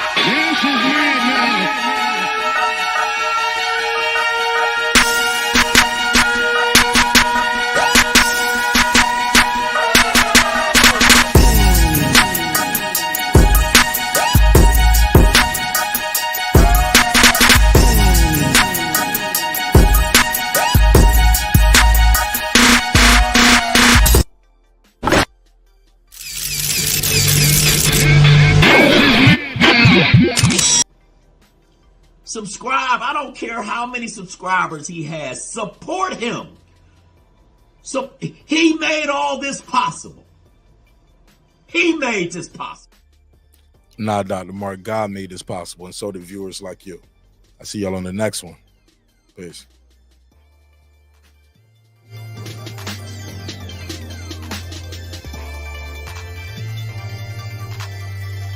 If you think I'm here to play around with y'all, God damn it, I'm not.